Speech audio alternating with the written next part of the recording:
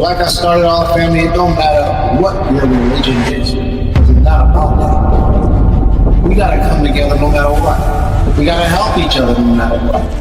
If we don't, then our whole civilization, all of our people of color, will be destroyed.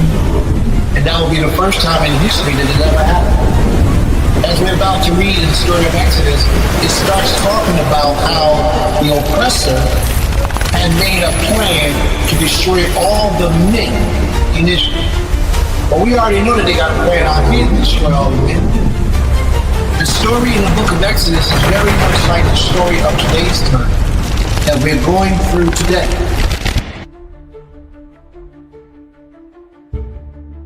This prophet didn't say, well, you got to go get me a certain type of food.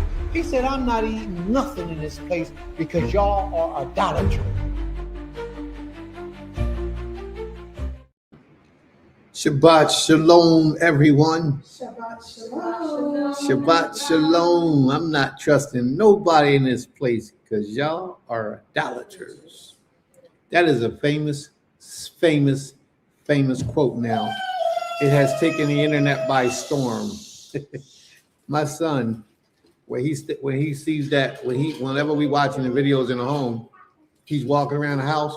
When he hear that part come on, he stops in his tracks, runs to the screen, and stand there and wait for that part, and then says, "For y'all are idolaters," and he can barely talk. So yeah, we're grateful. May the Most High be praised. Shabbat Shalom, everyone. Shabbat Shalom. All right, let's get in. Let's do this thing. We got some wonderful things in prepare for y'all today. They profaned my Sabbaths.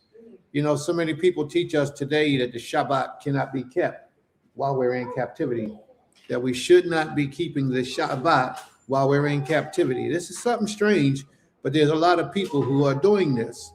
And in my impression, in my opinion of the whole matter, it's a spiritual thing. That spirit of the adversary is present even in conscious-minded people who know they are the children of the Most High. They can still carry that spirit that tries to destroy and keep you hostage. You know, I mean, they're good-minded people. They don't mean any harm. They're only teaching what they think or what they understand to be true. So in that essence, we're not upset or angry with them or anything. It's just that we know, and we're going to let the scriptures speak today about those who teach you that you cannot keep the Shabbat day in the land of your captivity. This is important. Then we have so many other people who don't keep the Shabbat day, who don't keep any Shabbat day, who are ignorantly just living their lives, you know? I mean, you know, just doing what they do. There's so many of us who just live life and just go through life every day without a care in the world about what the Creator requires of them. And then we have a lot of people who just live life and think that they're serving the Creator by practicing one of these many religions that are out here today. That's another situation that we have. It's another reality that we have to deal with today. A lot of us think that we are worshiping the Creator just because we are practicing religion. We think that as long as we're worshiping a power, or as they say, a God, they call it God. But as long as they're doing that, they feel like they're all right. They're cool, whether it's the right power or not.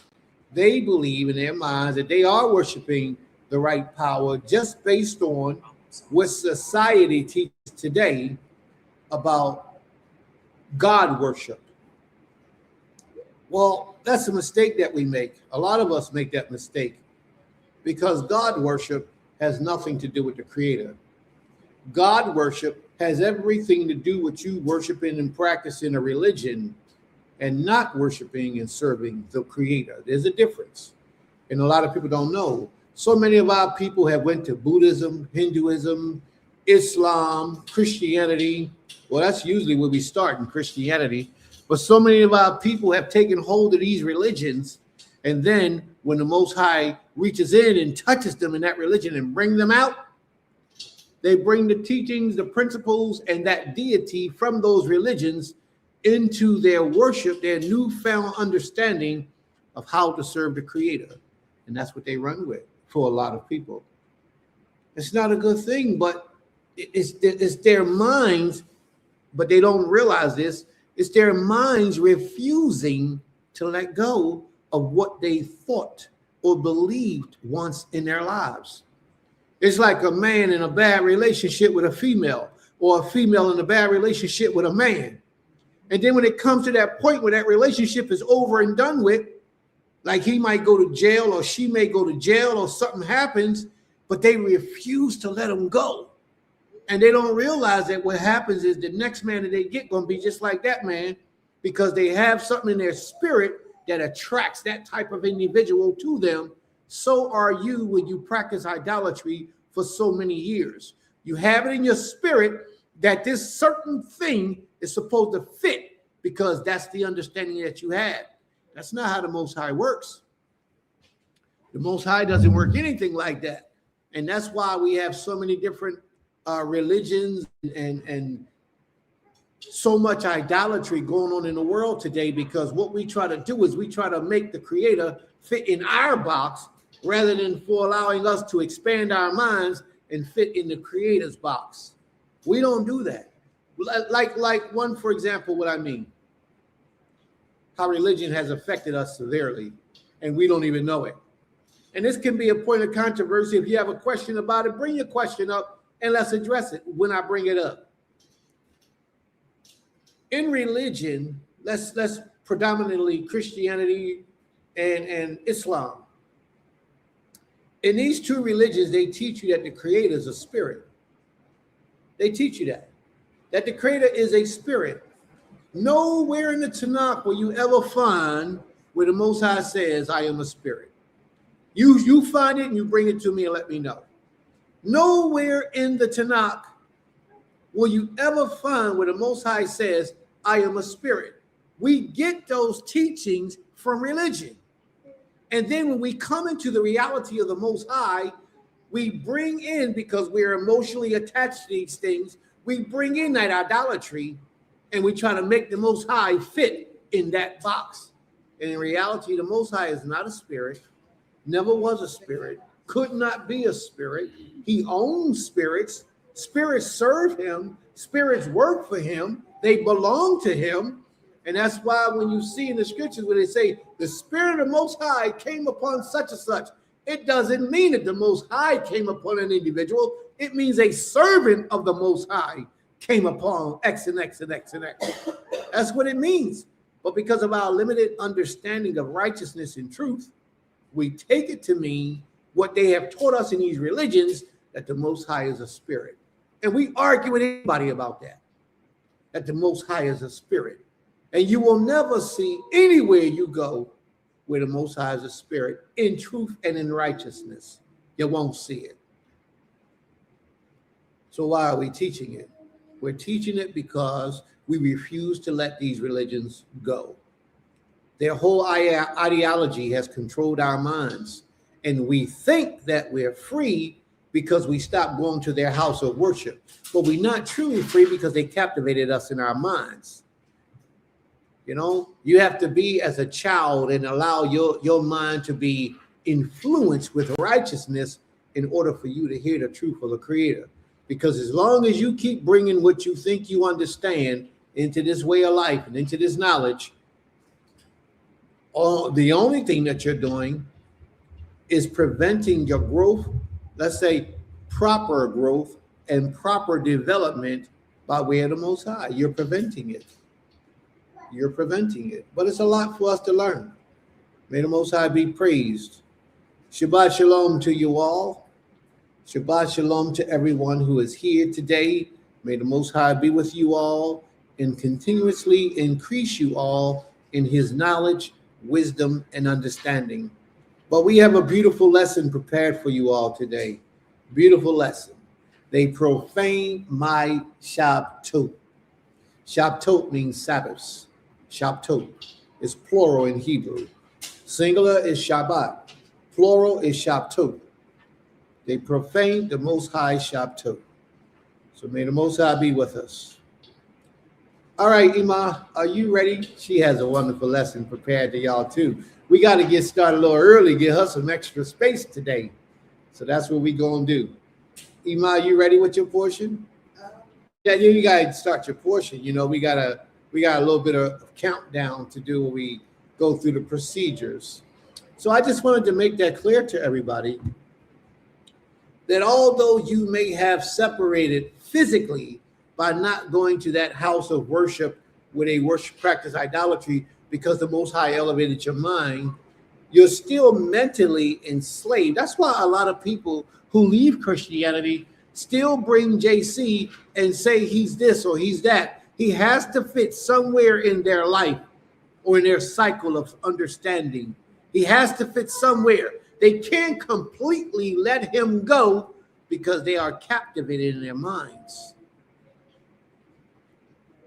They're captivated in their minds.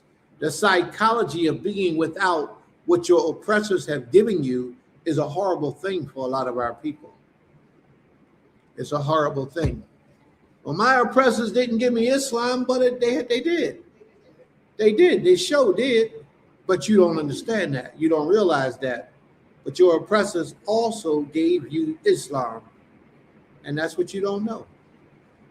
For the Muslims at one point, and even in today's time, they still go into Africa, kidnap black people, Israelite people just like us, and then move them out and sell them as servants and slaves and indentured servants all around in the world. It still happens today. And it happened in the ancient days, and it hasn't stopped. The scriptures tell you a little bit about that when Joseph was sold into Egypt. Who sold him? The Ishmaelites / Midianites. They sold him. So the Muslims been selling people for a long, or let's say the Ishmaelites have been selling our people into captivity for a long time. It's nothing new. Nothing new. All right? So Shabbat Shalom Lakim. Shabbat Shalom Lakim. All right. So while we're waiting to get started, Ima is doing her last little preparation for the day. She's just labeling stuff. But what I would like for you to do is, family, go out and like, share, and subscribe if this is your first time here. But if it's not your first time, just give us some likes and some thumbs up so we can get this ball rolling. May the Most High be praised. Toda Rabbah. All right, you ready, Emma?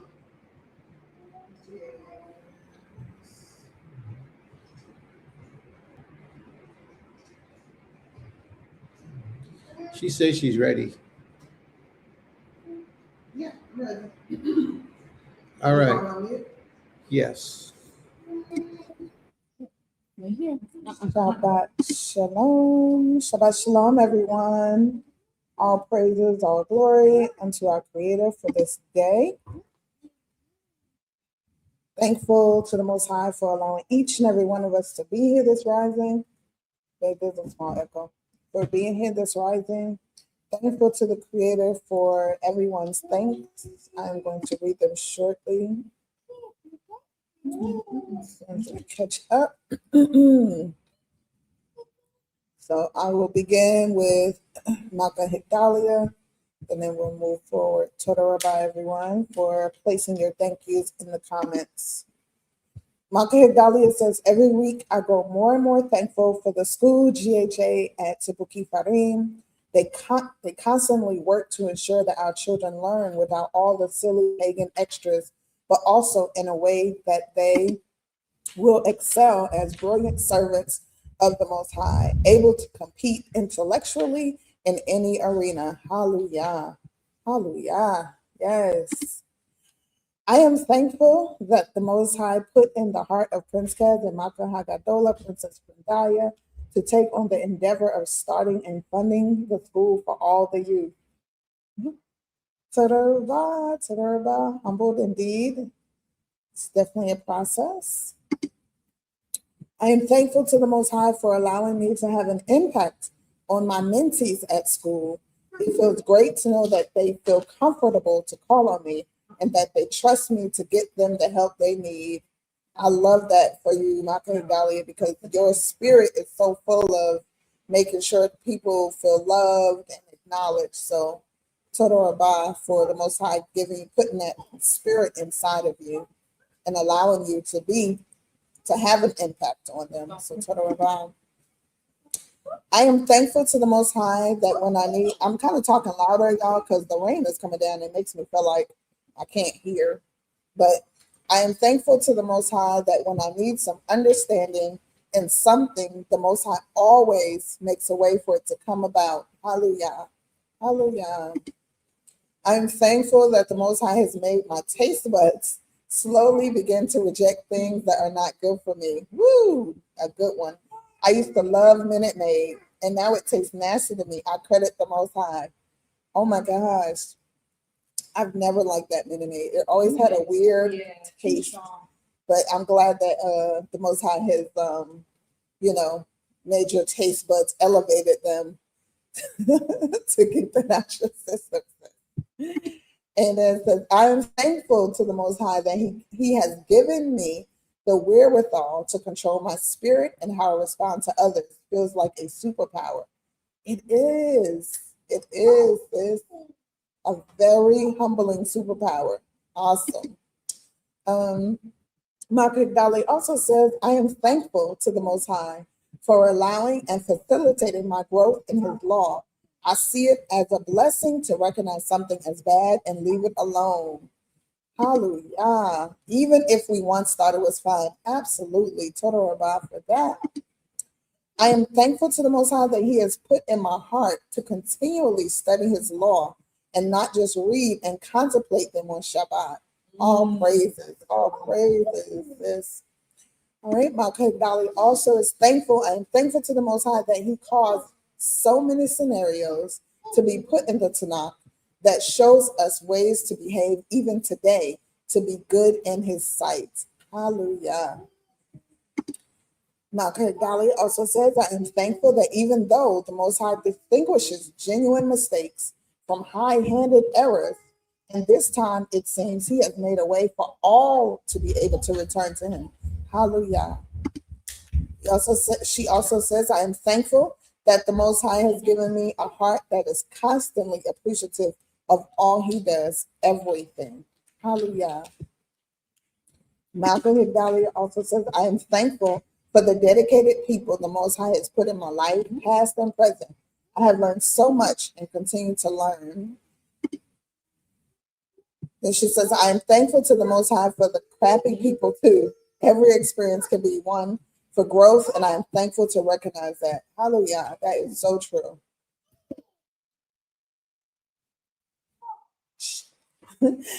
Malcolm Dyer says, I am thankful to the Most High for all the wonderful songs and music he put in the hearts of the people to create for us. He knows what we need and has provided it all. Hallelujah.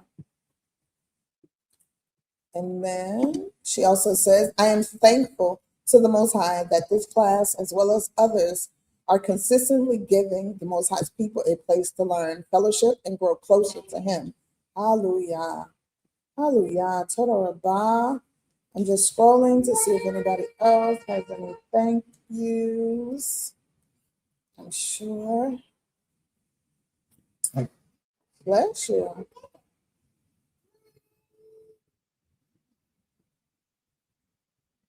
All right. My sister wife Autumn says, I'm very thankful to have officially been moved on our land for 1 week now.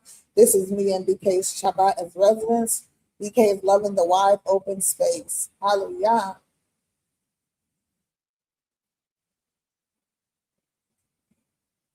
Shabbat Shalom and Keter.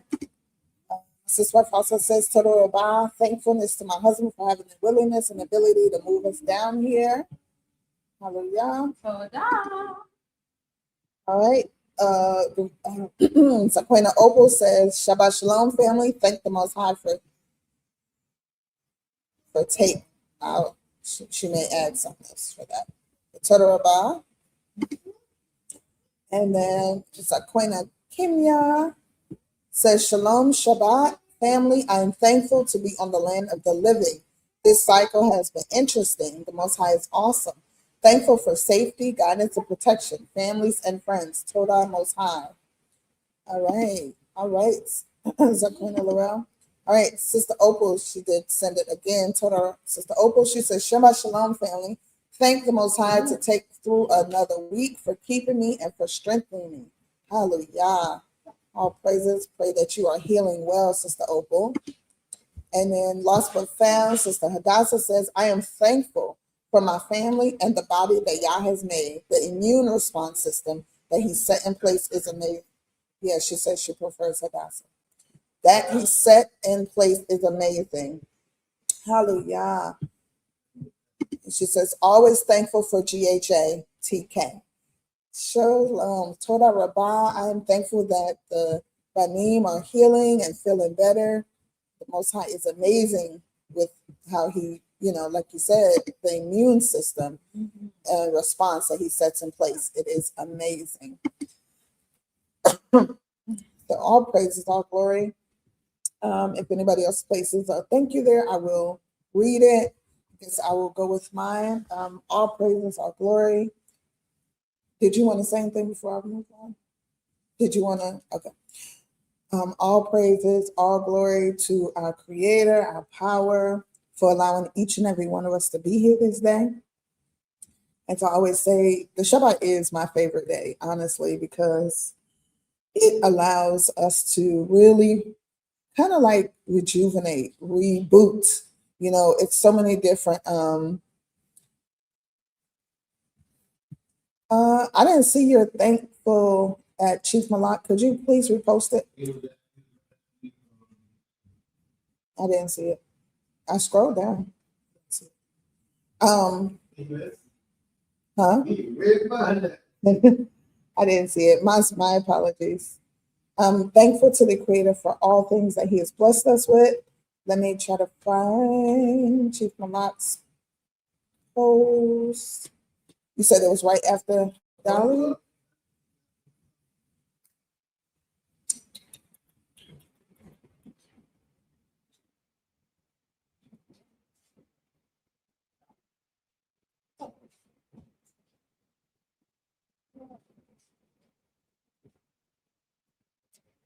No, I don't see his thanks. Oh, I have some more thanks, so let me. All right, before I continue. All right, Moray Kazu says, Shabbat Shalom, Mishpaka.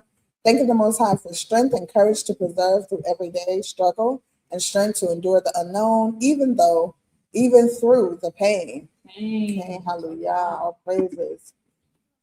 Yeah.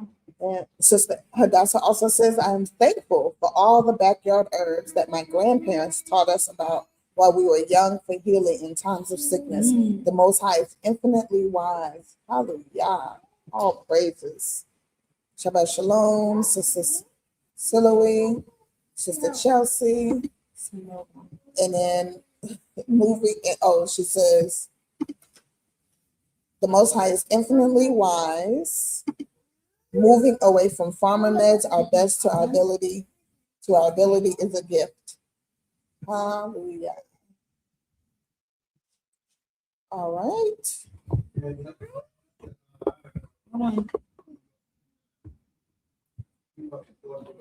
Yeah. Okay. Chief Malak, yes, we scrolled and we didn't see your thankfuls, but definitely once you repost it, it will be read. So Toda Rabbah, everyone, for your participation in this process. I'll continue my thankful to the Creator for His mercy, His grace, His patience, His protection, His guidance, His love, for just Him having His hand in my life and all the things that have gone on in my life. I'm thankful to the Creator for that. I'm thankful to the Creator for my parents, for their memory, for the legacy, for the things that they left on record, for all the lessons that they taught my siblings and I and the people that, they're mentees. I'm super grateful for them. I'm just grateful for what they embedded in me all my life, and to be able to, I got emotional the other day, being on the land and just thinking about the blessings that the Most High has provided, and knowing all my life that this is one of the things that my parents always wanted us to do, is free the land, live on land, and be free from so many of the other things that are consumed in this world. And so, in my prayer, I was just thanking the Creator for their vision, and then thanking the Creator for allowing me to even complete part of, their vision that they did not get to complete in full, even though my father was able to live here with me for a short while. So I'm just grateful for that. Super grateful to my Ish for all of his provisions that the Most High allowed him to provide for not just myself, but for our entire family, our community, the nation as a whole. I'm grateful for the things that the Most High has placed in him to be patient in times when, it can be very hard, dealing with so many different levels of life. Mm-hmm. But he has proven in the ways that he should to the Creator that he is capable of doing so. So giving thanks to the Most High for him. Giving thanks to the Creator for all of our children, the ones who came through my womb and the ones that did not, but that came together in this blended family. I'm so grateful for them, for the lessons and the love and just the community and the family that we're building together. Thankful for just the presence of life. I'm thankful, as my fifth wife said, for them moving here finally. I'm put that in there, okay, y'all? And I'm thankful to the Creator too, because my youngest son just had a birthday last week. And so I'm grateful that the Most High has blessed him with 15 years of life. I'm grateful that the Most High has blessed him with who he is becoming as a young man.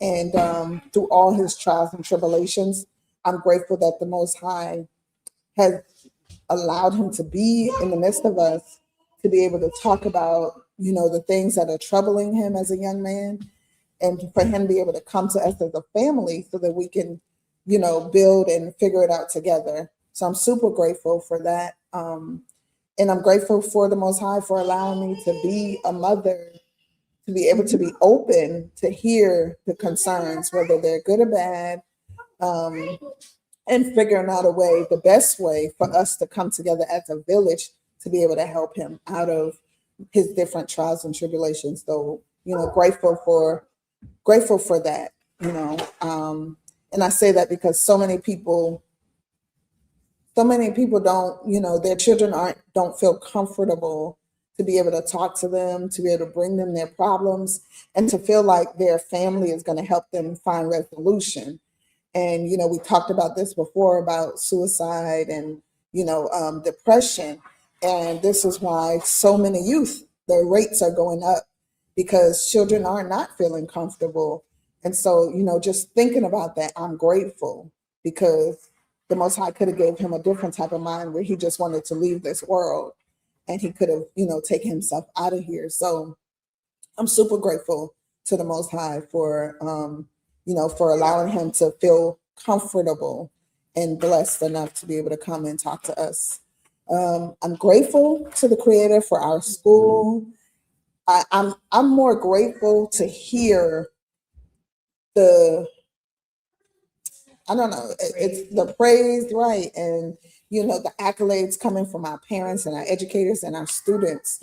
That's where I'm more grateful at, because it doesn't have to be that. We could have established a school and it could have been a failure, and we have, failed or stumbled at different points, but it's been a humbling experience because the Most High has consistently lifted us up, and he's consistently brought us parents and students and support that we didn't even understand we had. And their love and their dedication to this institution has definitely allowed us to become stronger, become more stabilized. Our foundation may have been a little rocky, but now we're solid. And so I'm super definitely grateful for that. I'm grateful to the Most High for just the understanding that the world is forever changing, and we have to, in so many ways, not adapt in fullness, but learn the changes of the reality of what it is, and educate ourselves, because that's the biggest part, is to educate yourself. Even when it's something that you don't agree with, you have to know why you don't agree with it and be able to actually have an intelligent and competent conversation on why we don't agree with it. So I'm grateful for that. I'm grateful to the Most High for just all his blessings. It's just so many blessings that the Most High is bestowing upon us as a family. And I pray that all the things that we do at GHATK is what he is actually truly blessing us with, and we're not just assuming it, but that he is opening the way for us to be prosperous in the educating of our students. It's not about the financial prosper, it's about the prosperity of our students being educated and elevated in their lives, because they are our future. So I'm super grateful for this opportunity.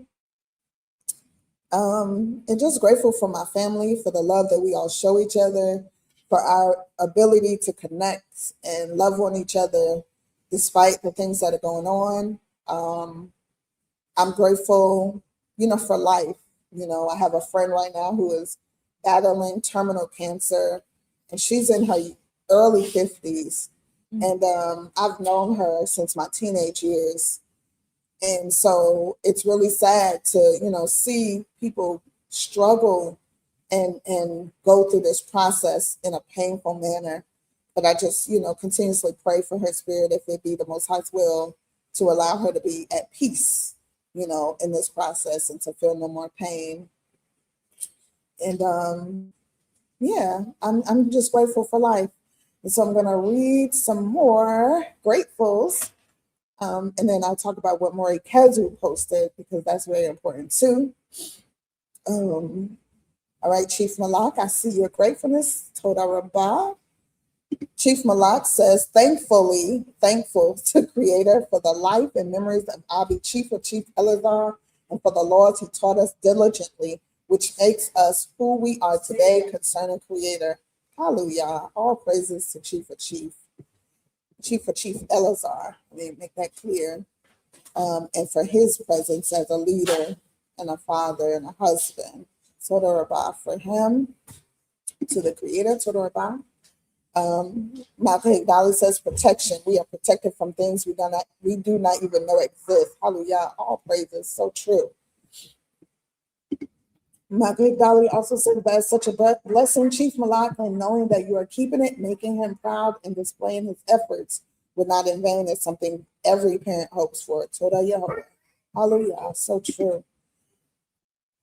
Maury Kezu says, thankful to the Most High for keeping his mercies upon his Yeshurun,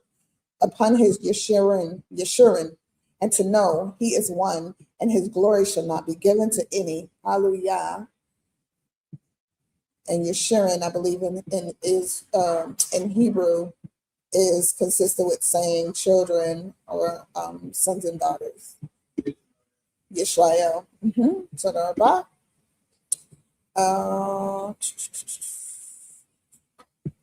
One second, everyone. Maury Kezu also says, thankful to the Most High for his mercies upon his Yeshurun, and to know he is one, and his glory is not to be shared.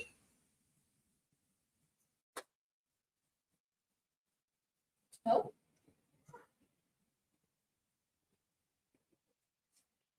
And then M. Keter says, I am grateful to the Most High for ongoing opportunities to complete unfinished projects and the ability to learn and grow from each embedded challenge throughout the process.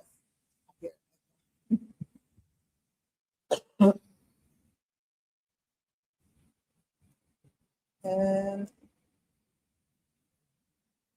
okay. Mountain Dolly says she thinks Yeshurun means like upright ones. She has to double check.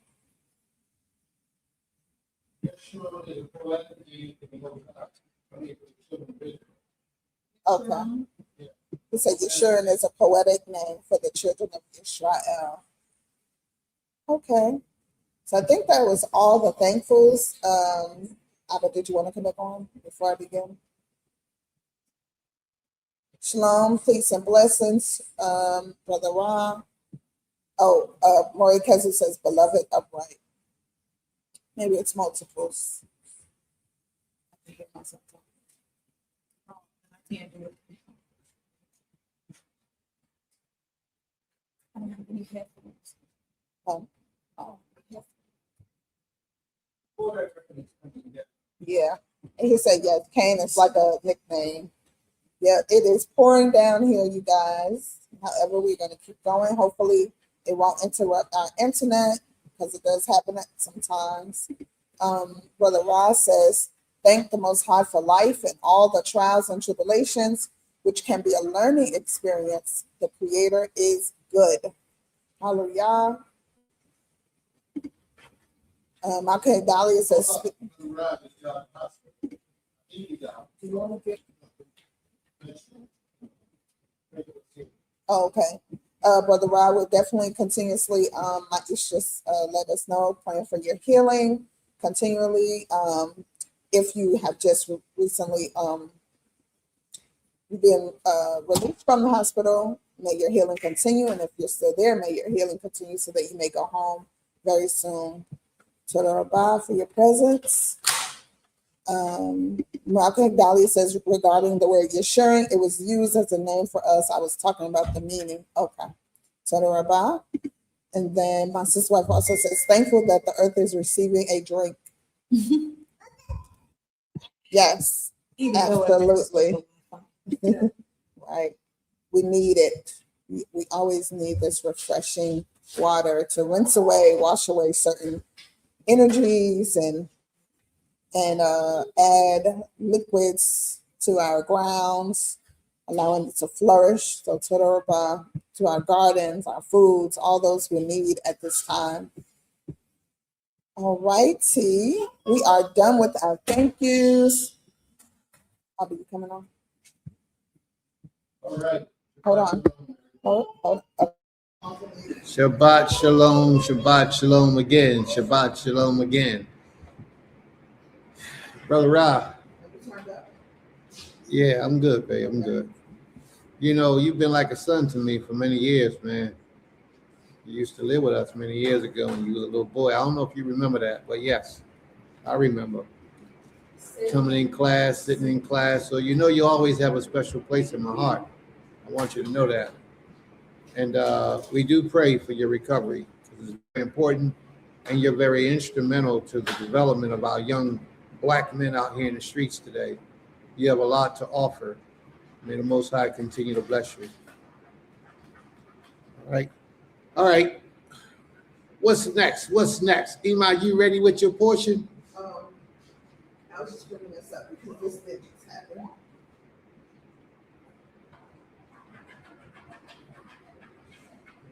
They say no foul play. Yeah, they always say that. Yeah, Always say that.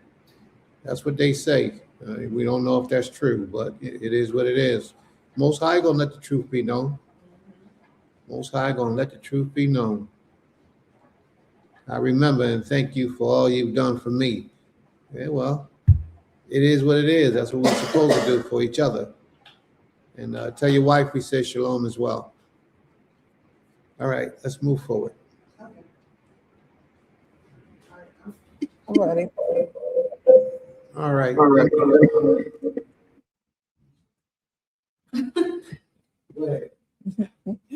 right, Shabbat Shalom again, everyone. It is time. I'm doing current events today.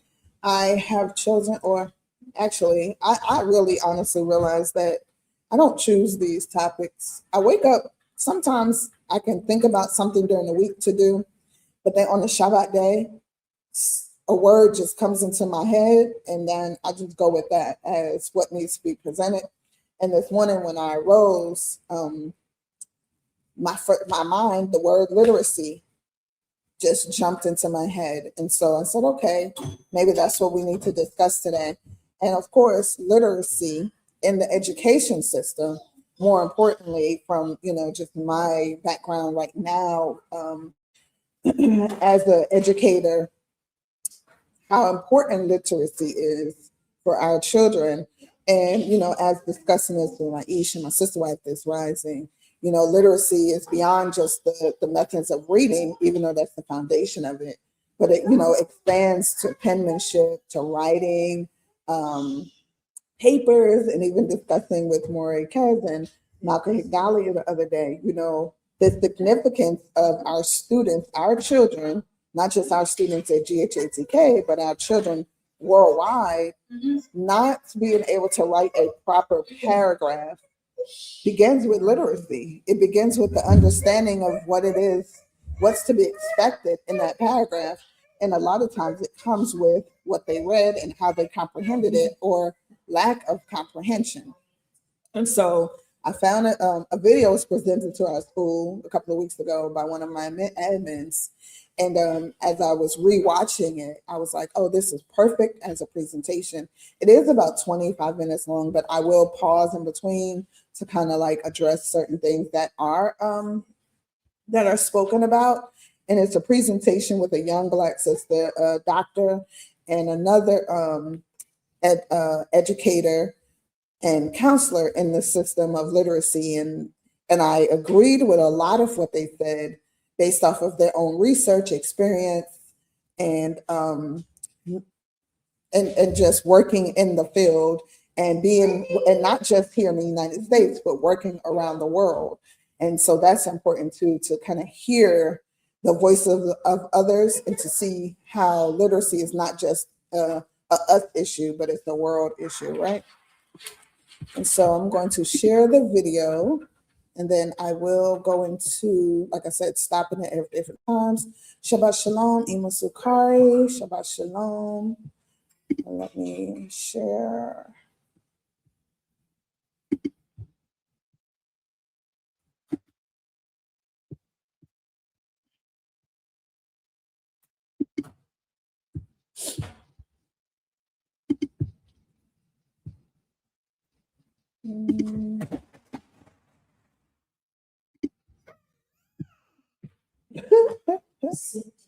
One second, you guys. I had it open and it went away. Give me a moment. Okay, I have it.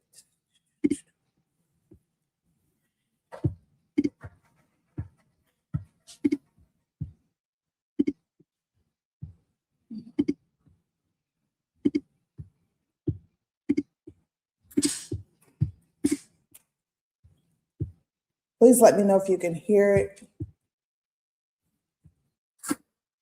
When was the last time you picked up a good book or sat down to read to your kids? Children these days are quoting the latest social media trends, think 6, 7, not the names or authors of the story they like. And the stats don't lie. Children are not reading books anymore, at least not a lot. So what does that mean for our collective future? Are we raising an illiterate generation that can't understand basic sentences? Well, I'm Stephanie Decker, and welcome to the stream, where we take digital trends and your online conversations and give them context.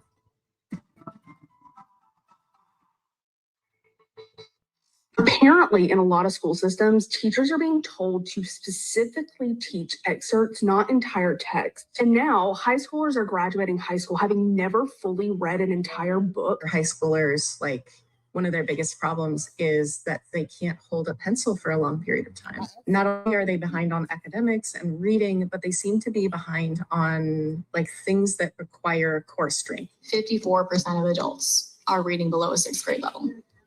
That's more than half of adults are reading below where a 12-year-old should be reading. Imagine being able to build anything just by thinking about it. Meet Base 44, a complete AI creation platform made for anyone with an idea and a drive to bring it to life. Describe what you want and watch it take shape. You can plan, customize, and expand in any direction. From tools built for one to platforms ready for many. From passion projects to enterprise-grade systems. Everything is built in and ready to launch. It's a new world of creation where you can go as far as your imagination takes you. Can you imagine it? Let's make your dream a reality right now.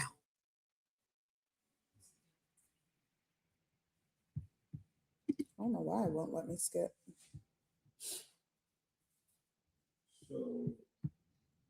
Sorry, guys.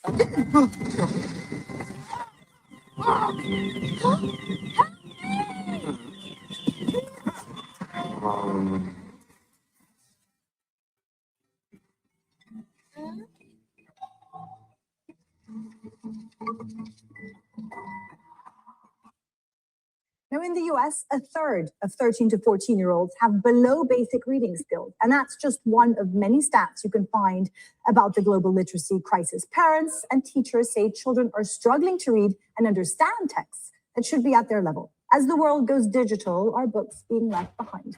Or is it a more complicated issue than just blaming our screens? Well, to discuss all of this, we're joined by Beth Gaskell, a literacy expert and founder of Big City Readers, a research-based education company. She's also creating content on early childhood literacy, and she's joining us from Chicago in Illinois. And we have Keisha Siribo, a trauma-informed executive coach and literacy advocate. Now, she talks about how shared story time strengthens comprehension, critical thinking, and family bonds. And she's joining us from Charlotte in North Carolina. Ladies, I am very excited to have you on the show and to talk about what is such an important topic. Keisha, I'm going to start with you.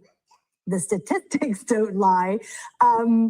It's rather depressing, isn't it? Reading is down. Love of reading is down. Understanding what you are reading is down. How would you describe where we're at?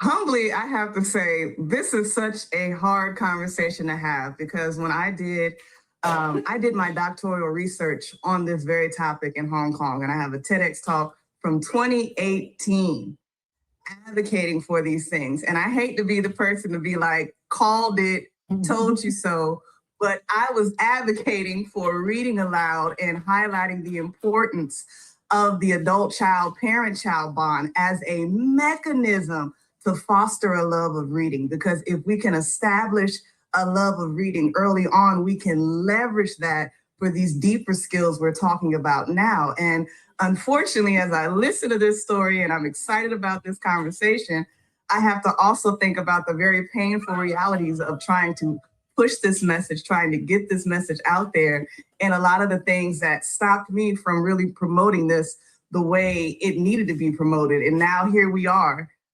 In that reality, which is probably why I lean more into mental health now, because I'm seeing, well, since we didn't really affect this crisis, what's the next thing we can get in front of, which is mental health. Can I just quickly ask you, what did you see in 2018 that led you to predict where we are now? So I was doing my research in Hong Kong, and at the time I was looking at the Pearls Global Literacy Study and looking at the fact that Hong Kong had the world's lowest engagement in parent-child reading aloud. Now, what I knew about the neuroscience due to my research was that when a child is first coming into the world, those first 3 to 5 years, they're breathing brilliance. They are an open sponge taking in information. And when you think about the power of the bond, no one means more to a child than that caregiver, than that adult. So if you're leveraging the power of the bond, and I called it magical in my talk, you're not only getting the full benefit of teaching them literacy, but you're also connecting it to a very social emotional experience, the joy, the closeness, the love, and that can anchor a child and encourage them to keep reading with the parent and then beyond, right? Because you have that foundation. And so seeing the resistance to that, because we were more interested in the academic rigor versus the pleasure and enjoyment of literacy, this is what I saw coming. And this is why, particularly in the age of misinformation and influencer culture, you all have done great topics on loneliness, that this is really hitting home for me because I saw all this coming and now I'm just trying to help mitigate where we are versus being offensive and thinking forward of where we could be. Teacher, you have such a beautiful way with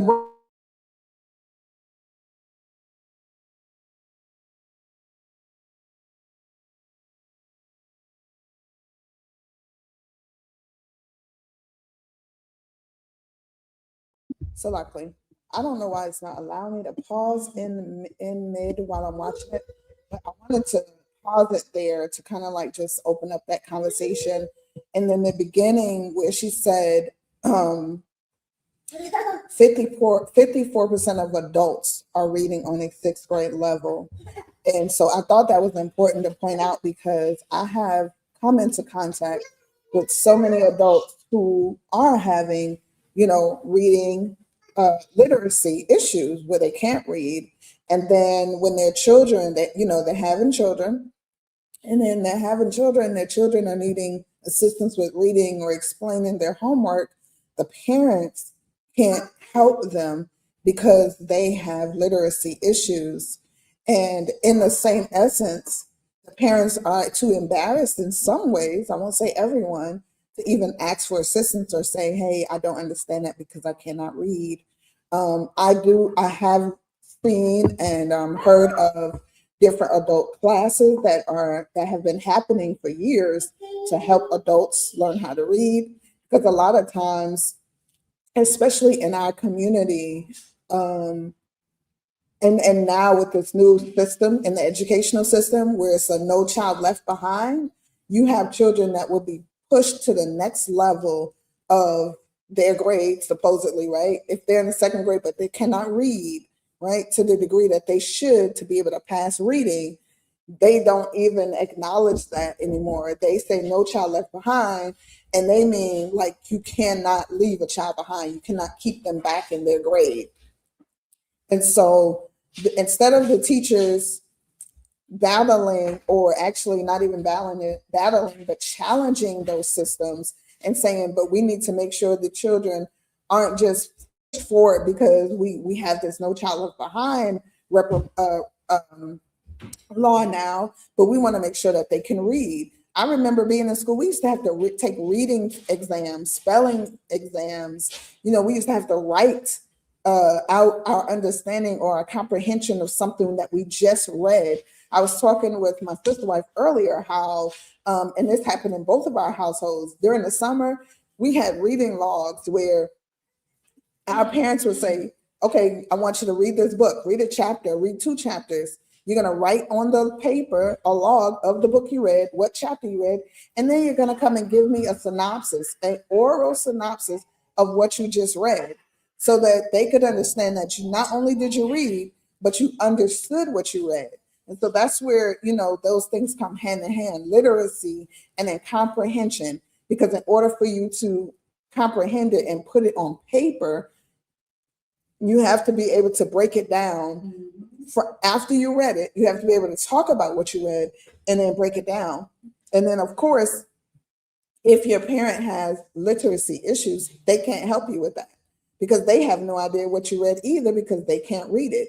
And then, of course, if your parents have literacy issues, they can't help you to comprehend, to write it down because they weren't taught the proper way of writing a synopsis or a paragraph or what you call a book report about a book. I remember when we were in school, a book report was thorough. You had to write the title of the book, the author, the illustrator. You had to write what the book was about, a short, what the book was about. Then you had to write the plot. Then you had to write about the story in itself, the main character, the sub characters. It wasn't just a simple, oh, I read this book, it was great. They talked about eating grapes and yeah, the grapes was all eaten up. We had to really go thoroughly in it and then place our resources. So, so I thought it was important when they brought out how 54% of adults are reading on a 12-year-old 6th grade level. That is, it's deplorable in so many ways because and we can't just, it's sad, but we can't just blame the adult. We have to look at the entire system and why this came about. And we have to look at education. So we're in 2026. 30 years ago, education was completely different from what we are getting now. 30 years before that, in the 60s, most of our grandparents and some of our parents weren't even allowed to be in schools where reading was something that was fundamentally taught to them. They were being placed in educational systems or schools that were so uninformed, underprivileged. They didn't have the money or the resources for proper books or teachers, right? And so, of course, what they're teaching them is just the basics. And a lot of times children get lost in the sauce. Or you have, I would say 20 years ago, in public school systems, they have what you call special ed, right? Special ed is technically supposed to be for children with like IEP plans, 504 plans, students who have identified educational challenges, right? But in a lot of public school systems, they put children in those same classes that are deemed who have ADHD, right? Or ADD. They put children in there who fight a lot in school instead of finding alternative spaces for them. And so in those facilities, those same children that they're just placing in there, right? They have no ability to learn because they literally, you're in the camera, because they literally go against them learning. They say, oh, well, they have behavioral issues, so we're not going to take our time to teach them. I was just talking to Malka Dahlia about how even in the program she's working with, they have students who, hey, that's what they're doing, so we just let them do it. And one of her key things that she said that stuck out to me was, it's not just let them do it, it's that they have a lack of discipline. And we talked about how the lack of discipline comes from our parents or teachers just allowing a child to behave a certain way because they just don't want to deal with it. I know at our school, if a child is showing signs of any form of lack of discipline, we take hold of that. Because a lot of times that's all a child needs is to be told, hey, that's not tolerated here. You know, we can identify when a child has certain characteristics in them that they're gonna have outbursts, or can't sit down, or just need to be able to have some form of attention. And we have to be able to be like, okay, you know what?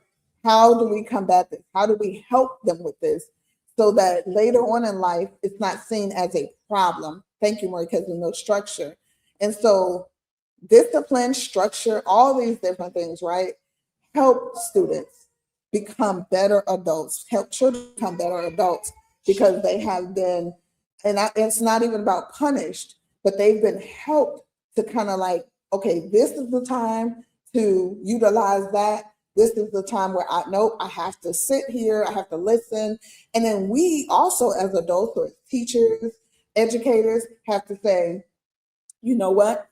We have this structure for behavior. Now we have this time where, hey, y'all can have recess, get up, stretch your arms, jump up and down. And a lot of the public school systems, they've taken out PE, recess, they've taken out music, art, they've taken out all of the creative ways for children to learn. And so when children are just in a structured box for 8 hours a day, they tend to start to, it comes out in some way, because people need, not even just children, adults need that release, a space where they could just release that energy. And so we have to find ways in the educational system that allows for, quote unquote, like saying the chaos, right? The freedom of expression, the freedom to release that energy versus, okay, you're in this class for 1 hour, you're going to sit here still straight in your desk, you're not going to do anything. It is completely okay for us to say, hey, get up from your desk, We're going to take 5 minutes, 2 minutes, whatever it is, to stretch, to jump, to say something funny, to laugh, because we all need a moment to kind of release. If you're sitting consistently with stuff just being in like this in your head, and you're told you can't move, you can't raise your hand until I'm finished, one, that makes children like, okay, I can't learn like this. Everybody has different learning mechanisms. So it's really our responsibility to help them learn them, figure out what they need, and not just put all of our children into this one box, into this one space saying, this is who you are, and this is who we're going to mold you to be. You know, so that's one of the reasons why I really am thankful for our school, because we're not just molding our children to be robots or imitations of us. We are helping them to progress into the divinity of who the Most High has already said who they're going to be. And our job is to really help them tap into that and help them to elevate that spirit within them, not the spirit that's within us, for them to become just a miniature us. You know, it's really cute when we say, oh yeah, that's my mini me. And to some degree it is, but they still have their own mind. They still have their own divine blessing or order that the Creator has placed upon them. So I just wanted to bring that out. I definitely see the comments. So I'm going to read a couple and then we'll play some more of the video. My sister wife Autumn says this is a great conversation to have in our communities. Ima Sukai says, grateful to be among you all and well spent time with maternal family. Toda Rabah, thankful that you're here today with us, Ima Sukai. Maury Ben says, soon reading will be an event in the Olympics. Whew, Lord, I pray not. I really do. Sister Esther says, my dad made sure along with the summary, write down the words I didn't know exactly, find the definitions and write sentences using the unknown words. That right there, Sister Hadassah, is so important. My mom was so big on that. If we asked my mother, hey mom, what does this mean? She would say, go get the dictionary, look it up for yourself, then write it down. Like you said, write down a sentence so that now you know what the word is, you know what it means, and how to use it. Those are fundamentals my mother taught us every day. She would say, a mind is a terrible thing to waste. And she said, and I'm not going to help you waste your mind. I'm here to help you build your mind. I remember when, and I tell this story a lot, my oldest son, he's now 23. When he was 2 years old, he learned how to read, identify words, and even to some degree put them in sentences, because my older daughters, who were 6 and 4 at the time, and my twin nieces, who were 6, would sit with him. And when they come home from school, they would be like, Kalfani, we're doing sentences, or we're learning these words. They would sit him at the table with them and say, now Kalfani, Abba. They would sit and say, what's this word? And Kalfani, spell the word. Now use it in a sentence, because they went over the word with him. They explained what the word means, and then they wanted him to use his comprehension and now put it in a sentence. And at 2 years old, this boy was reading, learning how to put sentences together, and then eventually writing out those sentences because they sat with him. And as a mother, I was like, oh, I should be doing this. But I literally sat back and was like, this is the best education he could be getting. These are his teachers, his sisters and his cousins. And I didn't even ask them to do this. They willfully took him. They was like, you're our little brother. They called him baby brother. Baby brother, come sit here. You're going to learn what we're learning. And it elevated him to a degree that the average 2-year-olds was not doing what he was doing. He was able to start school early. He was potty trained, everything, because, I potty trained him, but they started helping him with the fundamentals. And so that's part of that whole literacy too. If you don't embed it in your children, reading to your babies from the womb, and then as they continue to grow, I remember doing that with my children. I see my sister wife do it with our baby. And it's beautiful because you see the children also start to not just mimic the book, because the first thing is, yes, they're going to mimic it, right? but eventually they're going to start trying to read the words too. They're going to start trying to connect the dots of the picture, the words, the understanding of it. And you see it in them when the book or whatever it is not in front of them, and they're saying it, and they're actually doing what they have read. So it's so many concepts to literacy. But Toda Rabbi says, that's for bringing that out. My sister wife says it's a whole system as to why these reading scores are low, not only in our community, but the country in general, honestly. Absolutely, it is a whole system. And part of it is about elevation and keeping people in a certain bracket of life skills so that the powers that be, quote unquote, can have control in some ways. Sister Esther says, I'm so grateful for GHATK, Maury Yehuda, and Maury Kez for reigniting that practice and learning concepts. Absolutely. We were just talking about this the other day with Maury Kezu about, re-implementing this, and then also making sure that our students understand what it means to be able to write a paper, to understand even if we have to go back to the fundamentals of breaking it down so that they can write papers and be understood in what they're writing, and they understand what they're writing. So Toda Rabbi for both of them. My sister wife also says there are other countries that do schools differently and have higher reading and math scores. Absolutely, they do. In China, they don't read books and stuff here. They do interactive things to teach them, hands-on things to teach them. They don't get into reading and writing. So I'm sure y'all can't hear my each, but he's saying in China, they don't read for the first 5 years. They do more hands-on interactive resources to teach them the concepts of life, like cooking and sewing and yes. So, it's just a lot more of hands-on in the process of learning and growing into who they become. Maury Kezu says, it might need to be, this generation is so digital, they'll never know about a paper cut. Reading should be encouraged all day.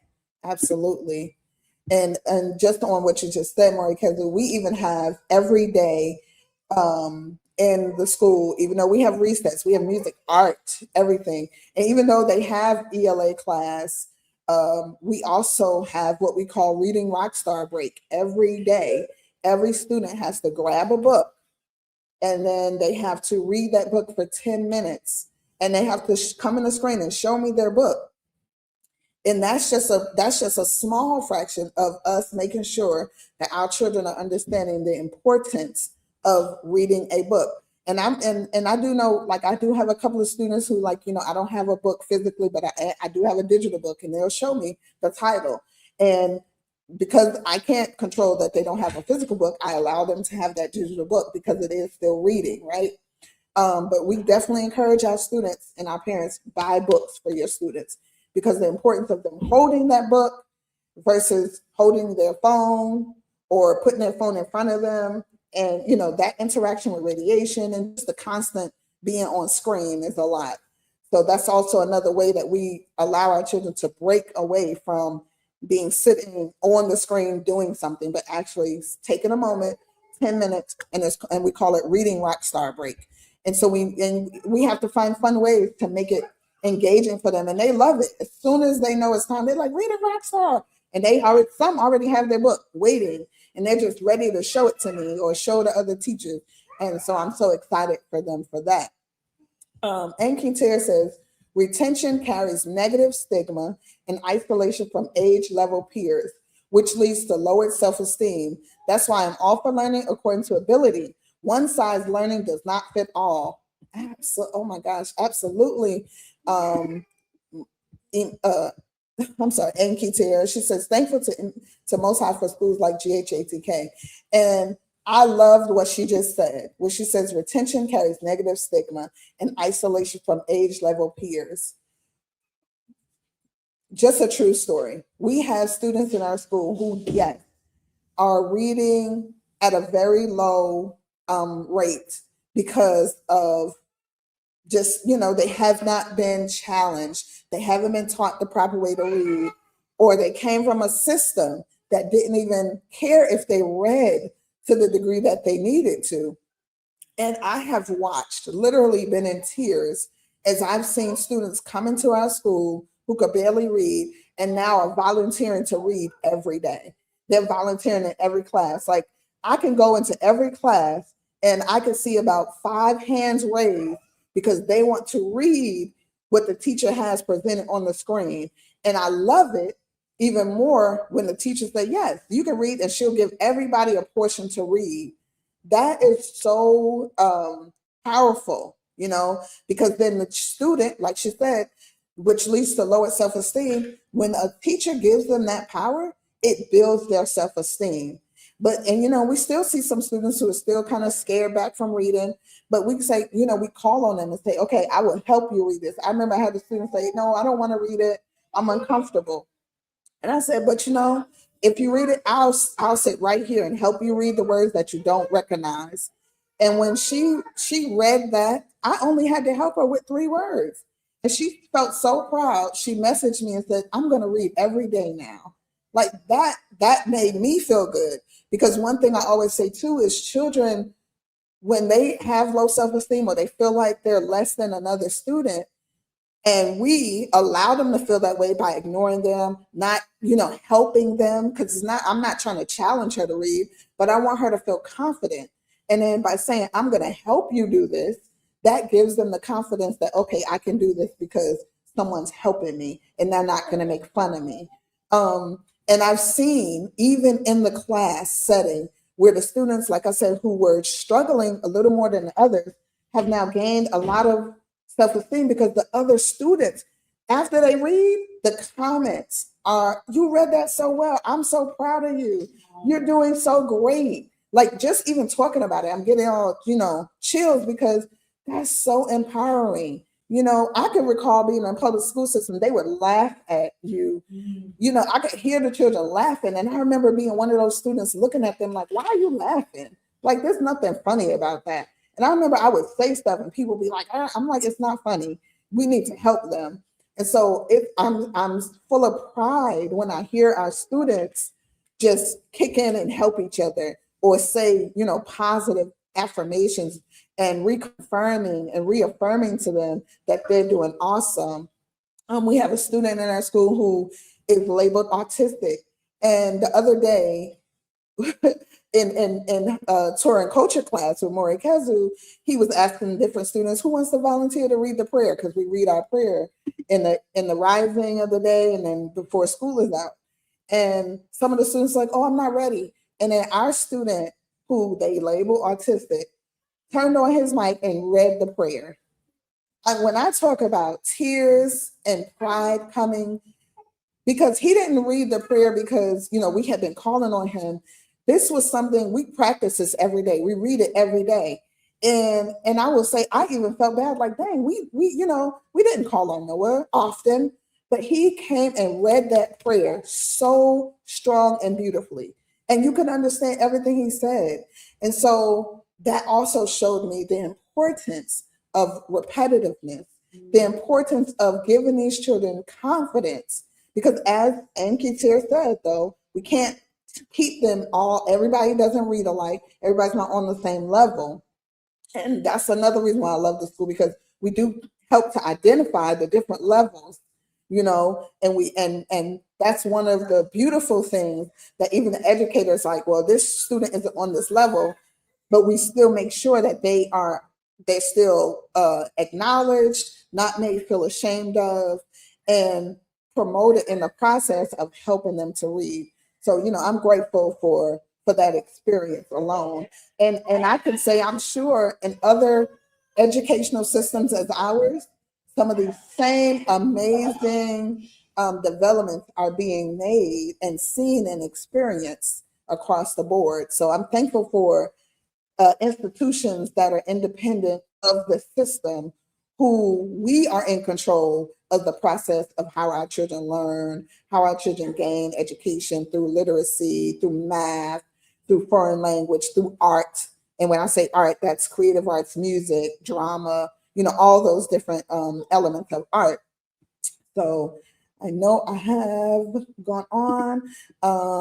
My sister wife, Autumn, says having the stamina to simply read a book front to back is skill that crosses areas of life, focuses on a task. Absolutely. It definitely helps build your focus.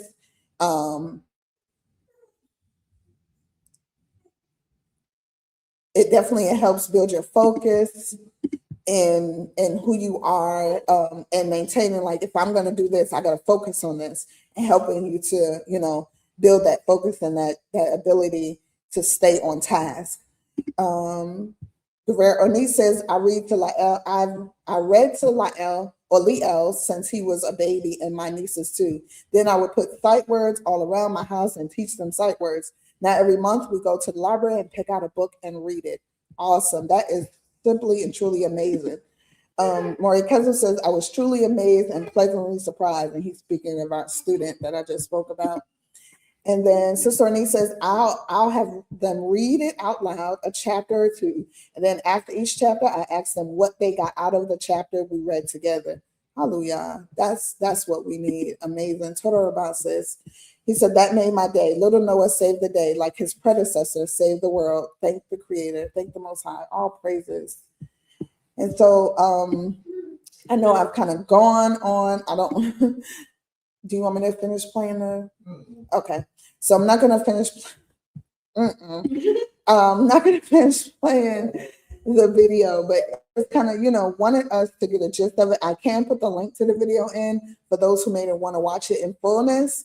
And Sister Annie says, I was taught how to read from my grandmother, and she taught me by reading the Bible from front to back. I was 4 years old. I still remember that in school, I was always reading out loud. Hallelujah. Awesome.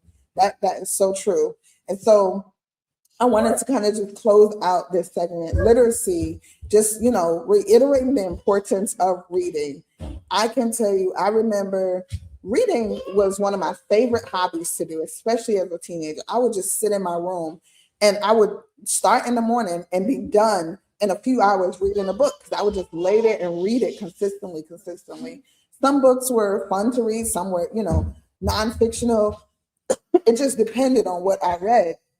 And I remember I used to be so fascinated in the books that I was reading that it used to become a habit of mine, or even just something fun to do. I would, after reading the book, I would sit and imagine the world of what I just read. I would literally have a whole idea and like a movie in my head about the book I just read. I remember reading Asada Shakur's book, right? Her biography, when I was like 16.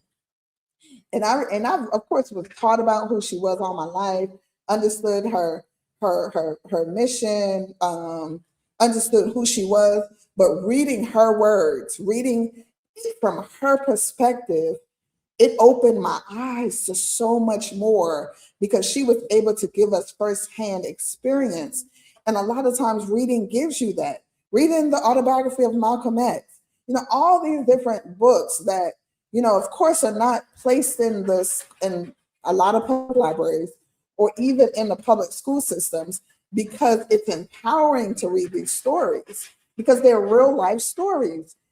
Even if you read the story of Toussaint L'Ouverture, or if you read, stories of Sojourner Truth, these are powerful historical books that we have to take hold of. We have to allow our children access to these.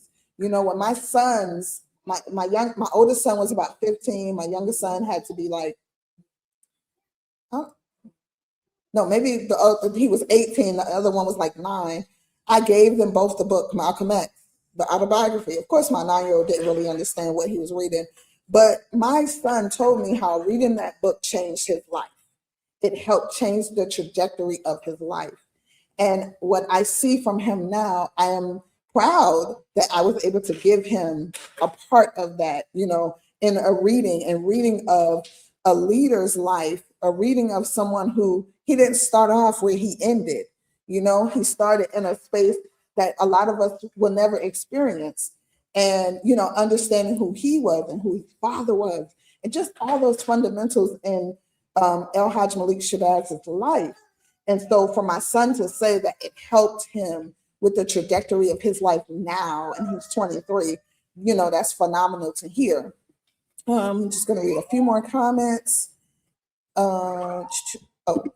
Sister Ornette says, me too, Princess. I would get lost in a book quick. Yes, so quick. And then she said, yes, Princess. I remember reading her book too. I was in college. Yep, a great book to read. And then she said, yep, things fall apart. Yes. And I think his name, I know the last name was Achebe. I couldn't remember his first name, but that was a great book as well. And then Anki says, yes, classmates' encouragement is so important to building connections and confidence. Absolutely. Brother Anthony Thomas, Maury Karuth says, Shabbat Shalom, family. And yeah, so, you know, I just want to also just let you all know that at GHATK, reading is one of the most important processes of our school. We are actually doing a book fair, a virtual book fair and a physical book fair simultaneously at the end of Black History Month. You know, happy Black History Month. We make it important for our children to understand that the reading is fundamental, and reading the right books is fundamental. You know, we can't just say, oh yeah, just go grab any book, because any book is not really appropriate sometimes or necessary for them to read. Because as Sister Ornette and I said, when you read, you can imagine certain things. So you got to be really mindful too, as a parent, of what you want your child to read. So at our school, that's what we try to make sure, that the parents are in agreement with the books that we're reading, and that the books have a form of fundamental growth for our children's literacy, for their writing skills, and for them to be able to take the lessons that are taught in this book and use them when they go outside of the doors of GHATK. But yes, so if you want any more information about the book fair, you can definitely hit me up on Instagram or Facebook or even my Ish to get more information. But it just, you know, it was empowering to be able to share the literacy statistics that are going on in the world today. You know, I remember, it's just one more story. I remember hearing, it was an interview of this young man, a young Black man. He said when he was in 4th grade, he would write the word which, like that goes with sandwich or which one, but he misspelled it all the time, right? And it wasn't until he got into the 11th grade that a teacher finally told him that's not the correct way you spell it or the correct way you use it. And he said he felt so ashamed and so upset that so many teachers allowed him to use that word incorrectly. And not just that nobody in his family corrected him. Like, nobody made sure that he was comprehending his vocabulary, using it correctly, and just kept passing him to the next grade like he was doing great. And he said it showed up in different ways, with his reading, with his being able to just identify certain things. And that's part of, you know, the complexity of literacy. And like I said in the beginning, how it just, literacy covers encompasses so many different subject matters in school, and not just reading, but math. If you're learning a foreign language, you know, if you're doing social studies and you have to write papers, it's all these different things. So I'm grateful to the Creator for placing this in me today to speak on literacy. And I pray that the message, you know, gets out there to those who are in attendance today and maybe beyond.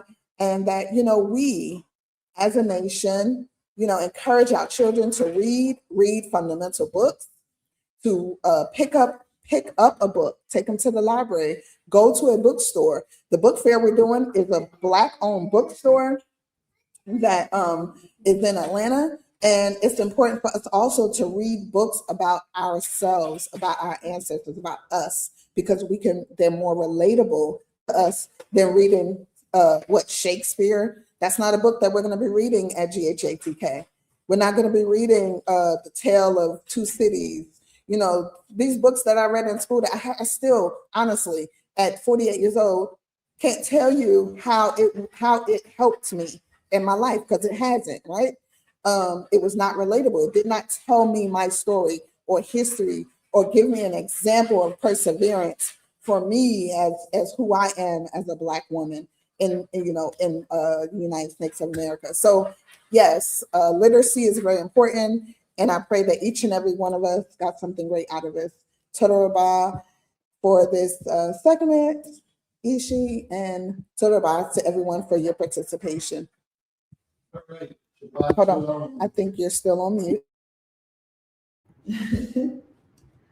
Shabbat shalom, everyone. Finally, I get to say something.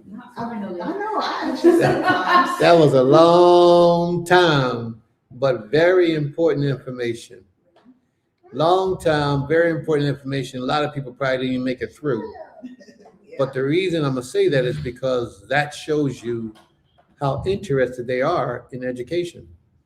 For those of you who remained, or at least kept coming back and checking up, it shows that you are interested a little bit in the education of your children and the future development of our nation. So many people could care less because they're busy living their lives and doing what's fun for them in their lives, what brings them excitement, that they don't think about the prosperity of the future generations to come. They don't think about how they can help to mold and shape the mind of a young person. They don't take the time to give back. You know, a lot of people are gatekeeping. They know pathways, know secrets to things. They know shortcuts. They know the best way, but they don't share it. Books give you the opportunity to express and share information with the future generations to come. Books can transform a person by reading one sentence, and their whole future is changed forever. But that's the power of words. And books is a way of putting a creative thought down to writings where somebody else can benefit from it thousands of years later. So books are a very important instrument in the development of the minds of our people. You know, but a lot of people, they're not geared toward, just like they're not geared toward reading books, they're not geared toward listening to dissertations that break down the science of education. They're not interested in those things. And that's why a lot of our children are not interested today. You know, when I heard you speak about Ziki reading books and her love for books, which I witnessed myself, but I would say 80, 90% of that comes from her seeing something in her life where somebody was doing a similar thing. She gravitated, she liked it, and she began to do it. It didn't come from nowhere. She didn't come out the womb desiring to read a book. It had to have been some experience that she received. And once she tried it, she saw that she liked it, you know? So, you know, it comes from the parents. We have to be the forerunners of the future of our children. We have to be out there. Right now, the streets are the forerunners. The streets are raising our children on a lot of cases. The streets are raising them, and we're doing very little to raise them. So we got a lot of work to do, family. We have a lot of work to do. And like I said, a lot of people didn't hang around for this portion of the lesson. But I promise you that every week, the information that we give will be extremely important to the development of our nation. We're talking about returning back to the Most High. We're talking about returning back to greatness. Why do we think that we are able to return back, or even would be welcome to return back with the same mindset we have that got us kicked out of the land? Or even a worse mindset, because that's the condition of the average of our people. So what we do is every week we try to give you a little piece of enlightenment, a little piece of development that will take you to a higher level of understanding strategically in different areas where it is needed in our lives to build us up, to make us better, so that we will be found more acceptable to the Creator. In our lesson today, we're going to read how the Most High said, "Why do you think I should let you approach unto me?" He asked that question to the children of Israel. Why do you think I should let you approach unto me? with all the filth and all the dirt and all the idolatry and the hideous ways that you practice. Well, we practice what we've learned. And a lot of us have come up under a culture of ignorant people who don't do nothing but move off of their emotions. Right now, we're trying to teach them a skill set that will go beyond their emotions, that will teach them the difference between right and wrong, why they do what they do, and how to do what it is that they're doing. To stay out of their emotions, because emotions, 90% of the time, is wrong. We're trying to teach them how to strategically think. You know, strategy. If I do this, this is the outcome. If I do that, then this will be the outcome. Which outcome am I attempting to achieve? Think. And that's why a lot of us are in the conditions we're in today, because we grew up making decisions, vital decisions in life, off of our emotions and not off of strategic thinking. And that's what we have to teach them today. Strategic thinking. So let's move on with this portion, because it's very, very important. Now, if you can't pay attention to these little lessons, how are you going to pay attention to anything else? Oh, I forgot. You only want to hear what you want to hear. Well, you ain't going to get that here. You're going to hear what you got to hear, what you need to hear, what's going to be beneficial for you at this platform, because that's how we do. We, like she said, she didn't have this to do to teach the thing. I mean, not teach, because we don't. She's not teaching, so we get that out the way. She didn't have this in her mind to present to the family today. Creator gave it to her. Creator said, somebody out here needs this. And if it only touches one person, which I happen to think is going to touch a whole lot more, but if it only touches that one person to help transcend their lives to the better, then it was worth it. May the Most High be praised. Toda Rabbah. Let's move on.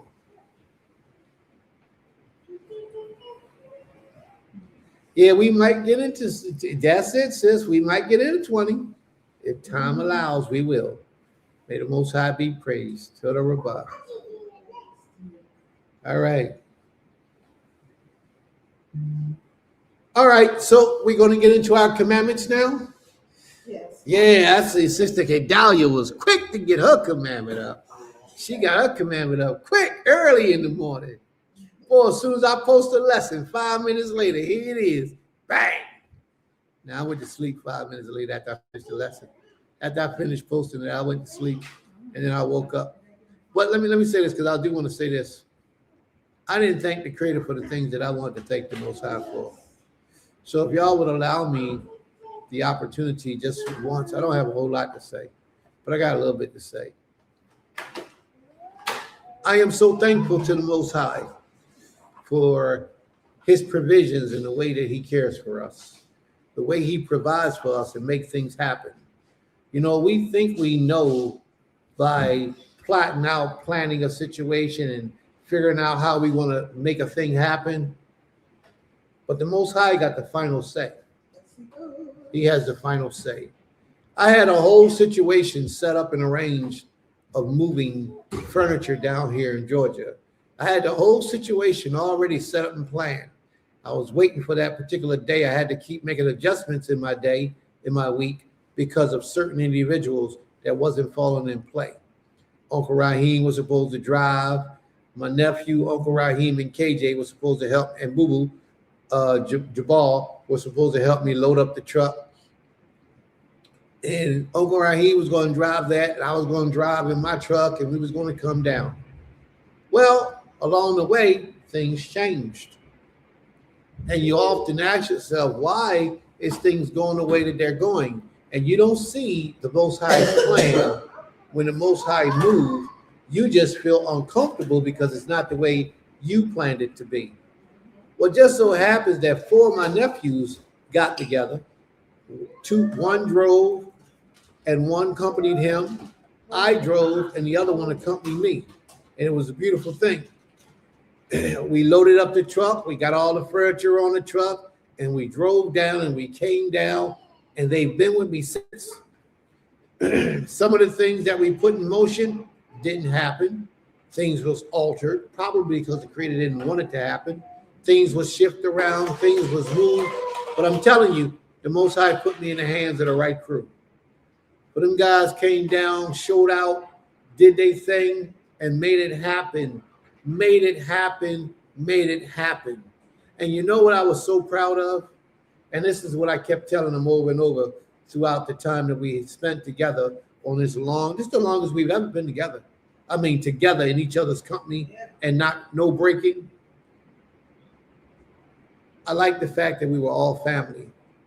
We all have the same blood that runs through our bodies that connects us. And that means something. It means a lot to me.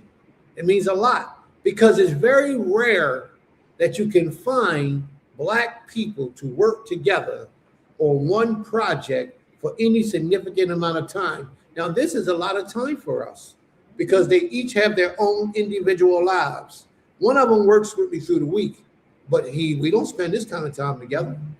So it's been a beautiful treasure that the Most High has blessed me with by having family so closely related with me physically doing all this hard labor work. And I'm appreciative. I just wanted to make that known how the Most High, sometimes you have a thing set that you want to do, and the Most High completely flips the script and does it his way, which is always better. Always better. So may the Most High be praised for that. All right, so that's it. Let's go to the commandments. Yeah, they would if they was here, they would have to say that themselves. But yeah, they talked about how they left the land and running around, walking around. I come out early in the morning, they already up. The first thing that really hit me though with that portion was when we pulled up the first night. We pulled up, it was dark. And the second night, we pulled up early in the morning when we got here.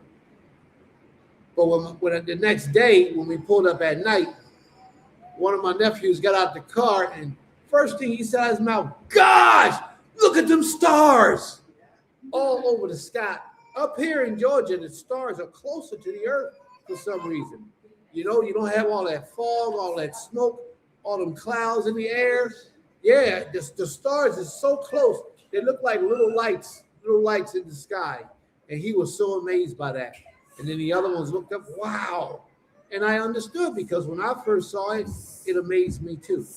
It's a beautiful thing. Now I've grown accustomed to it. But when I first saw it, it was a powerful thing. And a lot of you who've never seen it, a lot of you, yeah, while I'm saying all this stuff, you should be posting your laws and your commandments. For a lot of you who have never seen it, you will be amazed how bright those stars are and how big they are in the sky. The Little Dipper, the Big Dipper, Orion. You can see all those things in the heavens when you look. Out here is real clear. May the Most High be praised. All right, so we're going to get into our commandments now. We're going to get into the commandments, and we're going to start all the way up at the top.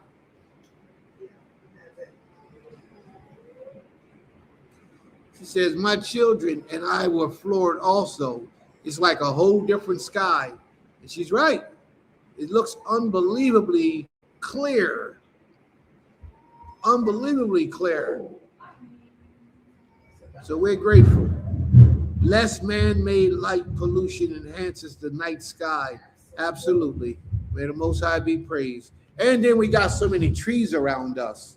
You know, trees help to saturate the air with oxygen. And the pine trees are actually really good for people with asthma, any type of lung infection. Y'all hear what she said? I'm gonna close my mic so y'all can hear what she got to say.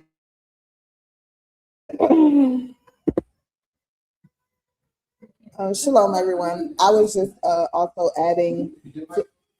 Yes, I was also adding to what Maish was speaking about with the trees. We have an abundance of pine trees on the land, and pine trees are really good for breathing. Like if you have asthma or bronchitis, any type of lung, infection, the pine itself helps to open up, your lungs more. And we've even where when I first moved here, we would pull the pine. I still do it at times. Pull the pine off the trees and boil it and make a tea. And of course, you really have to strain it because the pine needles are really sharp like fish bones. So you don't want to get that, in your throat. But we actually would give it to people when they come, because you can go on Etsy or any of these places and they're selling pine needles for you to make a tea. And they are charging you an arm and a leg. I don't know how natural their pine needles are, but literally because they know, that it's good for you. A lot of us don't know. And one of the great things about being on land is you start to look at everything and you're like, oh, I wonder what that's good for, because majority of the trees or plants or flowers on your land have some herbal remedy or something herbal that can help your body, whether it be because you're sick or not, but it can help you strengthen your immune system, something, right? But pine needles, as Maisha was saying, you speak about the breathing. Like as soon as you get out of here, you just breathe. You feel better. You feel your chest expanding more because it's taking in more air, because it's natural air and it's clean and it smells good. Versus, and I can testimony to this, when I go up north to Philadelphia, New York, wherever it is, I don't like to be there long. I don't even like to be outside because I feel like I'm just surrounded by pollution. And I can feel the difference. My skin feels the difference. I start breaking out. My eyes, all the different things. My everything, skin feels dry, everything. So it's just important. And when I got up and I'm looking out the window and I see them outside early, I didn't expect them to get up early, but they were up early outside already without us telling them to. And I could see they were smiling, taking videos and pictures. And I was like, wow, this is amazing to be able to witness them appreciate the land, appreciate being out here.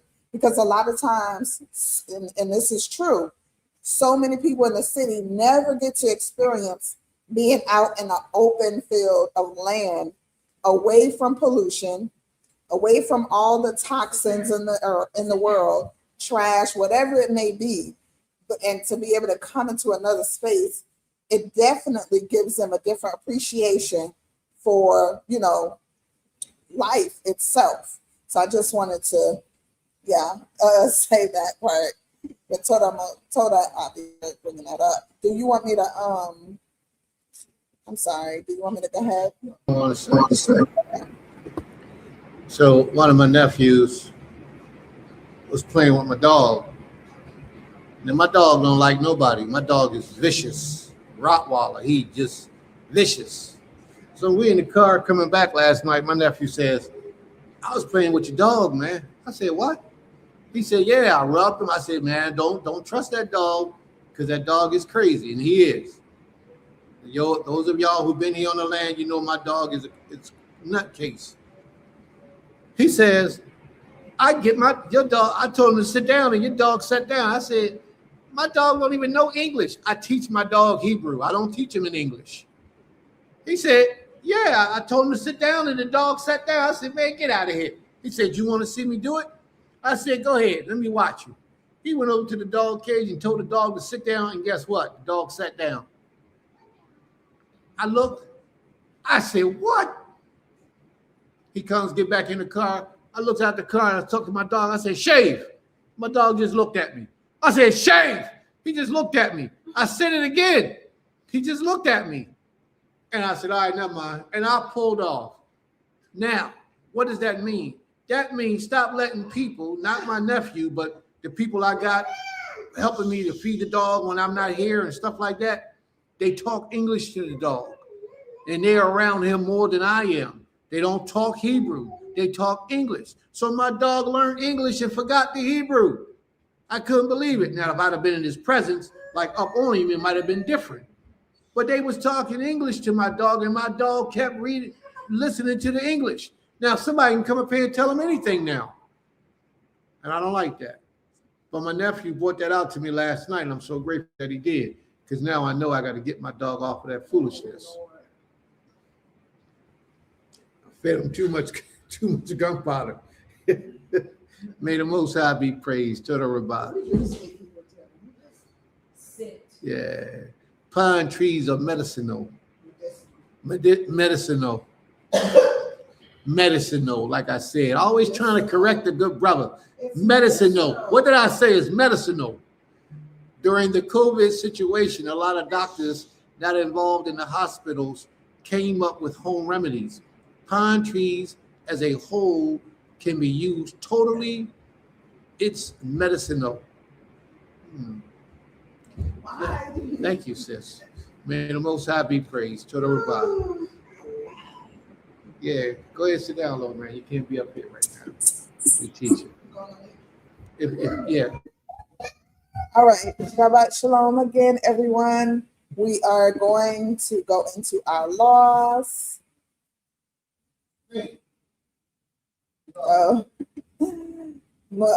Margaret Dahlia says, accepting correction promotes growth, so we know you're kidding, Prince.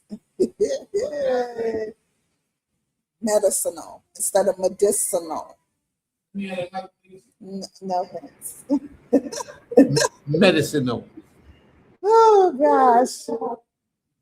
Come on. All right, so we are going to go ahead and get into our law. I'm just starring everybody's law so I can make sure I have them when it is time. We're going to start with Malcolm Higdalia's law. It can be found in the book of Exodus. So you guys, I don't have my phone on me. It's out in the car and it's raining too hard. So I'm using my computer for everything today. But her law can be found in the book of Exodus, Shemot, chapter 21, verse 33 through 34. And it reads, and if a man shall open a pit, or if a man shall dig a pit and not cover it, and an ox or an ass fall therein, the owner of the pit shall make it good and give money unto the owner of them, and the dead beast shall be his. And Malcolm Higdalia's explanation, if anyone uncovers a pit or digs one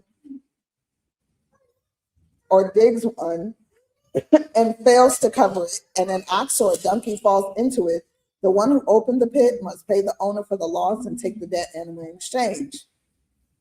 And she goes on to say, this law and much of this chapter show that in every situation, taking accountability for one's action is an important part of righteousness, even if we did not intend for the outcome when we carried our part. We cannot look to be free of accountability.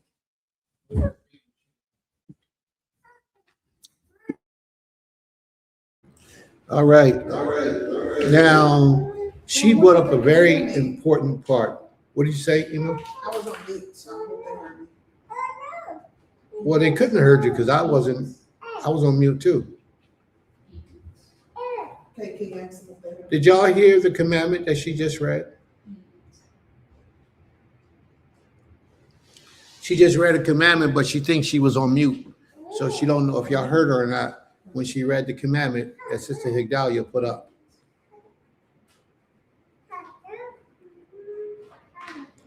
Are y'all still there? Nobody's responding. Oh.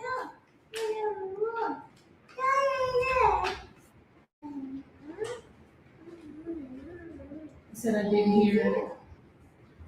No. It says you were not on mute. Oh, okay. All right, cool. All right. All right, very well. Brother Benyama said I didn't hear it. Brother Minyama says he didn't hear it. Sister Dottie said, I heard it. I heard it. Okay. All right. So she was cleared. All right. So now, this commandment that Sister brought up is a very important commandment. Now, we're going to step outside of the donkey and the mule, the ox. We're going to step outside of those things for a minute, and we're going to deal with our modern day donkeys, mules, or oxes. If you borrow something from somebody and you break it, or it breaks down while it's in your care, you are responsible for making that repair and returning it to that individual. You're responsible for that. But today we get a lot of Israelites who know the law, and they will borrow something from you and tear it up. It won't run the same, or it won't run. And when they return it back to you, they will argue with you and say that it was already broke, being unrighteous and untruthful. And that's not the way we're supposed to be. We're supposed to be, wait a minute. Oh, okay. This guy right here, Shabbat Shalom, babe. Shabbat Shalom. Shouting him out. Morey Karutz. Shouting him out. But a lot of people will borrow things from you and return it back to you, and it will be damaged. And they won't have no problem giving it back to you, pretending as if nothing was wrong with it. I loaned out some generators. Get them back, they don't run. The reason why I didn't know that they weren't running, because I wasn't using them. I would get it back from the individual, put it up, go out a couple weeks later or a couple months later and try to start it, and it wouldn't start. And it's bad. A lot of people, you let hold of your car, and a lot of people don't know this, but I'm going to share this with you. When you have a car that primarily you're the only driver, that car is tuned to the way you drive. You might not notice, but you always drive the same way every time you get in your car. It's just little things that you do that you don't realize. And no two people drive exactly the same way. It's like fingerprints. You're putting your fingerprints on your car by the way you drive. When somebody else gets in your car and drives your car a different way, your car responds differently when you get it back. It's like they're reprogramming the way your car runs. And a lot of times your car don't make that adjustment, and it causes your car to go out of sequence where your car don't ride the same. Some might not even ride. Sometimes it'll break down because it has a new driver after it's had one driver for so long. So I'm telling you this because you can't let anybody drive your car. And then sometimes you'll let somebody drive your car, they'll tear it up or do something, and because the damage is not so noticeable, they won't mention it to you. Like hit a big pothole. And sometimes you hit a pothole big enough, it could bend your frame. It could bend your drive shaft. It could bend your axles. It can bend a whole lot of things under the suspension, the tie rods. It can bend a lot of things in your car, and it won't drive the same. And then you get it back and just park it outside your door, give you your keys back and say, hey, thank you, man. I appreciate that. Shalom. And they gone. And another thing I want to mention about this also, family, is this. It's slightly in the same area, but it's about being honest and truthful. If you borrow money from somebody, pay it back. That's another problem in Israel we have. We'll borrow money and we'll just sweep it under the rug as if we didn't. That's not a good characteristic and trait of an honest person. Just like that man that returned your car and he knew he ran into a pothole, bending your frame or bending your axle or busting your tie rods up, or the boots on the hubs that goes around that keeps the grease and everything. And that's the same way it is with not returning money that you borrow from somebody. It could have been their last $2-3 that they had that they loaned to you, and they struggled until they expected the date that you said you're going to pay it back, and then you didn't pay it back. That's not a good trait to have, because then people don't want to give you money. Then people don't want to help you. People don't want to loan you their car when you don't own up to the responsibilities of what you did, the damage that you did to their vehicles. We got a lot of this in Israel today, family. We do. But the reality of it is a lot of people are going to say, oh, that's not me. I won't do nothing like that until it happens. So may the Most High be praised. Let's go to the next commandment, Mark.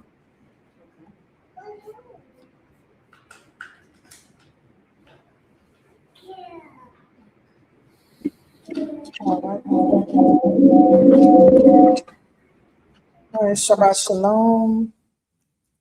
The next law can be found in the book of Leviticus, Vayikra. Give me 1 second. Apologies. Chapter 3, verses 3 through 5. And Kimya says, or it reads, And he shall offer of the sacrifice and of the peace offering an offering made by fire unto the Most High, that the fat that covereth inwards, and all the fat that is upon the inwards, and the 2 kidneys, and the fat that is on them, which is by the flanks, and the caul above the liver. With the kidneys it shall he take away. 5, and Yaharon's sons shall burn it on the altar upon the burnt sacrifice, which is upon the wood that is on the fire. It is an offering made by fire of a sweet savor unto the Most High. And her explanation is the liver often overlooked. Anciently considered most important, is said to be the heaviest organ, symbolized as the seat of life, deep emotions, love, passion, pride, intense grief, etc. Let us be mindful of this beautiful, awesome, amazing temple given by the Creator, sovereign on a whole, Todah Most High.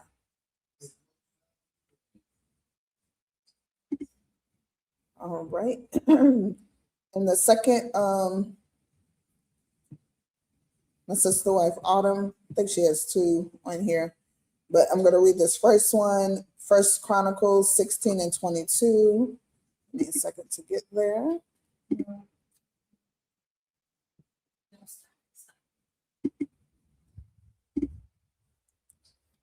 And it reads, touch not mine anointed, and do my prophets no harm. And she's saying, her explanation, I know that's not a technical commandment, but I wanted to share anyway. Well, so. All right. So her law technically can be found in the book of Genesis. One second, everyone. Apologies. I don't know why my Tanakh keeps going away. Can be found in Genesis chapter 3, verse 16 through 18, or Bereshit. And it reads, Unto the woman he said, I will greatly multiply thy sorrow and thy conception. In sorrow thou shalt bring forth children, and thy desire shall be to thy husband, and he shall rule over thee. And unto Adam he said, because thou hast hearkened unto the voice of thy wife, and hast eaten of the tree of which I commanded thee, saying, thou shalt not eat of it, cursed is the ground for thy sake, in sorrow shalt thou eat of it all the days of thy life. Thorns also and thistles shall I bring forth to thee, and thou shalt eat the herb of the field. And her explanation. Okay. She wants me to add verse 19, and it reads, and the sweat of thy face shalt thou eat bread, till thy return unto the ground. For out of it was it thou taken, for dust thou art, and unto dust thou shalt return. And her explanation is, although we are princes and princesses of the earth, we will die like men. Therefore, this law applies to us having to work the ground for our food and herbs. You said let you have. Okay. May the Most High be praised. Now, out of that commandment, you know what stood out the most? What part? What part you think I'm talking about? He said unto Adam, because you hearken to your wife. You know your husband. You know your husband. You know, there is so much based around those words. Because you listen to your wife. Cursed shall thou be. You know, it's deep, man. It's really deep. The Creator didn't mean, and I'm sure he didn't mean just because he listened to her. The Creator got upset because he did what she said. See, you're supposed to hear what your wife listen. You're supposed to hear what she say, but then it's your job as the head, as the man, as the structure, as the leader, to carefully dissimulate, break down, interpret what she said to see if it will be the best thing to do. That's what he did not do. He heard his wife and just moved out with any thought or any skepticism about what it was that she said.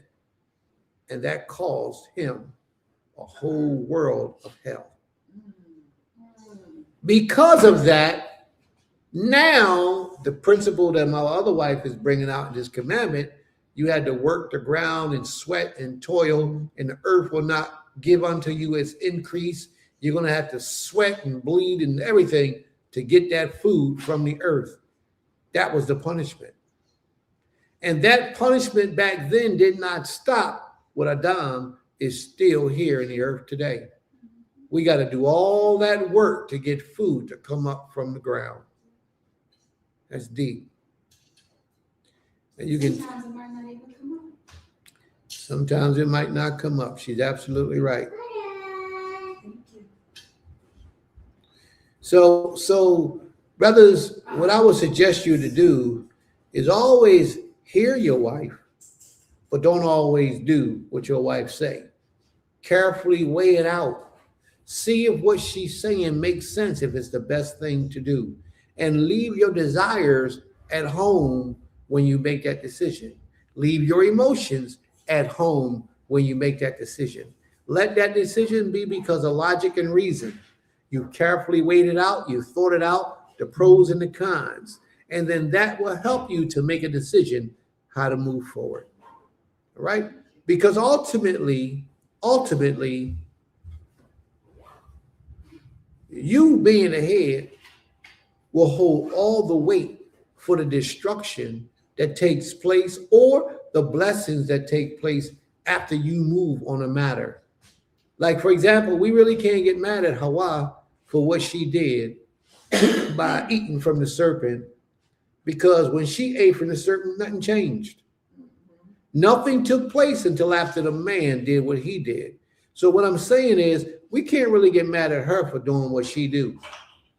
You know? We have to get upset with the man for not doing what he was meant to do. And what was that? He was supposed to rule over his wife. Why was she out by herself anyway, talking to a snake? Right. You know? If he had taught her differently, or if he had been in her company when she exited the home, she wouldn't, the whole world would be different right now. You know, but he didn't do his job, so he dropped the ball, not necessarily her. But the simple fact that he listened to her, he dropped the ball even more. Because remember, the scripture says he was there. She did what she did, and then she gave to her husband also. Yeah, he ate and repeated what she did, a sinful life. So we got to be careful what we do.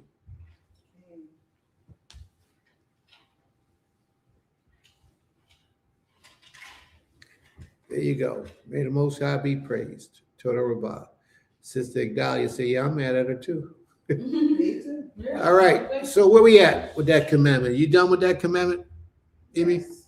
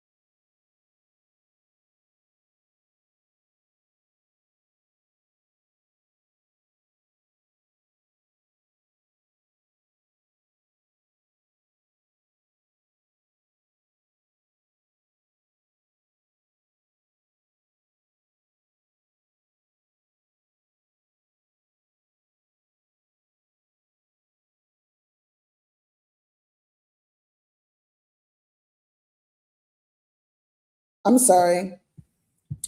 Said my mic was muted, so I hope you all heard me. If not,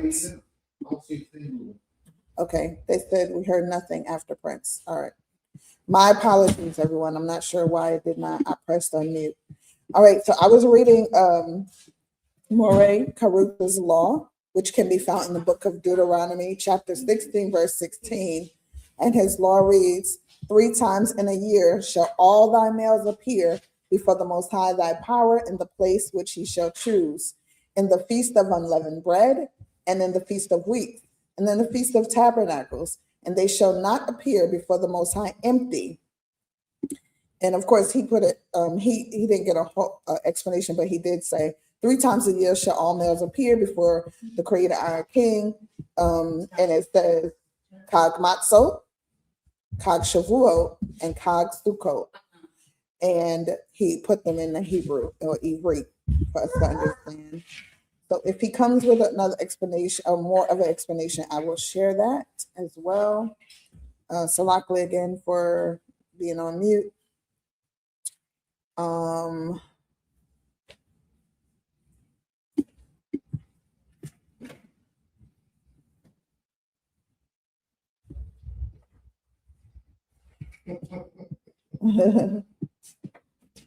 Lord, I cannot. All right. I don't know if you saw this comment, Dave, so I'm gonna go back up. Maury Ben says, talking about what you just read prior, a man can designate his wife to lead in certain situations. And Malcolm Higdalia says, what? I am mad at her and him for not listening to the Creator. The ruling over her came after they ate. And then Maury Kessler says, sure, Ben, like in the case of Yaakov and going to meet Esau, he put Leah and them children first. And then Brother Benyamin says, when I was married, my wife was in charge of budgeting as well as all household matters.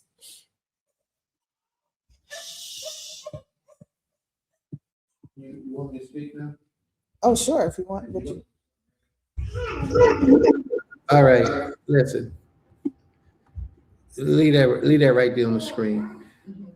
He says, Brother Benyamin says, when I was married, my wife was in charge of budgeting as well as all household matters. That's a powerful conversation. Very serious conversation. This is the thing. Every woman that a man's bringing in his life must come in for a purpose. And usually one of those purposes will be running the household. Budgeting comes along with that. Having women that can manage money and do things with money. But the problem is you get a lot of women today that can't handle money. No, because as soon as they go to the store, they could be going for a loaf of bread and they see a sale on 50 different items. They coming home, look, she over there laughing. They coming home with those 50 different items. They coming home, yeah, because they can't control their compulsion when they get in the store and they got money in KSF in their pocket. Not all women, but a lot of women is this way. You follow me? A lot of women. And it will cause a lot of men to be broke. So if Brother Benjamin had a wife and he could put her in charge of budgeting, he didn't say the bank account, he said budgeting. It says you're muted. But I'm not muted. Yeah. Somebody else is muted, but I'm not.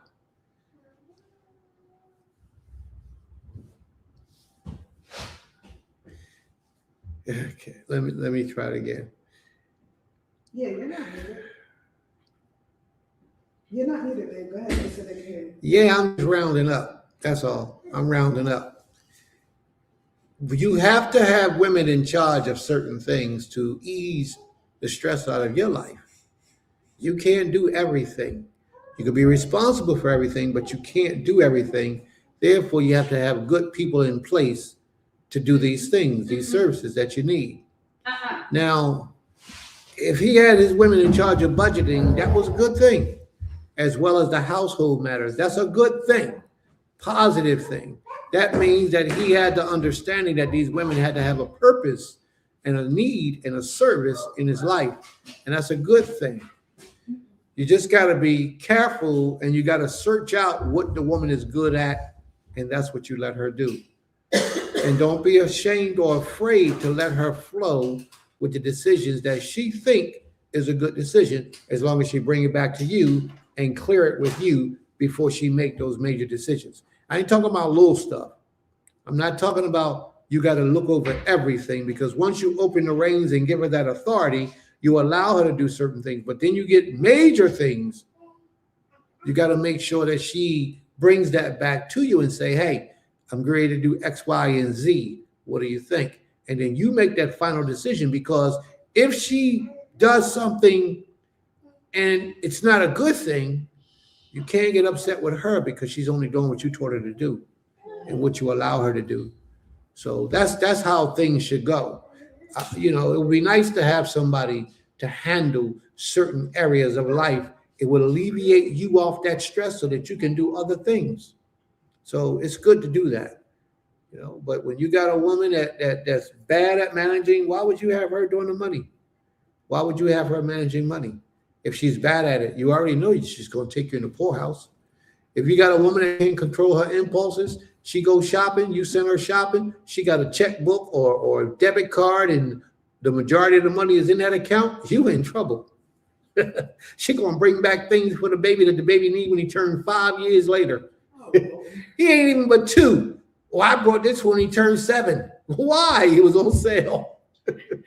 That's how they do. Some of them, not all of them. Some of them. Yeah, I know you did. Yeah, I know. Yeah. But you got to be careful dealing with certain females when they come to that money, because you will be broke.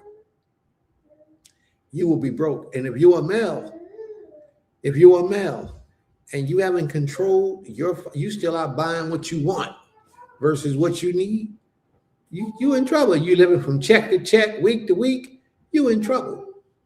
You are in trouble. Be careful. So I'm going to relinquish the mic. I'm going to be quiet.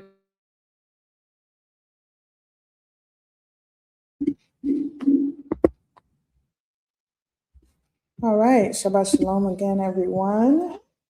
We are going into the rest of the law. So, Sister Zaquina Opal, can you all can hear me? Sister Opal's law can be found in the book of Exodus, Shemot, chapter 20, verse 13. And it reads, thou shalt not kill, or thou shalt not murder. Let's not say kill. Thou shalt not murder. And she says, you shall not murder. Some of us also murder with the tongue and gun also. Thank you so much, Zaquina Opal, for that law. The next law that I will read is from Moreh Kezu, and it can be found in the book of Numbers, but Midbar, Salakli, chapter 5.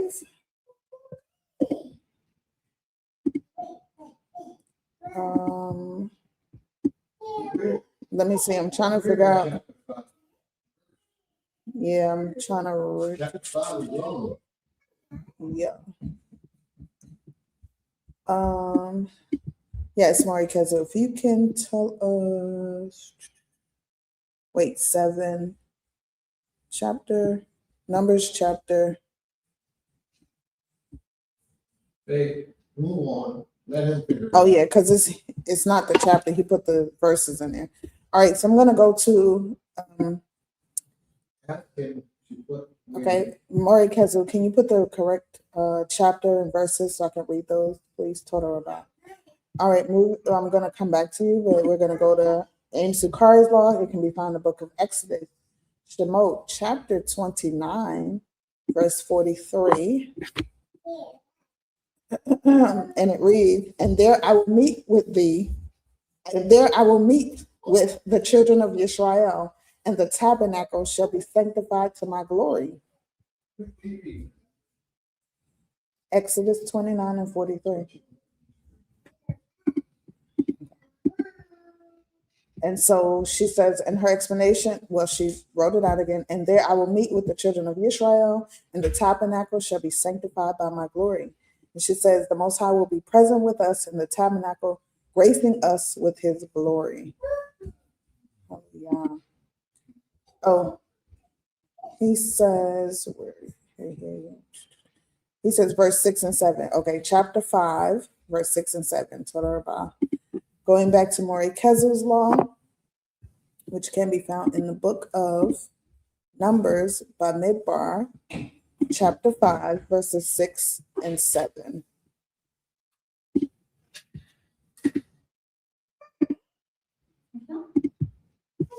And it reads, "Speak unto the children of Yisrael, when a man or a woman shall commit any sin that men commit, to do a trespass against the Most High, and that person be guilty, then they shall confess their sin which they have done, and he shall recompense his trespass with the principal thereof, and add unto it the fifth part thereof, and give it unto him against whom he hath trespassed." And his explanation reads, "They must make full restitution for the wrong they have done. Add a fifth of the value to it and give it all to the person they have wronged." To me, this exemplifies what they call the golden rule. You should treat people the way you want to be treated, and if you think someone may have been offended by your action, it is on you to amend it. All right, that is it. You're on. You can go off. You can go on.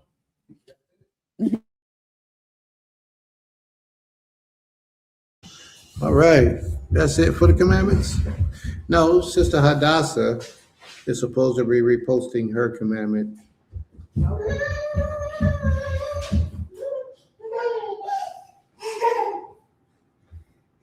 She's supposed to be reposting her commandment if she can find it. I didn't see her commandment up earlier. Yeah, I didn't see it either. I started everybody that I saw. You started. Yeah. All right. So, Sister Hadassah, when you're ready, you can repost your commandment so we can do your commandment. Are there any other commandments from anyone? Anyone else in the audience have a commandment? All right. Before we get into our lesson today, please post your commandment. If you have, you post it, then we'll read it, and we would love to see what your interpretation of your commandment is as well. But we got 8 likes. And it looked like we got maybe 2 shares. This is unacceptable with 2,300 people in the room. This is unacceptable. So we got to do better than this, y'all. 8 likes and 2 shares. Come on now. We got to do better than this. All right. Sister Hadassah says her commandment is Leviticus, the 19th chapter, verse. What verse says? ID. What's that mean? ID.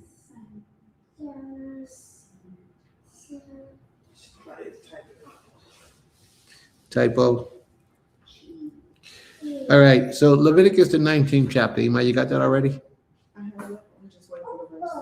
What verse would you like to read, sis? And then give us the explanation of whatever the commandment is. All right. So while we're waiting for that, 17. Verse 17. All right. Leviticus 19 and 17. Okay. Okay. All right. Reading the law from Sister Hadassah, Leviticus, Wayikra, chapter 19, verse 17. And the law reads, "Thou shalt not hate thy brother in thine heart. Thou shalt in any wise rebuke thy neighbor and not suffer sin upon him."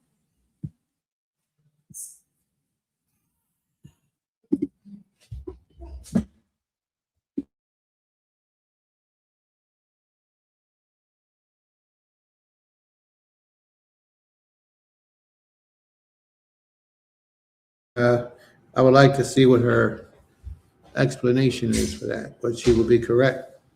That's a very good law. And a lot of us are guilty of that. A lot of us do exactly what that says. And Sister Ornette just posted one as well. You know, a lot of us hate our brothers and our sisters in our heart. And we pretend as if we're cool with them. Really, we have a jealousy and an envy that grows inside of us that prevents us from being cool, but we try to act as if everything is good when it's not. Sometimes we go as far as to try to destroy the lives of others, the reputations of others, or just straight out disrespect them because of that envy. Sometimes we might be in a meeting, and no matter what they bring up, we oppose it. And a lot of times you don't realize it's because you're envious of that individual. And you don't even realize sometimes what you do. But this is a real thing. It's a sickness, a disease, something that needs to be brought under subjection, something that we need to eradicate out of our system before we can progress any further. May the Most High be praised. To the Rabbah. I put the link up there in case you wanted to come up and speak your part. I don't know. I know you like to speak sometimes. You be having things to add to the conversation. It's good if you decide you want to do that. So let's go with, while you're thinking, contemplating, coming on the screen, we're going to move to Sister Ornette, Leviticus 19. Did you hear me? I heard you. All right, you coming off of me? Okay, go ahead. All right. Shalom. The very Ornette's law can be found in the book of Leviticus, Vayikra, chapter 19, verse 16. And it reads, "Thou shalt not go up and down as a talebearer among thy people, neither shalt thou stand against the blood of thy neighbor. I am the Most High." And her explanation is, this commandment teaches us to avoid gossip and spreading harmful talk about others. Words have power, and using them carelessly can damage reputations, relationships, and community trust.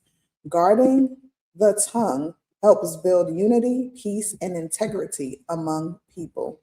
Hallelujah. I agree. All praises. Okay. All right. May the Most High be praised. This commandment teaches us to avoid gossiping and spreading harmful talk about others. Words have power, and using them carelessly can damage reputations, relationships, and communities' trust. And guarding the tongue helps build unity, peace, and integrity among people. May the Most High be praised. To the Rabbah. All right. Sister Hadassah says that she would like for us to explain the second part. So I'm going to read the first part and the second part and then provide the explanation. It says, "Thou shalt not hate thy brother in thy mind or in thy heart. Thou shalt in any way rebuke thy neighbor and not suffer sin upon him." Now, if she's talking about that, I'm not sure. So I'm going to read the next commandment and then I'm going to go back to the first commandment. "Thou shalt not avenge nor bear any grudge against the children of thy people, but thou shalt love thy neighbor as thyself. I am the Most High." All right. I think that she might be speaking about, and you can correct me if I'm wrong, sis, I did put the link in the room in case you wanted to come on the screen. The part I think she's speaking of, "Thou shalt not in any wise rebuke thy neighbor and not suffer sin upon him." What that means is, if your neighbor is doing something wicked and you uphold that and you allow that to take place, then you're evil, you're wicked, and the Most High will deal with you for that. But if your neighbor is doing something wicked, it just may be that they don't know that this thing is against the laws of the Creator. Therefore, sometimes you have to let them know, make them aware of it. And therefore, when you make them aware of it, you are rebuking them, which means you're going against what they wanted to do or what they decided to do. And if you do this, it's called rebuking or bringing awareness to a situation or individual. When you rebuke them and you teach them their laws, the laws of the Most High, or you show them the sin that they're committing, then the Creator will have mercy on you because you've done what you had to do. But if that person was to die in their sin, committing that wickedness that you knew that they were doing, and you didn't bring that to their attention, and they died, the Most High will hold you accountable for that. Now, we don't want that. We don't want to do those things. But a lot of people don't want to get in people's business or in people's relationships. And that's exactly what you should do when you have people who profess to walk this law or live this law and they're error or sinning by ignorance. All right? So may the Most High be praised. The other part of that commandment, which could have been the next verse, I'm not sure, it says, thou shalt not avenge nor bear any grudge against the children of thy people, but thou shalt love thy neighbor as thyself. I am Yod-Heh-Wah-Heh. That means that you shouldn't bear any grudge against your people. I spoke on that earlier. There's a lot of people who have secret hatred towards you. A lot of people have secret hatred towards you, and they will pretend to be your friend. They will befriend you at times when they really don't mean you any good, and intentionally try to hurt or harm you, but sometimes they don't know what it is that they're doing. They think that they're just doing what's best or what's right, but a lot of times it's because they have hidden agendas, animosity in their spirit that they're not aware of. All right? So thank you very much. I think I covered what it was that you wanted to cover. I'm not sure, but I do my best. Aim Katir, Shabbat Shalom, Aim. Aim Katir says Leviticus 19 and 16. And we just did Leviticus 19 and 16, Aim, but I'll do it again because you requested it.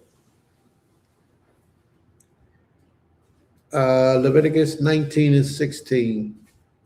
Thou shalt not go up and down as a talebearer among thy people, neither shall I stand against the blood of thy people. I am the Most High. And Aim Katir says, gossip and slander are harmful, not only to the targeted individual, but also their family, life, and community, and can continue for generations. We must learn to cover our people. May the Most High be praised. Absolutely. Gossip and slander, all those things are really negative things. But you know what a lot of people say? A lot of people say, well, it ain't gossip or it ain't slander if it's the truth. Yeah, it can still be. It's what your intent that the Most High is speaking of. The intent that you have behind why you're spreading this information or sharing this information. What is the reasons or purpose for doing so? Even if it's true, it can still cause that damage to the people or the community or the individual. So the Creator says you shouldn't do it. He said you shouldn't do it because it can be harmful. And in most situations, it will be harmful. Right? So we have to be careful about what we do, who we talk to, and how we talk to people about what we talk to people about. Okay? None of that is as simple as we like to think it is. Ovadia, Shabbat Shalom. Shabbat Shalom, my brother. May the Most High be praised. All right. You could end up paying for what they did for keeping your mouth shut. Absolutely. Sister Higdalia, you're absolutely right.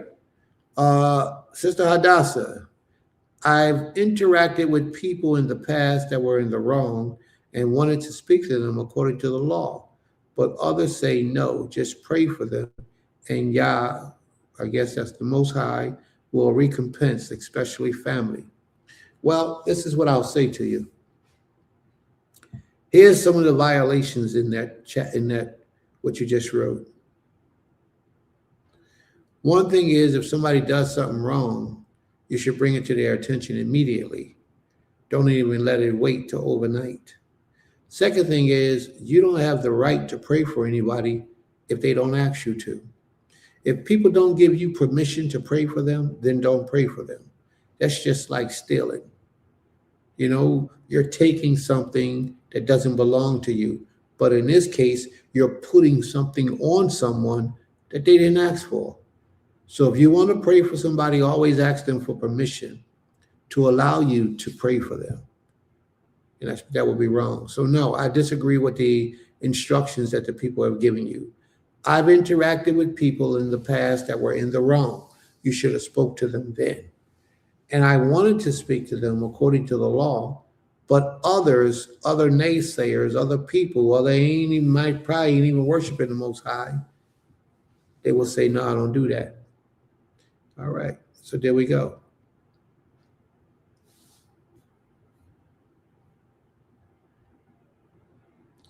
Yes, Sister Renice's commandment was the same as yours, Aim. All right, Brother Obadiah, Deuteronomy 19 and 15. All right, Deuteronomy 19 and 15. And it reads, one witness shall not rise up against a man for any iniquity or for any sin, in any sin that he sinneth, at the mouth of two witnesses or at the mouth of three witnesses shall the matter be established.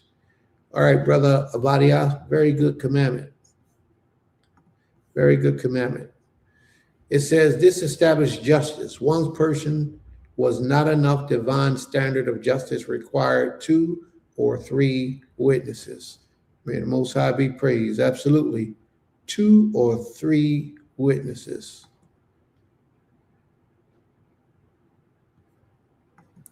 Let's see what the brother's talking about. Even then, you can't pray for someone's condemned. Won't do any good. I must have missed something, bro. I must have missed something. Yeah, I don't see where you commented anything. So it's probably something that I missed in conversation. All right. Correcting and warning people is applicable when they are within your circle or sphere of influence. Rambling correction would be wasteful of energy and wisdom. One should know who to correct. One should know who to correct. Okay. May the Most High be praised. Okay. I'm not going to argue with that. I'm not going to say anything about that. I'm going to leave that alone. But what I will say is that if this person is somebody in the Israelite circle who's committing a sin and you have the opportunity to speak to them, then that's absolutely what you should do. And I understand where he's coming from. If somebody's out in the streets and they're just regular people, sometimes you say something to somebody, it could cost you your life. So wisdom should teach you to mind your business. You know, in most situations when you're dealing with the world. But when you're in this Israelite world, it's a different thing. You have to help people by teaching people and educating people to the ways of the Most High. I remember we had the brother, if those of you who clicked in the link through the YouTube, you see the photo on the front page.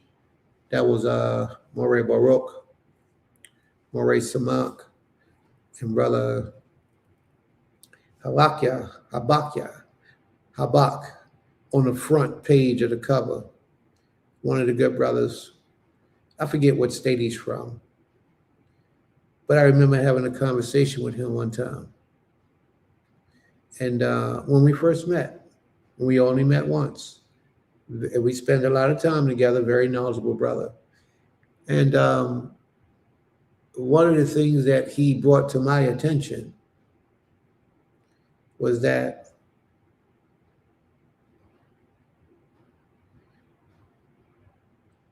the new moon was not a feast day. I mean, it was not a commandment. It wasn't a feast day. It wasn't a holy separation, holy convocation, you know. And I was like, well, let me go check and see. But this brother had already done his research. He already knew. And he brought it out, just that simple. So what he had done was he allowed for so many not to violate the law, thinking that this was a commandment, keeping the new moon. There are a lot of people teach that keeping the new moon is a commandment, and that it's a holy day, or a Sabbath day. And according to what this brother, the information that he shared, it's not. So he would have been helping individuals in his instance to know that it's not a holy day. I mean, it's not a Sabbath and it's not a commandment to do. So that's just a good example of somebody bringing things to your attention at the right time in the right circles. Now, had he just walked down the streets with a bullhorn on a holy day, on the new moon, and told everybody that out in the streets, people wouldn't have cared. People wouldn't have heard him. They would have ignored him, or somebody might have thrown rocks at him, or shot bullets at him, or threw sticks at him, anything. So bringing righteous information at the wrong time or in the wrong community of individuals could cause you a lot of trouble. So may the Most High be praised. Shabbat Shalom, Kenneth Grant. Shabbat Shalom. May the Most High be with you. My other comment was in regards to you saying don't pray for someone if they haven't asked. Okay. Now I understand. May the Most High be praised. Total Rabbah. Most High be praised. All right. I was actually looking for that. Now I can't find it. So much life. And when I say don't pray for people, this is what he's bringing up. Even then, you can't pray for somebody's condemned. So if they condemned, you can't pray for them anyway. Well, they ain't going to hear it. They ain't going to learn it. They ain't going to, people, once a person is condemned in their minds, they're not trying to turn toward the Creator. They're not trying to hear anything righteous that you got to say. That's why you got a lot of Israelites, a lot of people that's in the church, you go try to talk to them and show them why they need to be in this way of life, practicing serving the Most High. They won't hear you because they're emotionally involved in the church. They can't let it go. Although they say they want to serve the Creator, they really don't. What they really want to serve is the idolatry that the Europeans placed upon their mind. That's what they really want to serve. All right. Any other questions or comments at this time, family? We getting ready to move on. We got any more commandments? No more commandments. Any more commandments? Any more commandments? So before we go with our commandments, we're going to go to questions and answers. So at this time, we want to ask, are there any questions, anyone? Does anyone have any questions pertaining to anything? It doesn't have to be anything that we touched on today. It could be any subject that you have in your mind that you want to talk about. Are there any questions, anyone, about any subject that you want to talk about?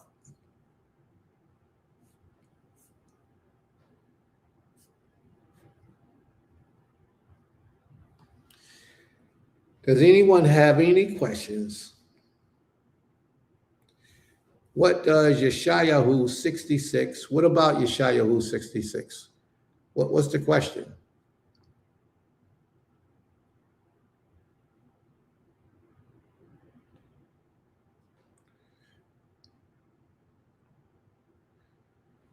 What does Yeshayahu 66 mean about the new moon and Shabbat? What verse is that, sis?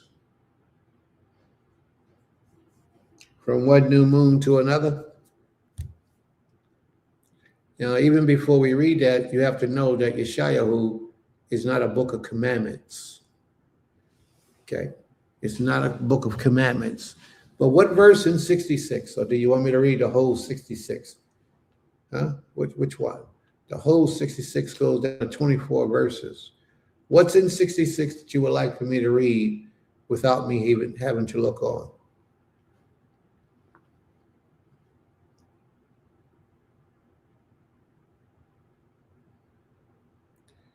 Yeshayahu 66 and what?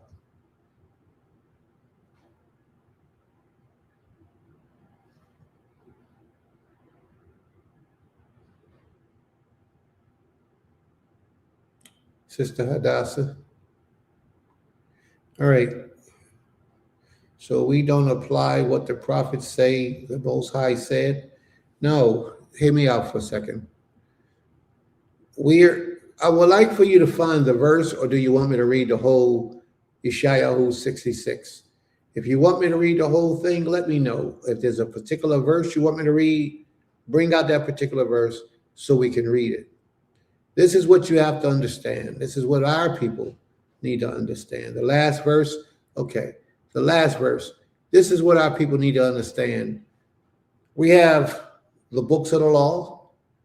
We have poetic books, which is the Psalms or the Ketuvim. And then we have the law, the writings, and the prophets, Nebaim. Now, the prophets will teach, but the prophets, when they teach, is not necessarily the law unless the Most High gives it as a commandment and say, this is what you have to do. All right? If a prophet is a prophet, he will come speaking in the Most High's name. But most of these books, which is written for our history, not for our obedience.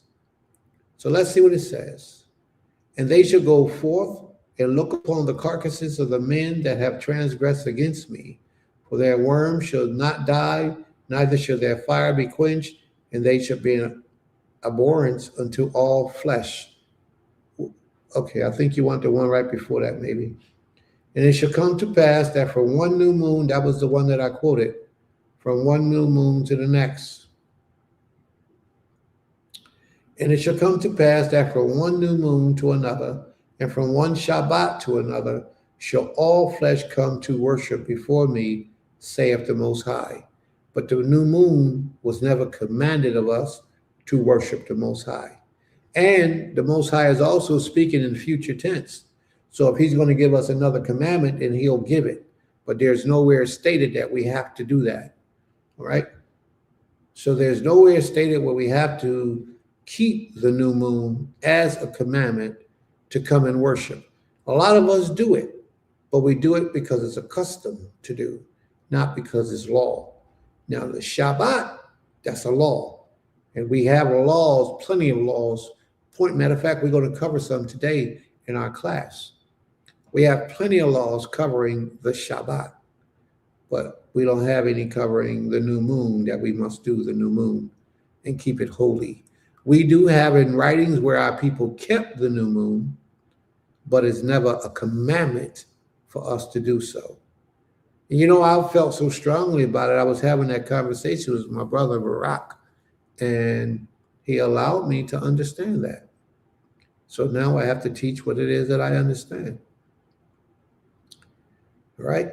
So although you do it, we're not saying that you're wrong for doing it if you want to do it. But don't teach that it's a law. That's what's being said here. Because if you teach it as a law, then you're wrong for doing so. All right? So let's move forward.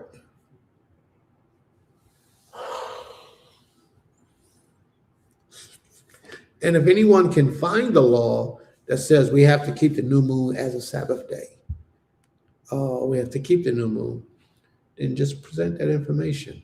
I applaud you, Sister Hadassah, for bringing out what you thought was an interpretation of that, which is a beautiful thing. And I applaud you for your efforts in trying to help the people to hear or understand greater or better than what they did in the past. That's how we're supposed to do things. All right. Let's see what we got here. It's likely because you said it's not a Sabbath or cease day that is used today to justify the practice of the lunar Shabbat, excluding a day from the cycle for the Shabbat. Okay. May the Most High be praised. Toda Rabbah. All right.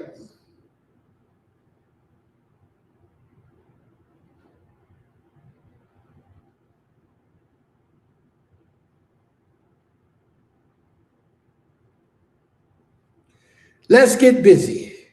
Y'all ready? All right, we got 13 likes. With 2,300 people, we got 13 likes and 4 shares. Wow.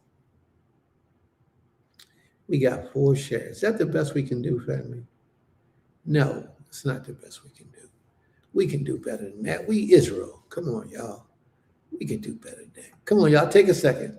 Let's go to our page and let's share to our social media. You can share, copy and paste, share, and send it down your timeline on your phone or in your messages, your text messages. Just share it. Individuals, people you do and do not know, whoever's there, just share it. All right, let's get this thing popping. Let's get it popping. You never know who this message is for. And what I will say is if you got people who have controversy with you over keeping the Shabbat, you should share that as well.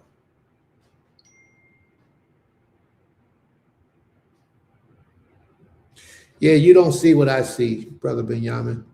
Your count is different from mine. We have two different counts. Okay. May the Most High be praised. Toda Rabbah.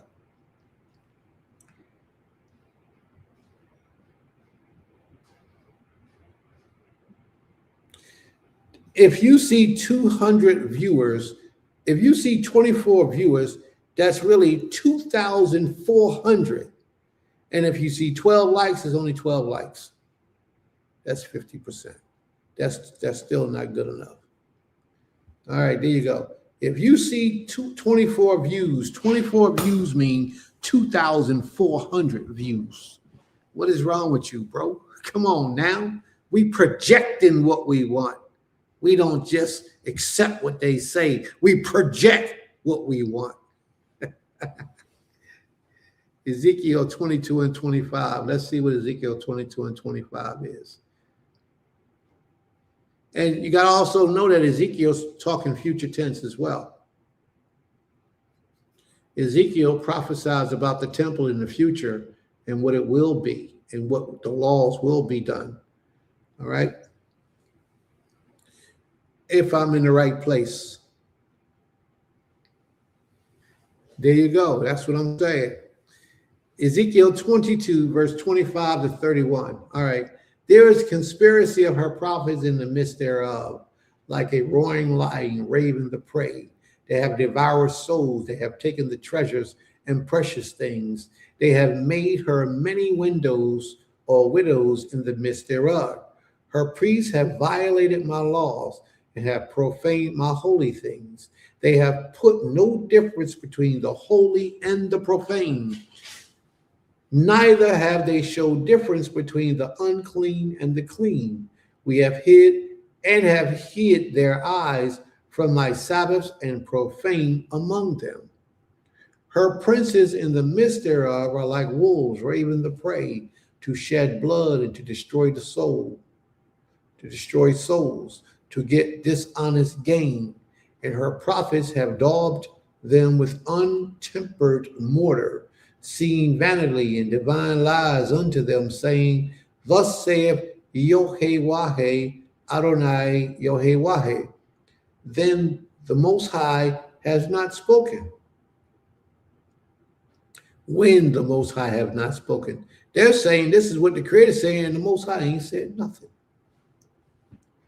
The people of the land have used oppression and exercised robbery and have vexed the poor and needy. Yea, they have oppressed the strangers wrongfully. And I sought for a man among them. We're going to read about that man today. I sought for a man among them that should make up the hedge and stand in the gap before me for the land, that I should not destroy it. But I found none. Well, he going to find one, two in this parable.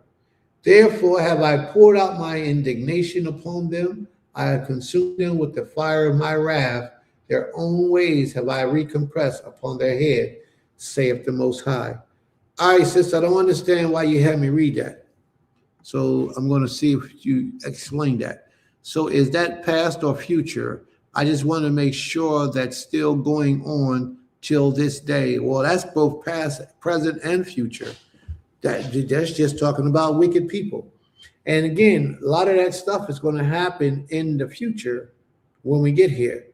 But Sister Hadass, what was that? Why was that brought up? I don't understand where that applied to the conversation about the new moon being a feast day, a holy day, a commandment. Or did I miss it? I don't know. I don't know.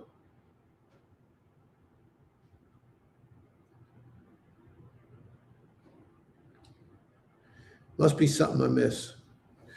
So I'm going to start the first verse, all right? And I'm going to read down through. Ezekiel chapter 22.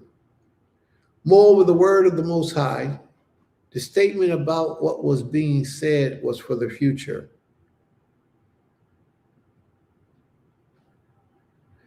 Okay. Ezekiel is talking in both past, present, and future in his commandments. He gives instance of what's happening during their lives. He gives instance about what they did in the past that caused the present to be what it is. And he also talks about future events, what will take place, like when they rebuild the new temple. Ezekiel covered all those topics. So anywhere in Ezekiel, you can pick up on any of those things. You just have to understand which dispensation he's speaking of. All right.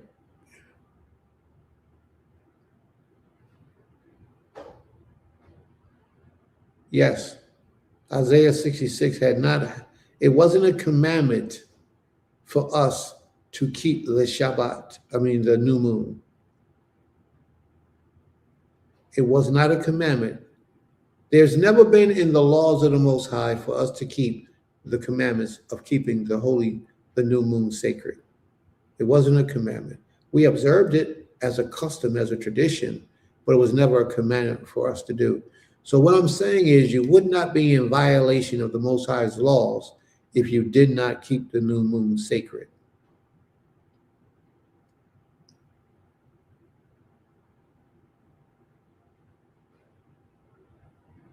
You would not violate the Most High's law if you did not keep the new moon celebration as a sacred event. And even when we read this, it doesn't say anything about making the new moon a sacred event. All right, so I'm going to run through this real quick.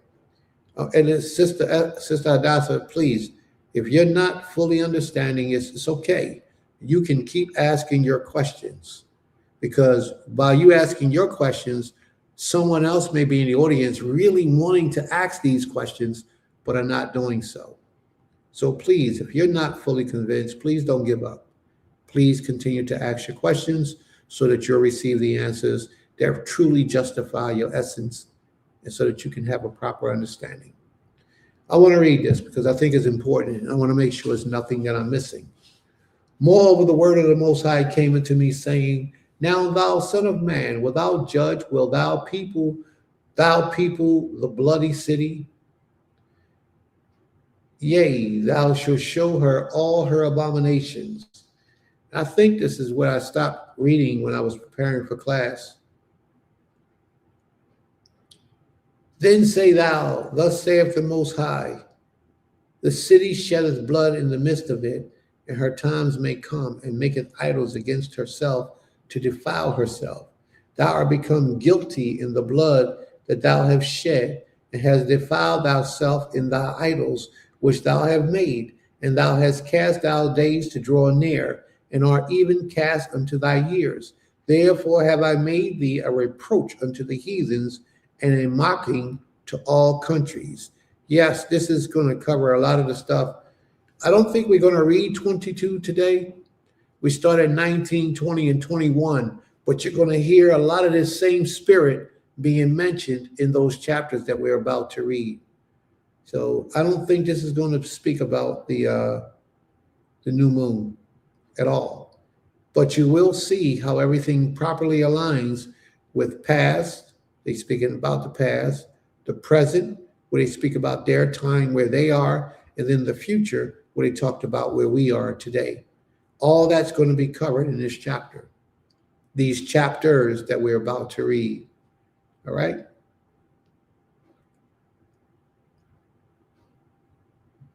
So let's move on.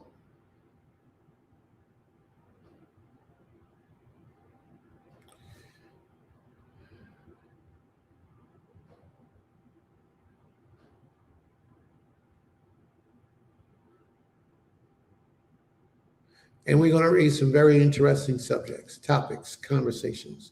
We're going to get into this, and we're going to get it done. So we're going to start our reading today in the book of Ezekiel, chapter 18, verse 30. Chapter 18, verse 30 is where we're going to start. All right. Ezekiel chapter 18, verse 30. Let me just get the lesson going on this part, and then we're going to get moving.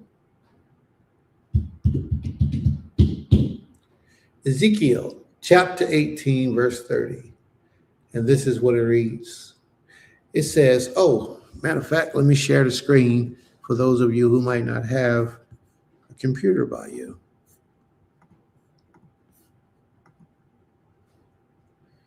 All right.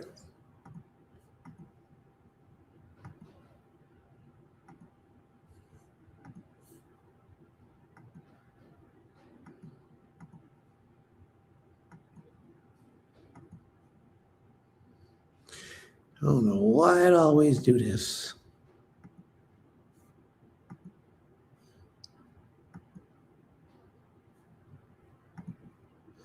But we're going to figure it out one day. All right.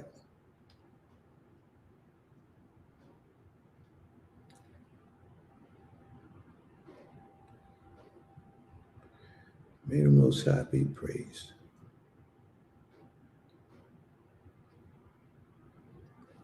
All right. Here we go.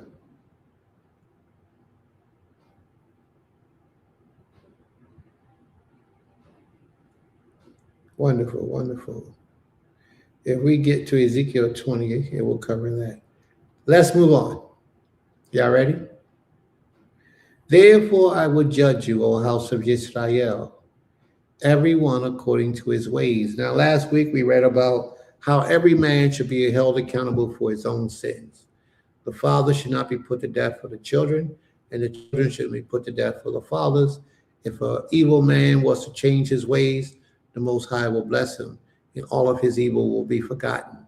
If a righteous man became evil, and then all of a sudden all of his righteousness will be removed, and he will be judged based on his evil actions. So it's a twofold coin. It goes both ways. It goes both ways. He says, repent and turn from all your transgressions. So the Most High puts a message to us. How can a man be righteous? A man can be righteous, and the conclusion of the whole matter is just to repent and turn from your evil deeds, your evil ways. He says you must do this unless iniquity be your ruins. And if you think about it, when you lie, cheat, and steal, they have a wonderful way of catching up to you to cause you to fall down, to eventually hold you accountable one day for your lying and your cheating and your stealing.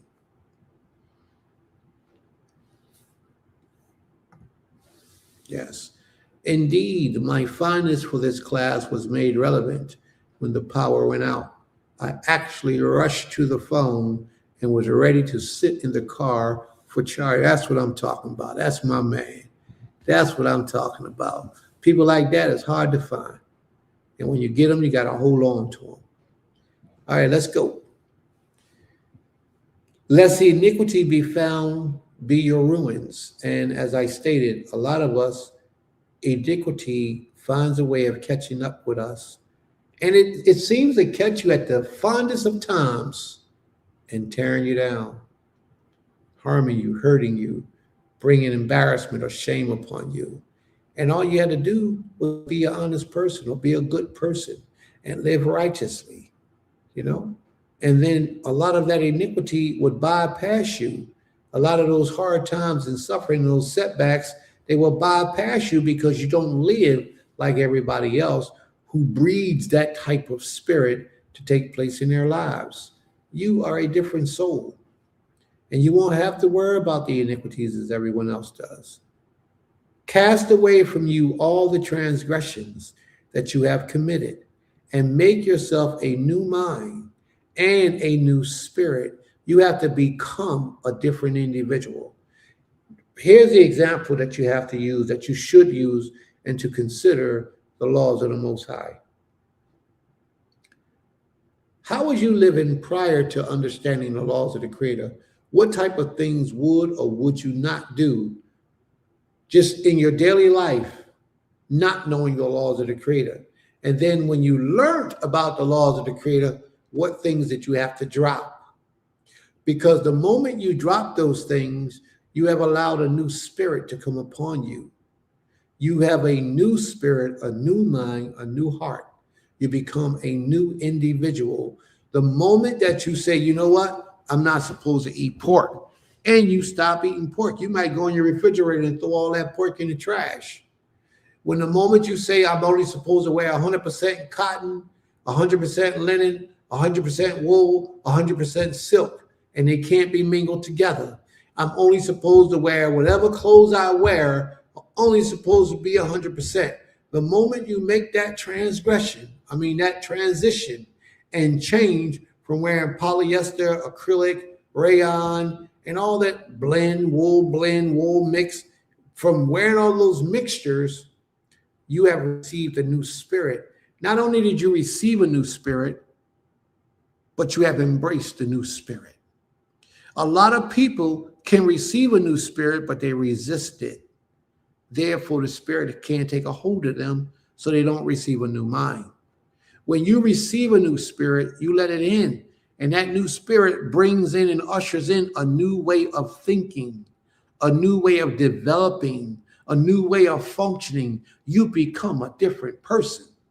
Now, that old spirit is always going to try to tempt you or test you to see if that new spirit has saturated your essence, which means that those old sinful ways will always try to creep back up on you in your life if you let it. If you let it. But your job, the task at hand, is to always live with that new spirit and that new mind and leave from that old person that you used to be. Flee from that old person. And once you do that, you have embraced that new spirit, and you shall live in that new spirit in righteousness. Because if you don't, the Most High asks you a question. Why will you die? By keep going back and allowing that old spirit to take hold of you. Why would you want to die? You should want to live. All of you should want to live. And may the Most High be praised. And I pray that the desire to live is within you. And the only way that you can enhance that desire to live is by living in the righteous essence that the Most High has made affordable for you to live in. You know, a lot of people sin because they try to live above their means. And therefore, when they can't afford what the Most High has given to them or put in their presence, they go out and do things that they really are not ready for the repercussions if they get busted or in trouble for doing those things. He says, cast away from you all the transgressions that you have committed and make yourself a new mind and a new spirit. He says, why will you die, O house of Yisrael? For I, the Most High, Yod-Heh-Wah-Heh, he says, I have no pleasure in the death of a man, in the death of anyone. I have no pleasure in the death of anyone, declares the Most High, your King. So turn and live. Well, the Most High says he has no pleasure in the death of anyone, but in that other book, it said it pleased him to take that bull out, to take that boy's life. That's just something to think about. The Most High says he has no death. He doesn't take any pleasure in the death of anyone. And when I read this, man, I just knew they was talking about me. When I read this part right here, I just knew that. Yeah, I'm going to point out a lot of the facts as to why. All right? Thank you for returning my items. You're so kind. And you, take up a lamentation for the princes of Yisrael. And when he said that, I said, yeah, he talking about me, he talking about me. And as I read on, I said, he talking about me, talking about me. And then I read on, I said, oh man, how do I fit in? This is what it says. Take up a lamentation for the princes of Israel and say, what was your mother a lioness. That's deep. That's deep. Among lions, she crouched. In the midst of young lions, she reared her cubs. And she brought up one of her cubs, and he became a young lion. So y'all know I was talking about me, right? I was talking about me. When it says he became a young lion, do you know what the word for young lions is? Yeah. What is it? Kippur. That's right. Young lion is Kippur. Kippur is young lions. And when you got young lions with an S, it's Kipharim. And the name of this school, this house of worship, is Beulah at Temple Kipharim. That means, Kipharim means young lions in one sense, but in the ancient tongue, it means atonements. So what it actually means is house of atonements. So what was your mother? A lioness. Among lions, she crouched. In the midst of young lions, she reared her cubs. She raised them up. She did the best she can do to teach them, to educate them. She raised them up, her cubs. And she brought up one of her cubs. So out of all the cubs that our mother, ancient Israel, raised up, one stood out from the midst of everybody else. And he became a young lion, Kipharim. He became a house of atonement. He became a way for people to be redeemed or find redemption inside of the Most High. So ultimately, what is he saying? He became a leader of the people. He stood up for the cause of Israel and all of his brothers and sisters. He stood up for them. He took up for them. He reared them up. He educated them. He taught them. He stood in the front of them and showed them the way when all the oppression was coming upon their lives. That young lion that was reared up was one of those great men from back in the day, like a Malcolm X, but on the Hebrew Israelite side of things. Umar Gaddafi, but on the Hebrew Israelite side of things. You know, what's the other brother's name? The one who started a lot of this revolutionary stuff here in America, who owned all the ships, had the fleet of ships that he had, and the Europeans had to tear him down because he was growing too powerful and too great and too mighty. You remember that man? What was his name? I can't remember his name. That is not supposed to happen, Prince. You're supposed to remember those mighty men who went before you. Marcus Garvey.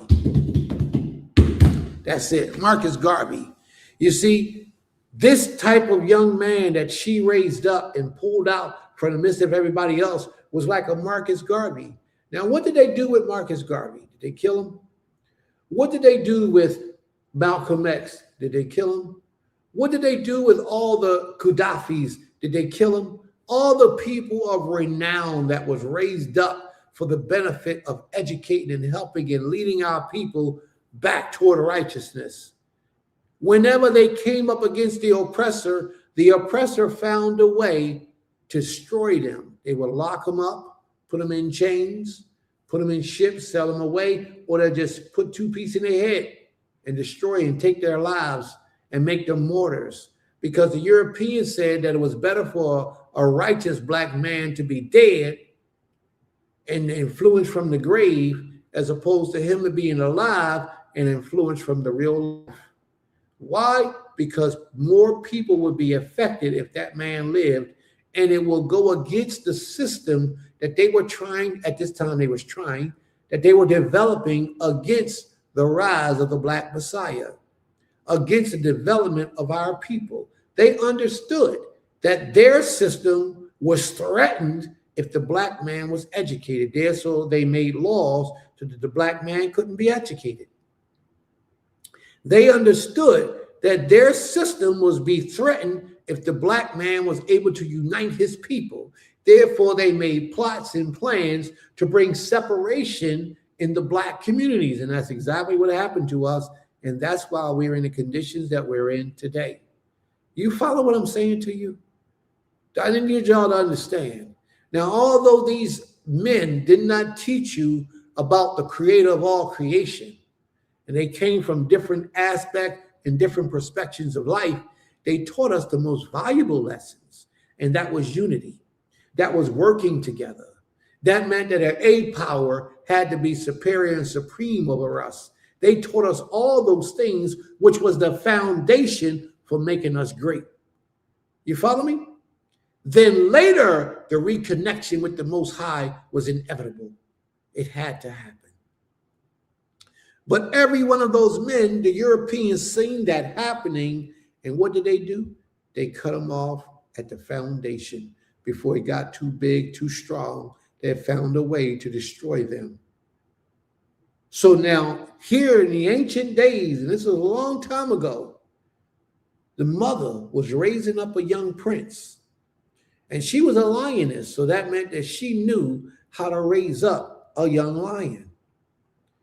She brought forth words of power, words of spirit, of ability and agility to teach him how to maneuver and get through the hard times in life and who the enemies really were and the oppressions of their people that they were really receiving at that time. And this was thousands of years ago. She reared him up, and watch what she did. And she brought him up, one of her cubs. He became a young lion, and he learned to catch prey. He learned to destroy the adversary. He devoured men. He wasn't no punk. He wanted, I have a dream with all black children holding hands with white children. No, this man was about it. He was about destroying the people who were about destroying his people. You understand? But the problem is that when men stand up like that, they don't have enough people behind them. They don't have a military. They don't have an army. They don't have an organization. And therefore, they're able to be infiltrated because the people around him is not loyal. They have no commitment to the cause, no true commitment. And a lot of them could be paid off real easy. Give them a couple of dollars and they will sway the opposition in a different way. Like a Jesse Jackson, like a Martin Luther King. You know, these people, we want to make them like they're something that they're not. We want to make them out. Now, Martin Luther King he did a whole lot for black people. Did he? Because last thing I heard him say was he had to apologize for leading the people into a burning building. Martin Luther King, a lot of people don't know, but he was paid for what he did. Who was he paid by? The Europeans. And they made it look good. They made it look real good. And then when he really started waking up and he started going against what they had planned for him to do, they had to take him out. And they shot him on the balcony. And as science says and as evidence says, he didn't die then. They killed him at the hospital, suffocated him so that black voice didn't get out. Why? Because they made him too powerful. They made him real mighty. He had 1 million men march on Washington to learn what? To learn what? That was all a part of their plan. They wanted to know how many people he had in his pocket. That's why Farrakhan did what he did. He had 1 million men march on Washington, and what changed? That was a negotiation behind the scenes so that the people that he really worked for could get paid, so he could get paid. He had to show them how effective he was. What did he have 1 million men on Washington for? And they say it was over more than 1 million. But what were they there to accomplish? And what did they accomplish? What in our lives have changed since those 1 million men marched on Washington? Nothing. Absolutely nothing. That lets you know who your oppressor really is. That lets you know who your leaders are really working for. But a lot of that will go right over your head. You won't even see it. Martin Luther King realized that he was doing wrong by his people by teaching them to all work together, come together, and build together. That wasn't what this was about. We should have remained separated. We could have been equal, but we could have been on separate grounds. We could have been doing our thing over here while they was doing their thing over there. But we were so busy trying to be like the Europeans. That's why we joined their religions in the first place, trying to be like them. And to the day, we haven't stopped. We wear their clothes. We shop at their stores. We live in their houses. We eat their foods. We drive their cars. Almost everything we do is just like them. Almost everything you do. When are we going to get our own identity? Where we're going to start to stand out from everyone else? When is that going to happen? We need to develop that. But we have to realize who our true leaders are today. Those leaders are going to teach us about those things and principles that we just discussed. We have to find out who they are because we don't know.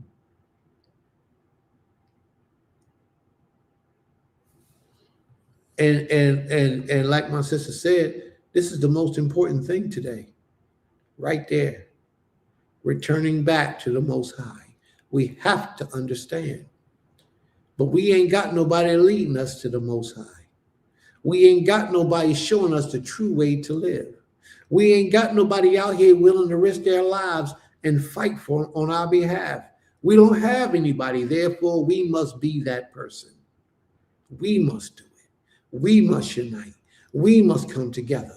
We must build under one umbrella with one principle, with one purpose. We must. And we can't let anybody infiltrate. And if any of our people found out to be on the opposing force, off with his head. Just that simple. And you can't be ashamed to do it. It's just that simple. And if we're not going to be about it like that, then we ain't going to get there where we need to be. Well, let's read on. Let's see what's happening. Because this is real that they're talking about. She raised that young man to be a leader for the people. And guess what? He ain't had no problem knocking off the adversarial forces.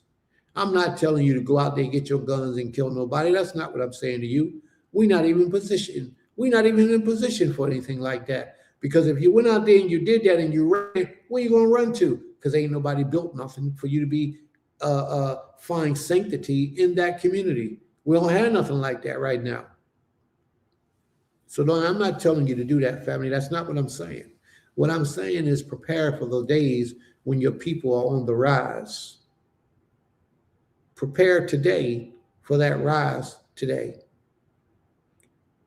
And she brought one of her cubs, and he became a young lion, and he learned to catch prey, the people who was opposing his people, and he devoured men.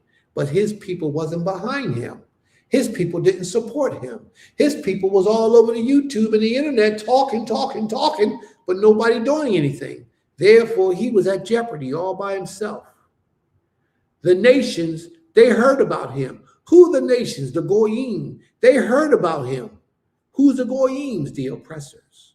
They heard about this one that was out teaching the children of Israel to stand on their own, to go buy property, go buy land, go build houses and go grow their food and dig wells and get their waters out of the earth. Do you realize that if everybody that I'm talking to right now was to do that, and then you teach others to do that, this economy would collapse because they built off of the money, $3 trillion you put into the community every year, Black people. If you take that 3 trillion and turn it into half,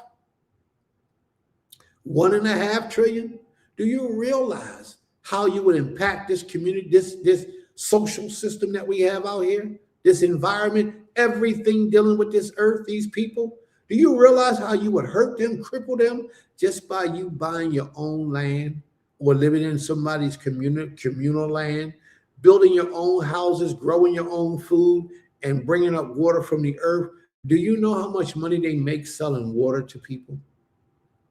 Do you know how much money they make selling food to people? And from my studies, I've learned there's only 4 companies that control almost every industry of food in the world today. So basically, you're supplying the needs of those 4 companies, and every one of those companies are ran by them. None of them are owned by us. They're all ran and owned by them. And BlackRock is one of them. And you have to understand this. Everything in your life you're doing, you're giving to them. Well, this leader that the mother raised up, he understood that. He understood that. And what he did was he got found out by the nations that he was raising the intellect of the people. And when the nations heard about him, just like when they heard about Malcolm X, just like when they heard about Marcus Garvey, just like when they heard about Gaddafi, when the nations heard about him, he was caught in their pit. They set a trap for him. So that's why if you are a man of righteousness, a man of discipline, a man of the Most High, you can't give in to ordinary devices or desires or inclinations. You can't eat their food. You can't drink their waters. You can't chase after their women. And that's a big downfall for a lot of our people, sex. And a lot of the women that you're chasing after look like you, but their minds are not like yours. Therefore, they can only bring you down to seek to destroy you. But then why not for them to come up while you coming down? And what they decide, they're going to come up while you're coming down. So they sell you out to these people for some KSF. They get a little couple dollars to help you out, which makes their lives a little bit more pleasant. But they don't see the ramification that they're bringing upon their own people, that they're holding us up for generations to come because we don't have effective minds to raise us up. There was an effective mind, but what happened with that effective mind is that that effective mind was destroyed. He was caught in their traps that they set for him. And they brought him with hooks to the land of Egypt. They put him back into captivity. They took him away from the general public so that he couldn't effectively speak to these people. Do y'all understand what I'm saying to you? They did these things intentionally to try to hurt, harm, and keep us down. Hurt, harm, and keep us down. Sis asks a question. She says, no cities of refuge yet, especially here in the U.S. Well, that's probably because we ain't built none. And the one that we're building here right now, we're so premature in our development that only my family is here. Only my blood is here on this land and my family, only us. We're here, but this place is being built. We're doing things that we can't talk about right now because everything ain't for all ears. But we're doing a lot of things. We're developing in a lot of ways that's preparing for our sovereignty and our future. That's what we're doing. That's the purpose why we're here.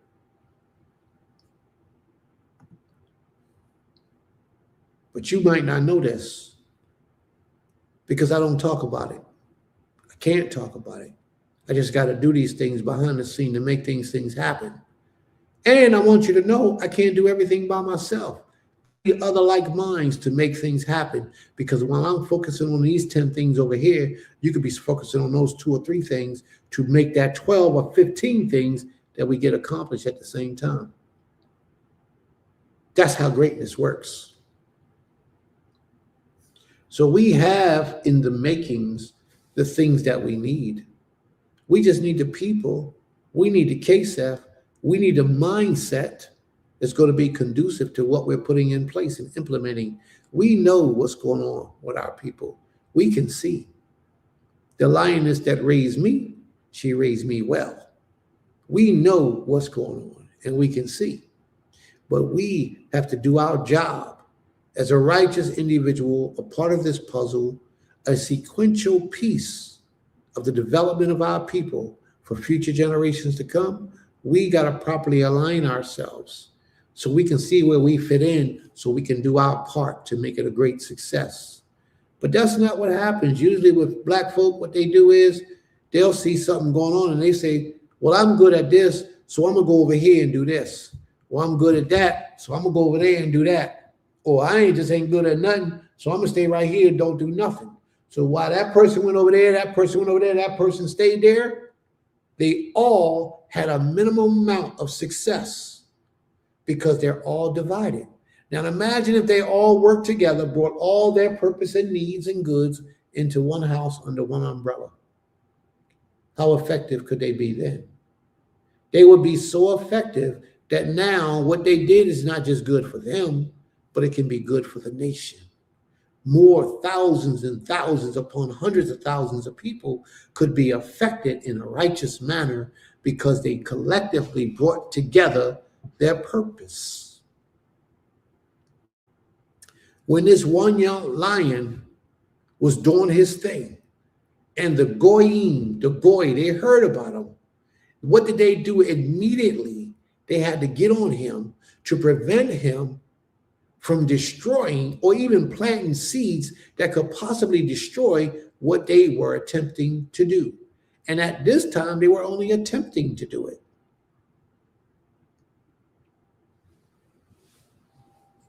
The nations heard about him. He was caught in their traps, in their snares, in their pits. And they brought him with hooks to the land of captivity. They put him back in jail. When she saw that he was waiting in vain, when she saw that she was waiting in vain because his mom kept hoping that he would return home sometime. He would return home eventually. And it didn't happen. She realized that she was waiting in vain. She realized that. But his mom was strong. She wouldn't give up. Now, when it's talking about the mother, every time it speaks about her, it's talking about the mother. The mother is talking about our forefathers, the nation of Israel of ancient days. That's the mother. When she saw that she waited in vain, that her hopes was lost, she took another of her cubs and made him a young lion. She took another young individual and strengthened him, made him strong, and made him a young lion. And he prowled among the lions. He became a young lion, and he learned to catch prey. He devoured men and seized their widows. Now, he took on these people and took their women. He was a lot more successful than his father. His brother? What did he do? He laid waste their cities, and the lands was appalled, and all who were in it at the sound of his roaring. He scared them. He was strong. He had a little bit more support, but his brother was still not enough because the people were still faint-hearted, weak, scared. The people wasn't standing behind them. The people wasn't donating their money. The people wasn't giving their time. They wasn't living together as a community, working effectively. It was him and very little, where it should have been him and all the people. I hope y'all understand what it is that's being said today without it needing to be said. He laid waste their cities, and the lands was appalled, and all who were in it at the sound of his roaring. Then the nation set against him. Now all of a sudden he got noticed. And they came and devised a way to get him. And he was also taken in their pit with hooks. They put him in a cage and brought him to the king of Babylon. Now his captivity went to another place. Our first captivity was where? In Egypt. Our next captivity, major captivity, was in Babylon. Do y'all see what I'm saying? And they brought him into custody, that his voice should no more be heard on the mountains of Israel. They silenced him. They shut him up so that he would not be an influence and teach the people how to unite, come together, and build and fight for their sovereignty. What is the purpose why individuals are trying to buy land today? What is the reason? So him and his family can have a place in the future where they can enjoy themselves. But you know, that's not what it's about. Really, that's not what it's about. It's really about your survival. And if you're not living in a community and you're not living on some land, in a few years, you will see what it is that Prince been talking about all these years. If you're an individual and you live in a house, no matter where you live, and it's just you and your children, you in trouble. even if you got a husband. And if you're a husband, even if you got a wife, and you and your children in the cities, you're in trouble, because that's the first place that they're going to destroy. Think about this for a second. In the cities, if they cut off the electric, you have no lights. In the cities, if they cut off the water supply, you have no water. In the cities, there are so many things that all they need to do is shut down the supermarkets, and you ain't got no food unless you got food stocked up somewhere in your house, stockpiled. So why live in the cities? Why set yourself up for that type of destruction? Why set yourself up for that? Even on the outskirts of a city is still city life, because you got to go to the city or to the supermarkets, or somebody is controlling your electric, somebody is controlling your water. If they hit that switch, your water's going off. If they hit that switch, your electric is going off. How many times did you see a city shut down the electric for a few minutes because they said they had an overload, because too many people were drawing electric at this particular time? So therefore, if they didn't shut you down and your bill spiked and it went high and it charged you extra, and they say because of the amount of usage that everybody was demanding electricity, which took more energy and time, therefore they got to cause you more money.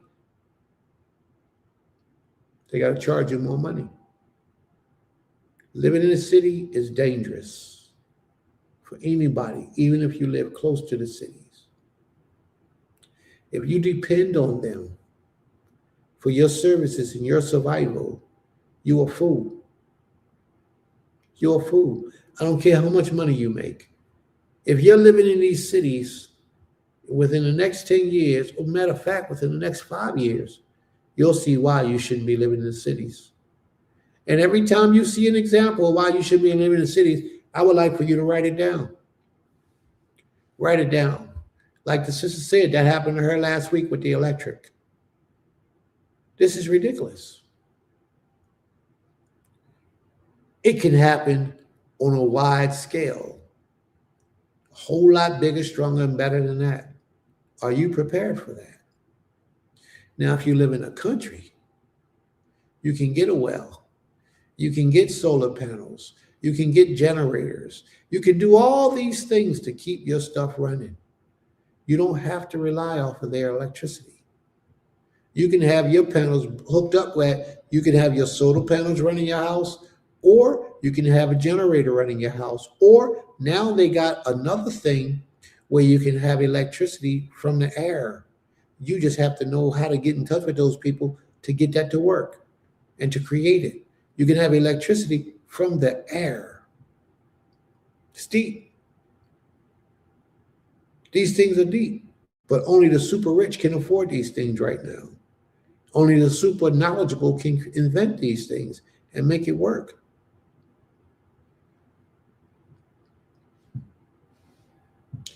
We got to start making our transitions, family. And if you're a man and you care about the safety and the future of your family, you need to start making your transitions.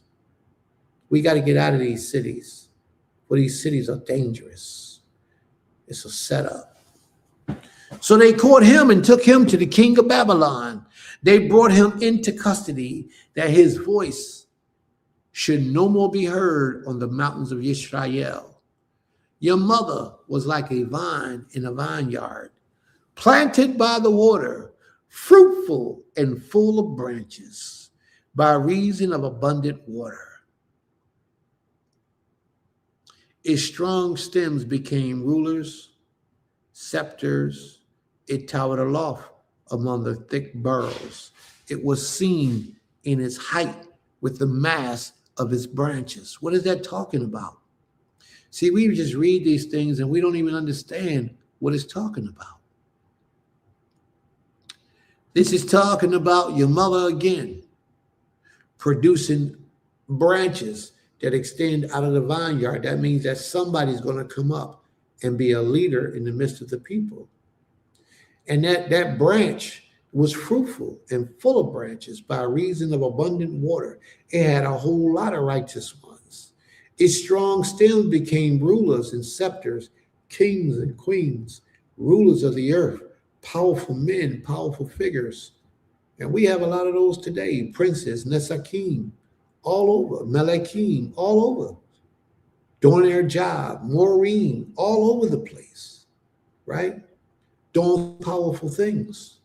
But how much support do they have? How much support are you giving them so that they can continue to flourish?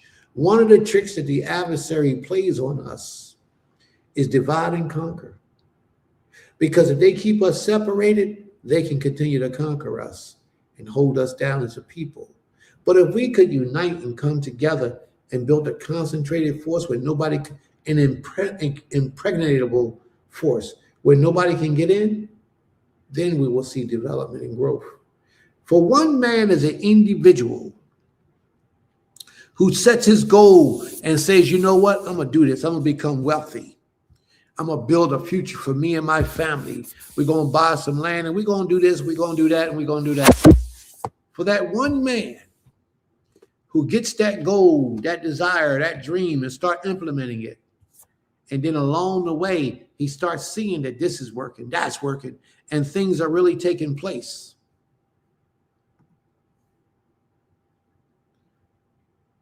If that man begins to be outside of his stringentness and begin to smoke, begin to drink, begin to eat foods that he knows he shouldn't be eating, his whole plan will be sidetracked. Begin to sex women that he decide he just want to sex. His whole plan will be sidetracked. And usually that's what happened to undisciplined men when they get in a position of power. That's why you've seen it happen so much in the churches. The ugliest of men, the poorest of men, the most unattractive of men, spiritually and physically, get into a seat or position of power where they got wealth and power. One of the most common things that they revert to is they start sexing all these women. They'll screw your wife, they'll screw his wife, they'll screw her husband, they'll do whatever they want because they got this position of power and wealth, and they have the authority to do, and they're very influential, and they have the ability to do it. They got sidetracked. Now, while they was building that empire, they was different people because they was hungry and they had tunnel vision. All they could see was what was right in front of them, the end goal, the main purpose, and they stayed focused on that. But along the way, as their wealth began to grow, as their popularity began to grow, they had low self-awareness, self-confidence, and it kept them in a place of humility. But as they grew, they got that KSF, they got that money, they got the popularity, they got the authority, the power, because the people trusted them. They began to abuse that. So they began to sleep with the women in the audience, perverts, having sex with children, doing all types of things. And I mean children, 5, 6, 7, 8, 9, 10 years old. They began to do all these illicit things, lewd things. And what that does is it takes you off track. So your empire, if you got 100 million right now, it could have been 1 billion. But because you didn't put enough into that, well, 100 million is 1 billion. So, but because they got 10,000 right now, they could have been 1 billion. And because they didn't allow themselves to stay on that level of discipline, they lost a lot of what they had, the potential growth and development. Now, they still got a lot more than the average person, but they got that being wicked and destructive and perverted and just doing all types of foul, unrighteous things. Now, imagine if that leader or that individual, that pastor or that teacher would have been disciplined in righteousness, how much further they could have taken that. But because they were so wicked, they could only go for a certain length, for a certain height, for a certain amount. And the Most High wouldn't let them go any further. T.D. Jakes, look at that guy. His life story was a real story. He was a convicted, well, he wasn't convicted. He was a homosexual exposed homosexual. Let's put it that way. He had the power. He had the wealth. You ever looked at TGJ? He's an ugly dude. And I ain't one to be trying to judge a man. Let's say he's unattractive. Let's put it that way. He's if you seen a TG Jake standing on the corner, or if it was your next door neighbor, you wouldn't pay him 2 scoots of a mind. But because he got that money, he got that power, he got that attraction, financially and spiritually, y'all are with it. Not y'all, but y'all are with it. The community, the people. And women crumble to a dude like that because he got prestige. He got notoriety. He got a lot of things that drives people wild and crazy. So therefore, he had a lot of the women. But what did he do? He chose boys. You understand? The perversionness in his mind when he was so powerful. And that's what happens with a lot of our people. They get in positions of power and they get sick because a lot of people can't handle real power in the raw, real wealth. They can't handle it. You got to be careful about the type of people. Clef Low Dollar, that's right. You got to be careful. See, I can't say that Clef Low Dollar was any of those things because I don't have the facts on that. Those things have not been shown and exposed to me where Clef Low Dollar was sleeping with other people, women. Clef Low Dollar was a pervert, sleeping with little kids, having intercourse with little children. I can't say that, molesting children. I've never seen anything like that on Clef Low Dollar. But I have heard Clef Low Dollar confess that he's been teaching his people lies, that he was wrong. And he told them, stop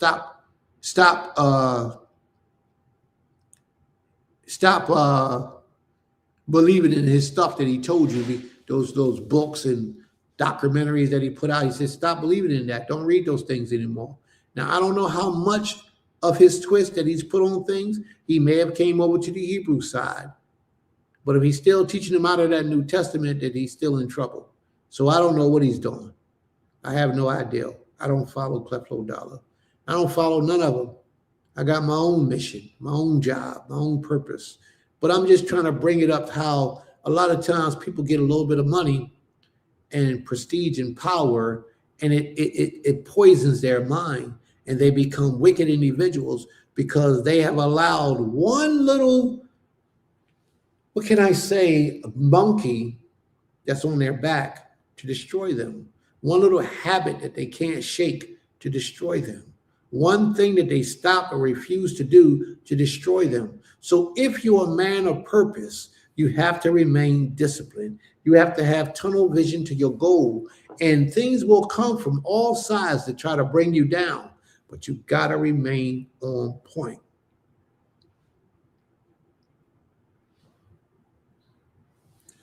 Rather say he has some deep information on these dudes. Okay. In fact, you could bring it out because we don't know. I don't know. Some others in the audience may know. I don't know. You have to stay focused. That's right. You got to leave these drugs alone. You got to stop eating things that you know are not good for you to eat. You have to keep up on your prayers and your discipline. The Most High has to be in the forefront of your mind. And everything you do in life, you have to weigh it whether the Most High will be pleased with this or he won't be pleased with it. And if you see that he won't be pleased with it, don't do it. And if you see that he will be pleased with it, then by all means, that's what you do. You move out. You move out and you do it. And your adversaries one day will see you, but by the time they see you, the Most High done built you up so strong, you able to destroy your adversaries. You're able to defeat your enemies because your people will be with you. People will walk before you, behind you, and they will do everything that they got to do to support you. I watched a documentary today about a lecture, or a little speaking that Malcolm X did. He was on somebody's show. I don't remember who it was. But Malcolm X said a true leader, and this is the fact, a true leader is not the person that you will see out in the front, because a true leader leads from the back. A true leader is behind the scenes, making sure everything gets done. He's the one who initiates the plans, and the people out in the front are just the people that you see, that you hear, that you get to watch. They are the people who support the true leader, but the true leader is behind the scenes making everything happen. He said that if you see a man that's always out in the front and doing everything out in the front, then something is wrong. He's not a true leader, or he ain't the leader. And that's the difference. The only difference with us in that position that he's speaking of is that I ain't got nobody else to do the job. I wish that I did. I wish that I didn't have to do this. I wish that I could be focused on other things, making sure that things like this happen. But I have to have individuals that got the right mindset to push the agenda forward at any means necessary. I don't have that opportunity. So therefore, I got to be here, the one to do it. I got to be here to make it happen.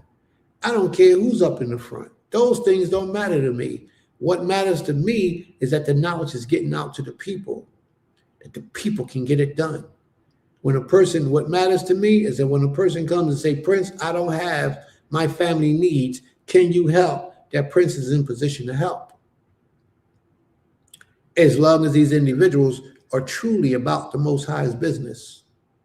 Because if they're not and they on their own agenda, I got to let them be on their own agenda. When my brothers and sisters, they call, they cry, they plead, then their needs must be met, or I will feel like I've let them down as I've let the Most High down. And that's just a fact. But I realize, and I'm not a fool, I realize that I can't do all this by myself. I can't sustain this whole nation by myself. Therefore, I need other individuals to have a like mind and a like desire to please the Creator by pleasing his people, taking care of his people, providing for his people. Those are the type of brothers and sisters that I need, so that we can build this collectively as a nation and supply the needs of our people. But I don't have that. I got a lot of people on the lay side who talk that talk, but nobody that's walking that walk.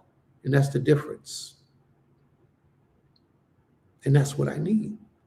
And if I get that, if the Most High so sees fit, which I know he is, which I think he already laid the foundation for it to happen, and I know it's all falling in place. When that happens, I'm thankful and I'm grateful. And it'll be a whole lot of pressure up off of me. And all the families can receive and get all that they are supposed to have. And that's a fact.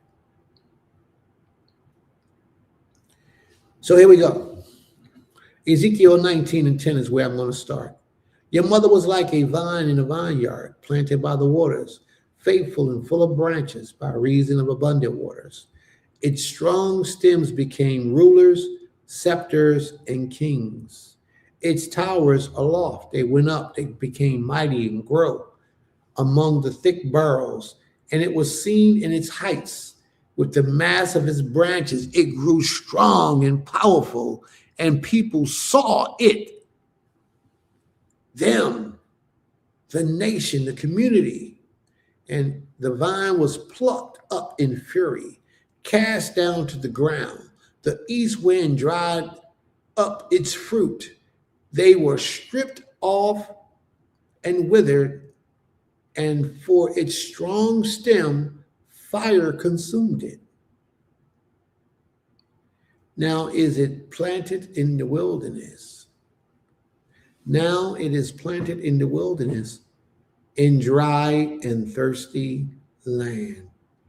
And fire has gone out from the stem of its shoots, has consumed its fruits, so that there remains in it no strong stem, no scepter for ruling. This is a lamentation and has become a lamentation. What they're talking about, family, is our current condition. For we were that vine that extended out from our forefathers. We are the one that's in a dry valley where no one is here to help. No one is teaching, no one is leading, no one is doing the righteous things of the Most High. Yet we have schools all over the place. Most of these schools are all teaching about their self-edification so that they can grow large in numbers. But how effective to the people they are? How can you build a community? And I want you to think about this, because this is a fact. How can you build a self-sufficient community if everybody in your community that contributes to the community works outside the community. Everybody in our community works for the Europeans. How can you build it? You can't. It's not going to work. It's not going to last. The only thing that can work and last is a self-sufficient community where the people of the community works for the community to bring about greatness for the community. What does that mean? We grow food and we sell that food to the people outside the community. We make shirts, then we sell those shirts to the people outside the community. If we make pants, if we make shoes, if we make fringes, if we make rugs, if we have that flax machine where we can weave flax clothes and cotton and wool and linen, if we do those things and take those things and give it to the needs outside, we bring money back to the community. That's a truly self-sufficient community. We can write books. We can sell books. We can make staffs. We can make dog houses. Anything we make, we can sell to the people out there. And if we do these things that I just mentioned, these are just a few things. And as we build, other ideals will come to us. Other creative ideals of making money will come to us.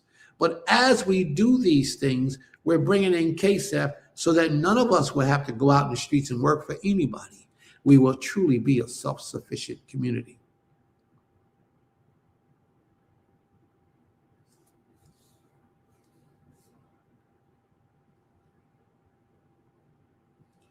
So this is what I'm trying to explain to you. We can't be a self-sufficient community if all of our people are working outside. If our people are working, that's a blessing within itself. But a lot of people who can't work, don't work, they don't know how to do what they need to do. And when you try to tell them, they don't want to do that. They want to do what's pleasing to them. I tell a woman, I tell her quick. I tell a man, I tell him quick. How old are you? I'm 29. I'm 30 years old. I'm 40 years old. I'm 62. Well, how's your life? Well, I wish it could be a whole lot better. I want it to be a whole lot better. Would you go back and change the things that you did in your past? If you had the opportunity to do it, would you do things differently? Man, heck on, yeah, right, absolutely. I would do things completely different. So in other words, they just confessed to me, and I don't know if you heard it, but I heard it.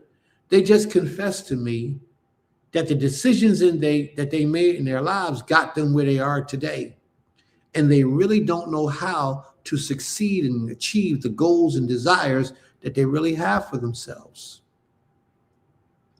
There's a lot of things about my life that I would change, but there's a whole great things that I would not.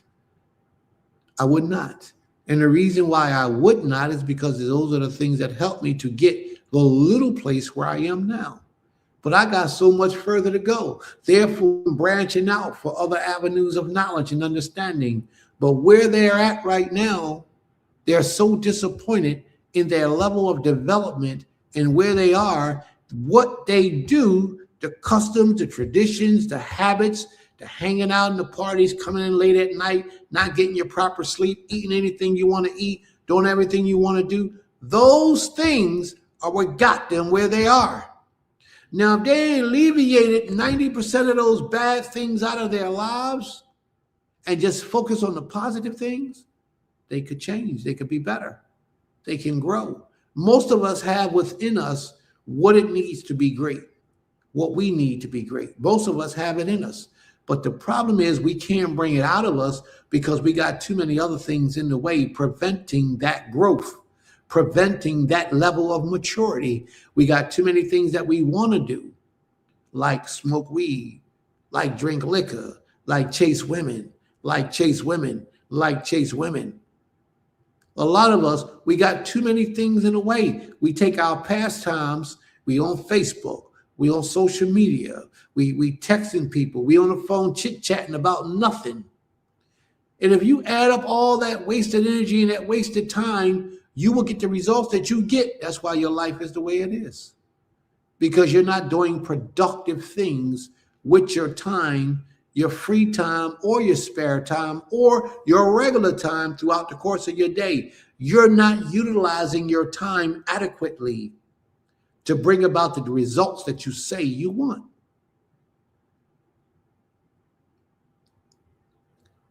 Now, if you see, like the sister said, where are those communities? We don't have any of those communities today. If you see a need, then fill that void. You be the one to step up and say, yo, Prince, here I am. Use me. I'm at your disposal. I might be a phone call away until I actually get to live on the land with you, but here I am. These are my credentials. This is what I'm good at, but I'm willing to learn whatever I need to learn to further the cause of our people. Nobody's saying that today.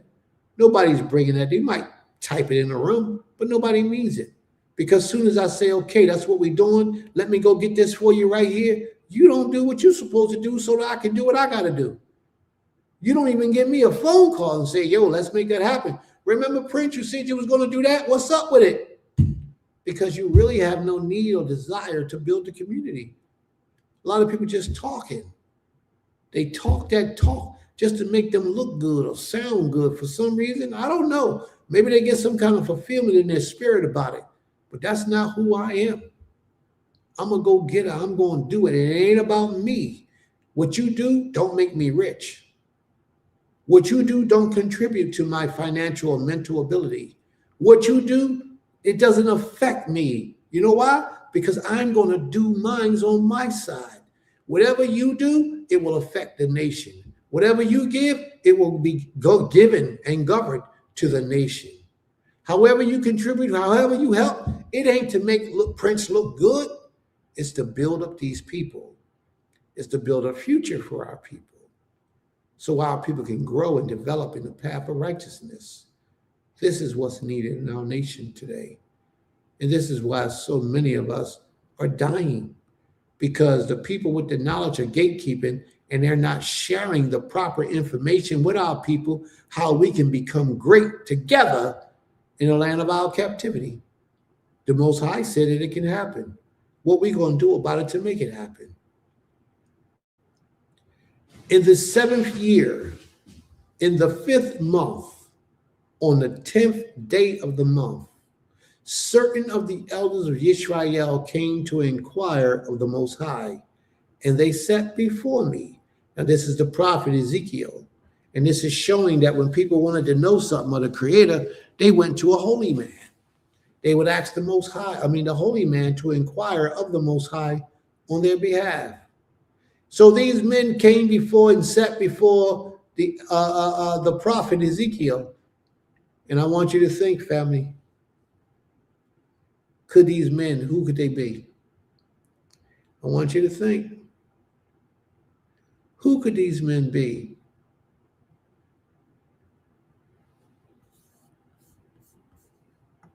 Who could these men be that sat before Ezekiel, who mentioned these things to Ezekiel? Who could these men be? Could these men be you? Could these men be somebody you know today? Could these men be people you heard of today? Let's see. Ezekiel chapter 20, verse 2. And the word of the Most High came to me. And the Most High said, or the word of the Most High said to him, so therefore the word of the Most High spoke on the Most High's behalf. So the Most High said to him, Son of man, speak to the elders of Israel and say to them. Now I want y'all to hear this real carefully. Watch what he says. Thus says Adonai Yehovah, is it to inquire of me that you have come? You are filthy. You are full of dirty rags, and you are a dirty vessel. You got so much evil and wickedness in your heart. You sin against my commands, and you want to come and inquire of me? You are a wicked individuals, plural, but yet you want to come and inquire of me?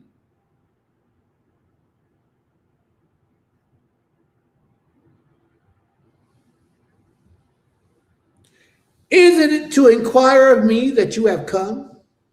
As I live, declares Adonai Yehovah, I will not be inquired of by you. So if you're living your life in a wicked, defiled manner.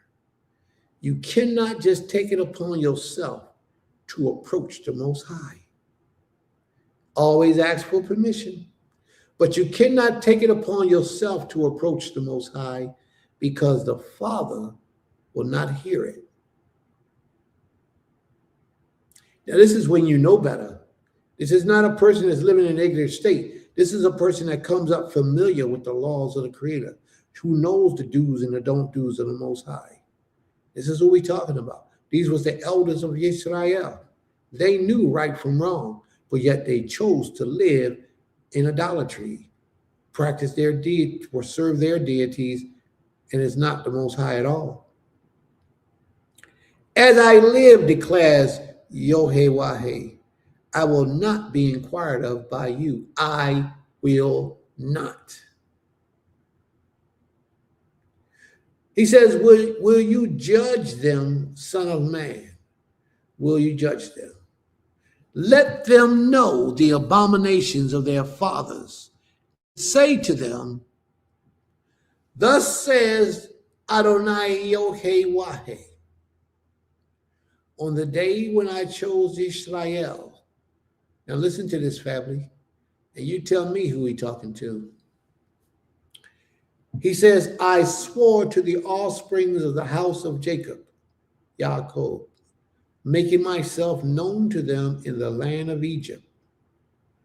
He says, I swore to them, saying, I am Yahweh, your Elohim. On that day, I swore to them that I will bring them out of the land of Mitzrayim into a land that I have searched out for them, a land flowing with milk and honey, the most glorious of all lands. This is deep. So when we was in the house of captivity, who the Most High talking to? So when we was in the house of captivity, the Most High says he revealed himself to us. He entered into a covenant with us and made a promise with us that he would do such a thing. And all he required of us was that we served him and kept his commandments.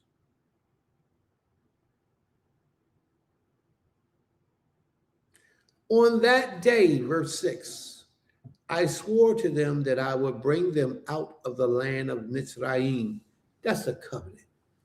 Into a land that I have searched out for them, a land flowing with milk and honey, the most glorious of all lands. And I said to them, this is what he told us we had to do. Cast away the detestable things your eyes feast on. That's key. Now let's listen. Well, let's talk. He says, cast away the detestable things that your eyes feast on. Your eyes, you don't eat, you don't feast with your eyes, do you? You don't consume food in your bodies, do you? With your eyes. Your food is consumed through your mouth. But he said, with your eyes, with your ayn feast on. What is the Creator saying? See, because we'll read this and read right past it and never stop to break it down. When we were in Egypt, we lived in Egypt before we were slaves, just before we were slaves. We learned the ways of the Egyptians. We began to practice their deities and serve their deities. We saw they had gold, we wanted gold. We saw they had chariots, we wanted chariots. We saw the Egyptian garments that they wore, we wanted those Egyptian garments so we can wear them. We saw the Egyptians at a brothel, we wanted to go to that brothel so we can have pleasure like they did. We were eating or doing everything that we saw the enemies of the Most High doing. We took in their customs, their practices, and we ate it up. Are we doing that today, family?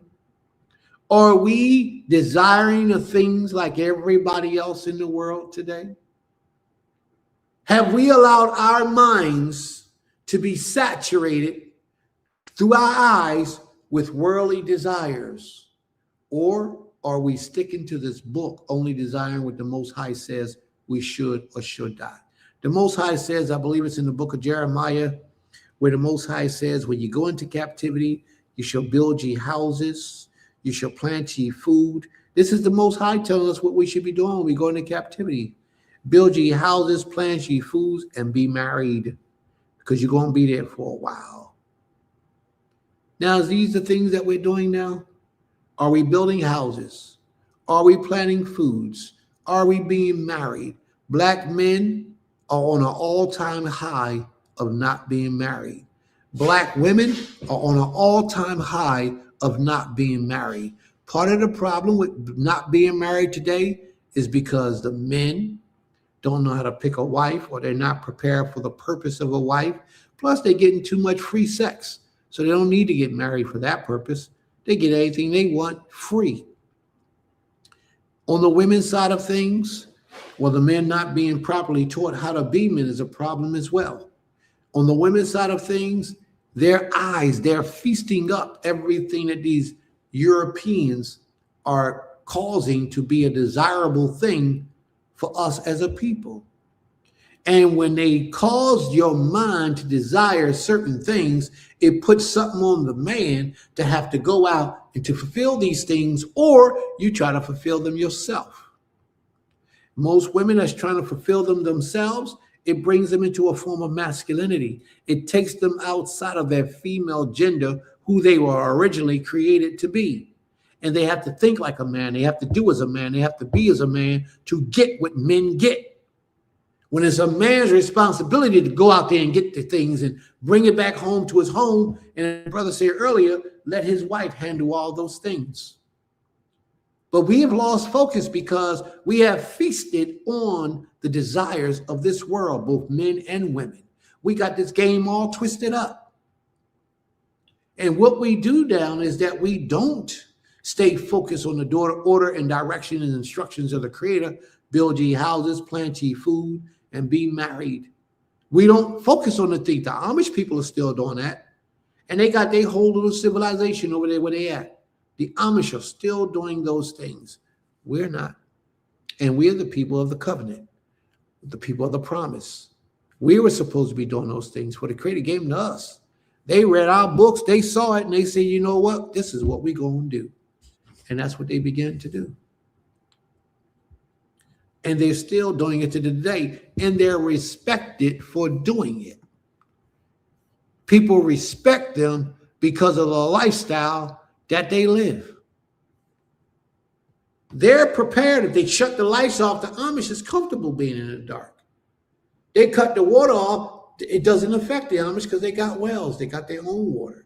It doesn't affect them. They don't owe mortgage bills like we all owe mortgages because they built their houses from scratch. How did they build it? A whole lot of Amish people came from all over the world and came to that one land and built that house until it was completed. So they didn't allow their eyes to feast on the deities of Egypt to the degree where it took them off of the path. And if my statistics is right, not one Amish person has Alzheimer's. Not one Amish person has that disease that affects the children, where they my wife was speaking about it earlier. It was chapter 40, something like that. I forget the medical term that they have for it. Dyslexia. What's that other term they have for that thing? Ima, if you're present, what's that thing that autism? That's it, autism. Not one of them have autism. Not one of them have Alzheimer's. When they die natural causes or some accident or something else other than what most of our people die, ADHD, those things. They don't have those things. They don't deal with those type of issues because they live in a totally different lifestyle. They didn't allow their eyes to eat off of the beast like we do. And that was supposed to be us. We're supposed to be living that life. That's what I desire for our people today, to outdo them in the life that was designed for us. But we have to desire that for ourselves. Man, first thing we do is get us a nice car, ride around the city in a $100,000 car and ain't going nowhere. How is that car benefiting you? What production do you get with that car?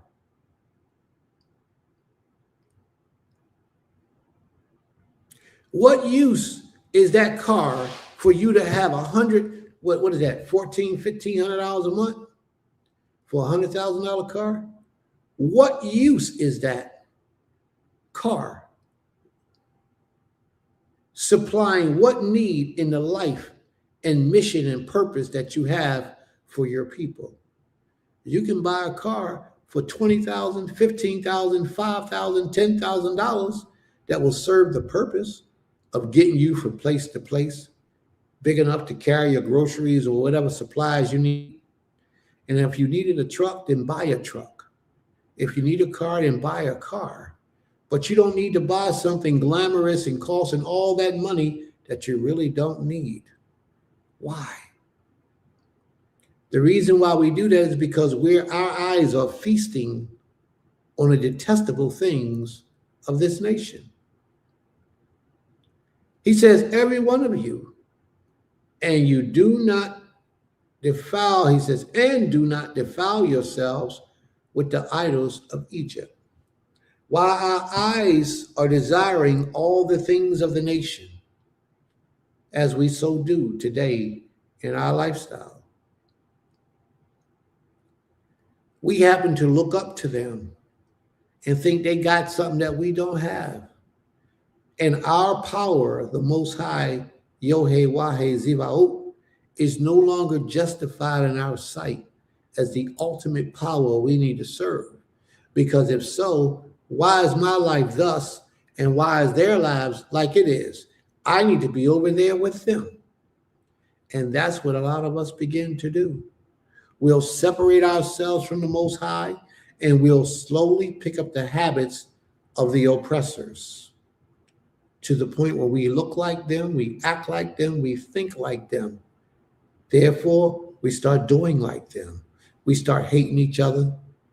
You know, back in the day, shooting up a school was specifically a European crime. And now, slowly but surely, Black people getting into part about shooting up schools. Rape, homosexuality, all these things were primarily European crimes. Look at us now in our own communities, what we're filtrating our communities with.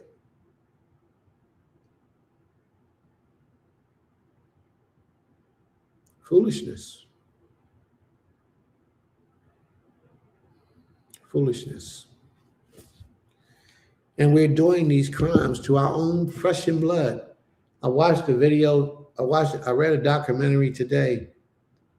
May the Creator bless her memory, of a young lady, she looked like she was in her 20s, that was put to death because she wouldn't give her brother the password for the Wi-Fi. He strangled her. Our people. See, this man was supposed to protect his sister, but because she wouldn't give him the Wi-Fi, he strangled her to death. And now he's in jail for life.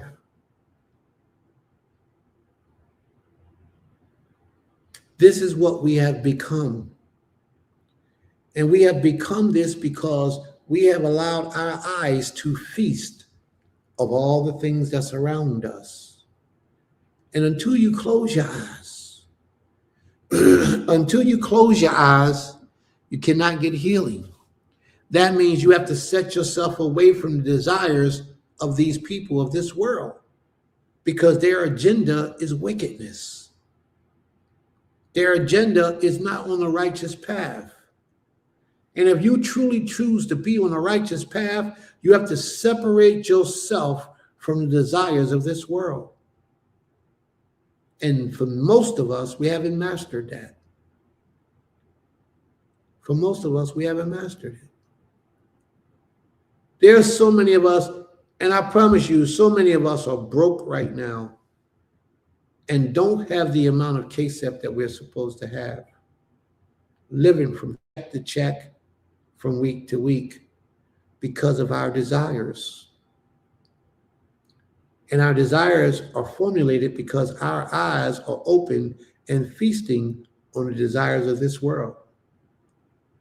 Trying to keep up and please this world and have the things of this world puts us in poverty. Whereas if we close our eyes, just put your hands over your eyes. You know those horses, when you got horses and they're pulling carriages, you ever see those things on the side of the horse eyes like this? Why are they there? They're there so the horse don't wander, so that the horse only sees what's straight in front of him. And that's what we need to begin to do with our lives. Write down our mission plan. Write down what we want to see for our future in the next 5 years and start implementing that day by day, week by week, month by month, the goals that we seek to accomplish and achieve. Start implementing that. Some of the people under my care and my custody, I have them putting pennies in a jar every day. I want you to put a penny every day. And if you skip a day, you can't make it up by putting 2 pennies. You can't do that. You got to start all over from scratch. Put a penny in a jar every day until you teach yourself consistency. Consistency will help you to keep those blinders on so that you can see the path in front of you and not get distracted by allowing your eyes to feast on everything around you. We have to do that.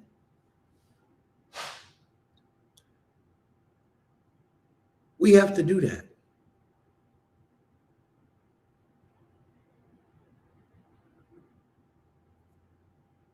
We have to begin to think like that, because the Most High is saying that we have cast away, he wants us to cast away the detestable things your eyes feast on.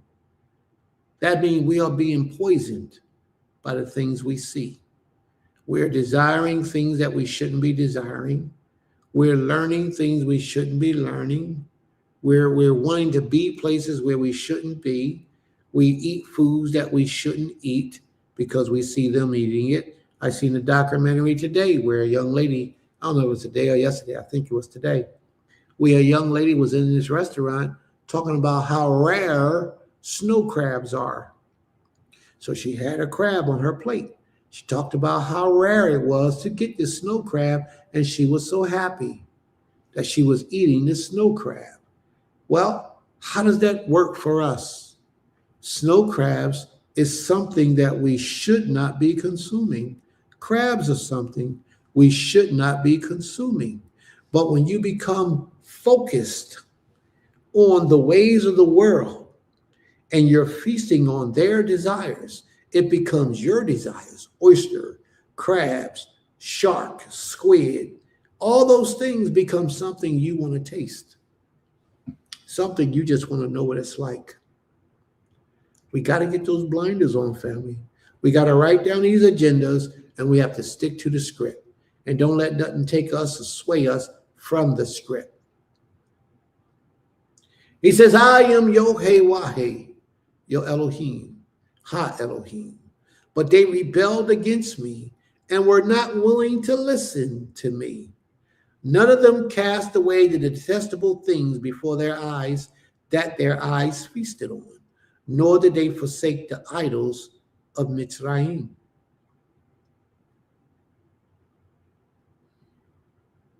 What are some of the things that you think our eyes feast on today that take us away from the Most High?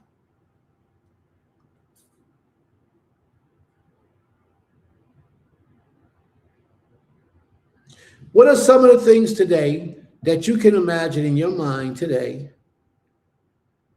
that our eyes feast on, that take us away or slows up our progression toward uniting as one? These are things I would like for you to meditate on, because the Most High is saying that that's what our problem is. And if you look at it, he also ends this out by saying, nor did they forsake the idols of Egypt. Who are the idols of Egypt? What are the idols of Egypt? Primarily, Egyptians worshipped a whole lot of deities. If the wind blew a certain way, it was the wind. The frogs. They worshipped a whole lot of deities. The children of Israel was only supposed to worship the most high power.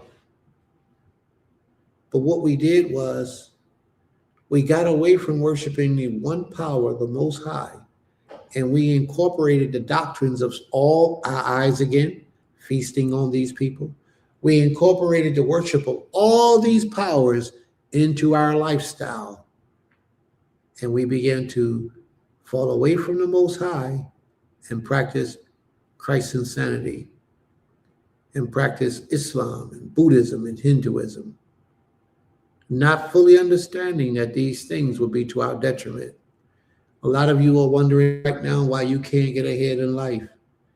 It might be because you got partners with the Most High, where the Most High has no partners. It might be that secretly you desire things that have nothing to do with the Most High. It might be that you're worshiping someone other than the Most High, and you're wondering why your life is going the way it is.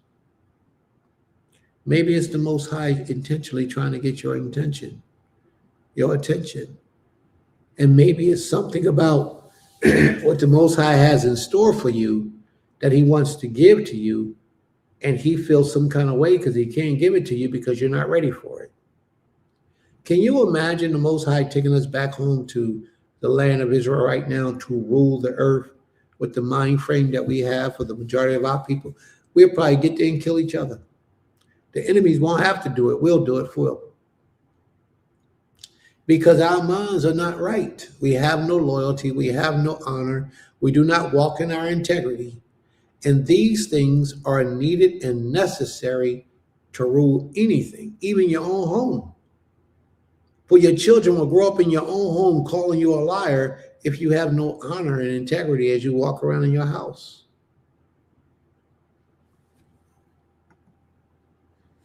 This says sex and lewdness grid. A lot of us would not appreciate the land. And that's true. We'll do worse than the Europeans. We'll do worse than the Europeans because we don't appreciate what the Most High has allotted us. Facts be up there eating sea roaches, talking about you don't know what you're missing, shaking my head. Our eyes feast on things of the flesh instead of spiritual matters and characteristic building. Absolutely. May the Most High be praised. And these are the things that we need to begin to do. Look what she said. She spoke very wisely. Instead of speaking as spiritual and feasting on spiritual matters and characteristic buildings, a lot of us don't think anything is wrong with our character. A lot of us think we got the spiritual realm under control, and we don't. We don't. But this part about the gods of Egypt, I want to make this clear for those of us who are listening today. So many of us are practicing idolatry and don't realize that's what we're doing. And I really want to take the time to really speak to you so that you will walk away from that idolatry and gravitate to the oneness of the Most High. The Most High don't need anybody to do anything for him. He truly stands alone. Then I said, I will pour out my wrath upon them and spend my anger against them in the midst of the land of Mitzrayim. And he did, but I acted for the sake of my name, that it should not be profaned in the sight of the nations among whom they live. The Most High is moving in integrity, in whose sight I made myself known to them in bringing them out of the land of Mitzrayim. So I led them out of the land of Egypt and brought them into the wilderness where we act a fool in the wilderness. Remember when we went into the wilderness and the Most High spoke to us? We said, Most High, don't speak to us no more. No more. It's too scary because our minds wasn't prepared to speak to the Creator. Just like today, our minds are not prepared to even make prayer to the Most High. So how do you think the Most High is going to let you approach him with all the filth that you got on you? All the wicked ways and wicked doings that you have done and who you have become. Why do you think it's okay to just pray to the Most High?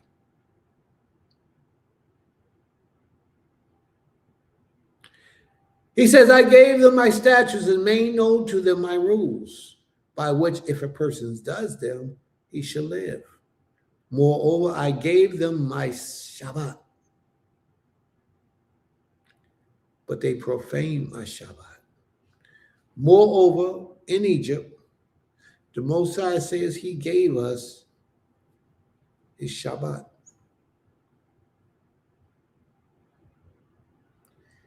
He says, as a sign between me and them.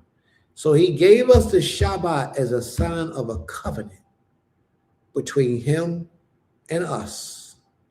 That no matter where we were in the earth, that we should keep that Shabbat holy, set apart, and sacred. But do we do that? How many of us keep the Shabbat holy, set apart, and sacred? How many of us?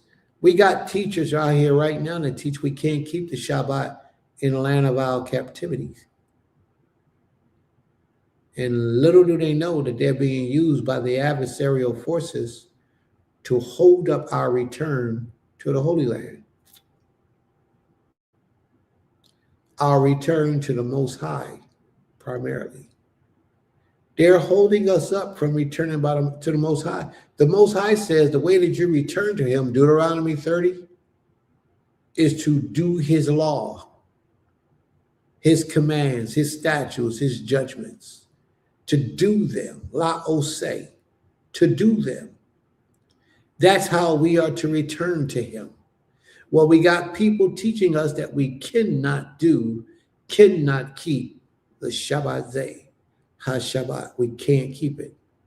But the Most High says, by keeping the Shabbat day, this is a sign between me and them, that they may know that I am Yod-Heh-Wah-Heh, who sanctifies them. The covenant that he made with us was kept, and the Shabbat day was given to us as a token of remembrance that the Most High has a covenant with us. So therefore, if we stop doing the Shabbat day, then that means that we are not honoring the covenant that the Creator gave us. And there are so many people out here that teach us that there is no longer any need for us to do the Shabbat in the land of our captivity. And they sound so convincing that we stop doing the Shabbat. We go back to work. We start doing the things our eyes desire because we are feasting on the ways of the world. We want to be like them. We want to come up. Man, I ain't had to take off on this Shabbat. Man, I was taking off because my man taught me the knowledge of the Most High. He said this is what I had to do. So I was taking off the Shabbat, but he didn't take off the Shabbat in here, in his heart. He didn't take off the Shabbat in here. He only did it because he thought that's what he was told to do, which in reality, he was trying to do it, but he didn't really do it.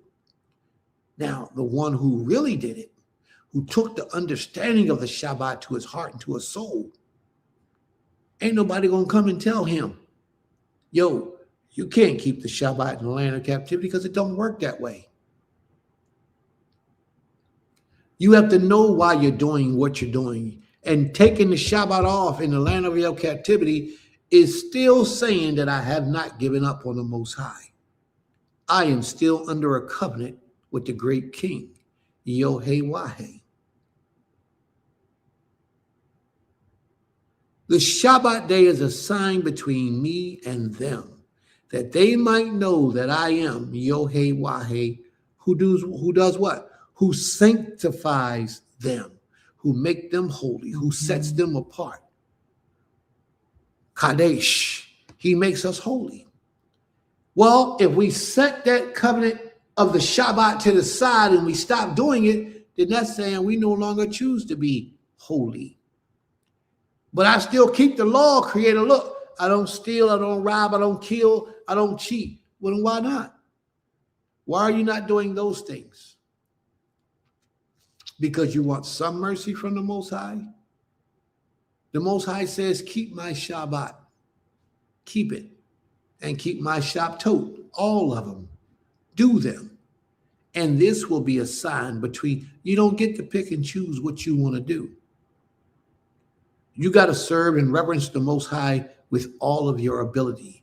Your heart, mind, soul, body, your spirit, your essence, all that must be in proper alignment with the Most High being the focal point of all things in your life. Anything you do in your life, you always weigh it with this. If I do this, will the Most High approve of it or not? And if you know that the Most High will approve of it because he loves good deeds and good actions, then by all means you do it. But if you don't know, man, the Most High wouldn't like it if I did this, then don't do it. Even if you think he wouldn't like it, then don't do it.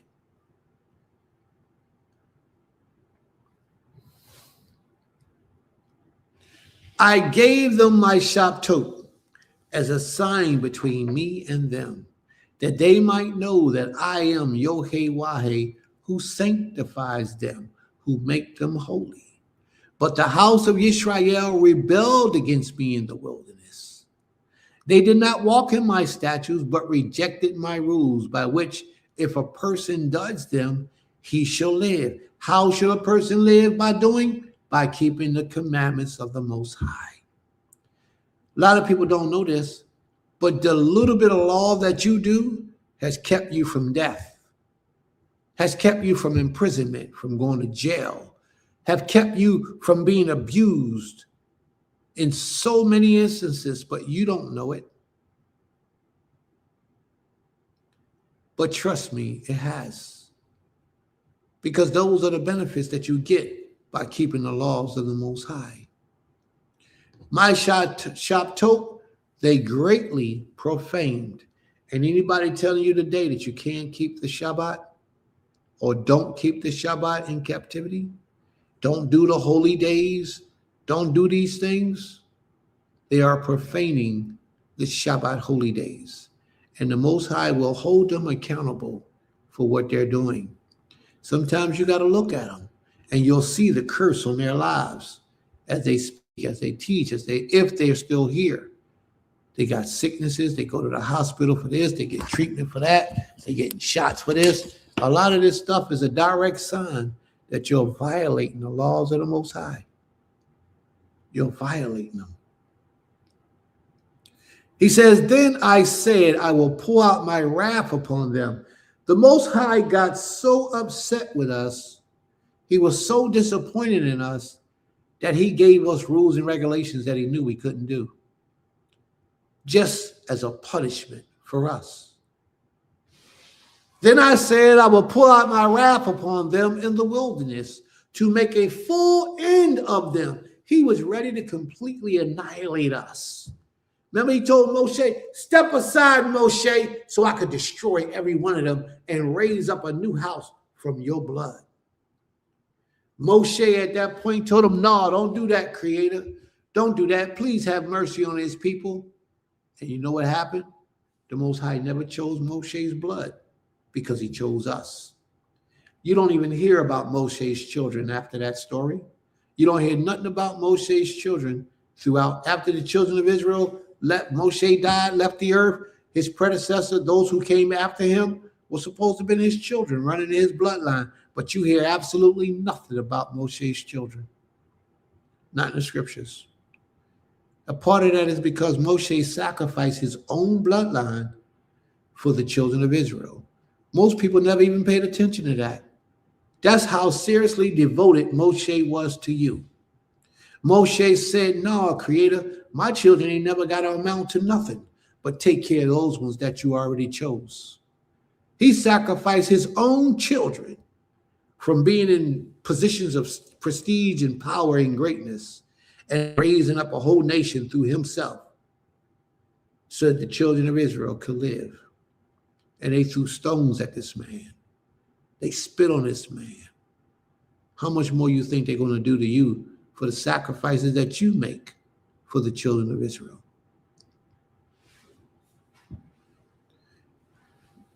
Then I would pour out my wrath upon them in the wilderness to make a full end of them. But I acted for the sake of my name, that I should not be profaned in the sight of the nations, in whose sight I have brought them out. The Most High didn't want to bring us out.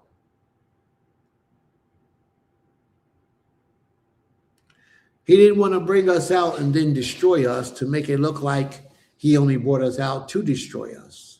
So therefore, he spared a lot of us and allowed us to continue to exist in the earth.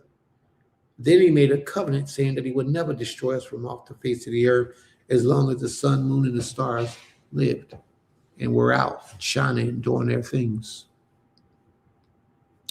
Moreover, I swore to them in the wilderness that I would not bring them into the land that I had given them, a land flowing with milk and honey, the most glorious of all the lands, because they rejected my rules and did not walk in my statutes and profaned my Shabbat.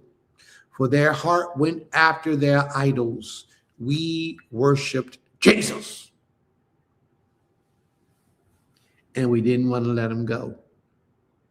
The Most High said that they would not enter into the land of Canaan because they worshiped idols. And you know what he did? You know what he did? He killed every one of them over the age of 20 in the wilderness. They did not see the Holy Land. Everybody from the age of 20 downward, the Most High allowed them to enter into the land. But those from the age of 20 upward, the Most High destroyed every one of them. The only ones except the priests was able to make it in. Everybody else died except Joshua and Caleb. They lived. But everybody else, they all passed away because they was wicked in the sight of the Most High. Verse 16 says, because they rejected my rules and did not walk in my statutes and profaned my Shabbat, for their hearts went after their idols. That means that you chose to worship and serve something that you learned about with your eyes because your eyes was feasting on the nations. How they worship their deities, you worship your deities. How your pleasures got big in your sight, that's how you lived, to please your pleasures and your desires. It had nothing to do with serving the Most High and pleasing him. Nevertheless, my eyes spared them, and I did not destroy them or make a full end of them in the wilderness. Everybody at the age of 20 or over, they got to live. And I said to their children in the wilderness, do not walk in the statutes of your fathers, nor keep their rules, nor defile yourselves with their idols. I say that to you all right now. How many of you right now are walking in the ways that your mother have taught you or your father have taught you, and you think, no, man, you know that it's not the ways of righteousness? And what I'm talking about young brothers and sisters who come up and they're practicing Islam or Christianity or Buddhism or Hinduism. They're practicing all these religions because their parents gave it to them. Not because they sorted out or the Spirit led them or they found through some research and they felt like they were gravitated to that thing. They don't practice what they practice for those reasons, but they should. They practice what they practice because they was born into that way of life. They spend any time with me, they're going to learn about the realities of that life or that religion that they're practicing. Most of us have learned the ways of our forefathers. If your forefather was an alcoholic, you're an alcoholic. Your forefathers slept around with all these multiple women. You sleep around with a whole lot of women. Your forefathers didn't pay their bills and take care of their children. You're going to end up being the same way, a bum, just like your forefathers. Unless you separate yourself from that and exclusively give yourself to the Creator. So anyone who is practicing idolatry right now, Christianity, Islam, Buddhism, Hinduism, any of those religions, it's not too late for you if you can hear what I'm saying. If you can hear my words, it's not too late for you. Your whole trajectory of your life can change from this day forward. All you need to do is truly humble your heart. Walk away from those deities. Matter of fact, open your mouth and confess that you no longer are worshipers of those deities. And tell the Most High that you want to serve him and him alone. That's what you tell him. Creator, I want to serve you and you alone. Come into my heart and teach me your truth. Give me a new mind and a new spirit that I may learn to fear, serve, and obey you. And you watch the Most High open doors in your life that you never even thought was closed. Watch how he do what he do. Watch how he reveals his power, his might to you. He says, I am Yod-Heh-Wah-Heh, your Elohim, Ha Elohim. He says, walk in my statutes and be careful to obey my rules. Do you know how many people walk away from the Most High? Because the examples that lie before them are unrighteous examples. Do you know how many people we got that look up to their leadership and see all the foolishness that their leadership doing, the wickedness that their leaderships are doing, and they walk away from the Most High? Because they're saying, how could this possibly be the Creator if he confessed to be the Most High servant, and the Most High is not punishing him for doing all this wickedness? How can the Most High be true? And these are primarily young people with a vast mind, with an intelligent mind, that's coming up in this ways, that's watching us and seeing the evil and the wickedness that we do, and is causing them to question whether the Most High is worthy of their praise. And most of us fall short. Because as a spiritual leader or the people, even you as the people, you're leaders of people in some degree or some capacity. You're supposed to lead the people to the Creator. Well, if you're trying to talk to your sister about worshiping the Most High, but your sister know that you're committing adultery on your husband every day, there's nothing you can say to her. If your sister knows that you're eating pork chops and applesauce in the alley with your brothers, there's nothing you can say to her. Your woman who you just found out and brought into this way of life, you tell her you can't work on a Shabbat day, but she come in your house and you on the phone conducting business. Whether you tell her it's an emergency or not, you have still disrespected the Almighty. Therefore, it's almost impossible for you now to convince her that you're on a righteous path.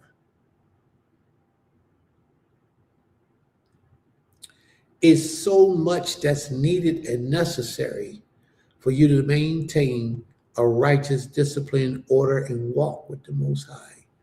He says, do not defile my laws. Keep my commandments and my rules and my statutes, for I am the Most High, Ha Elohei Yisrael. Walk in my statutes and be careful to obey my rules. And then he says, and keep my Shabbat holy. Keep my Sabbath holy. And how do you keep the Sabbath of the Most High holy? You got to keep it set apart. How do you keep it set apart? Well, think about it. What distinguishing feature would separate the Shabbat from every other day of the week? It's work. You work 6 days a week, but on the seventh day, you make it holy by not working on it, by setting it apart, by fellowship and communing, learning about the Most High, practicing your culture. That's how you set it apart. That's how you make it holy. And you have to begin to meditate on these things, family. Keep my Shabbat holy, that they may be a sign. Again, he's repeating, that it may be a sign between me and you, that ye may know that I am Yod-Heh-Wah-Heh, your Elohim, or Eloheka. He said all that to the children of Israel, but the children of Israel rebelled against me, he says. We rebelled against him. They did not walk in my statutes and were not careful to obey my rules, by which if a person does them, he tells us again for the third time, if a person does them, he shall live. They profane my Shabbat day. And that's what we're guilty of.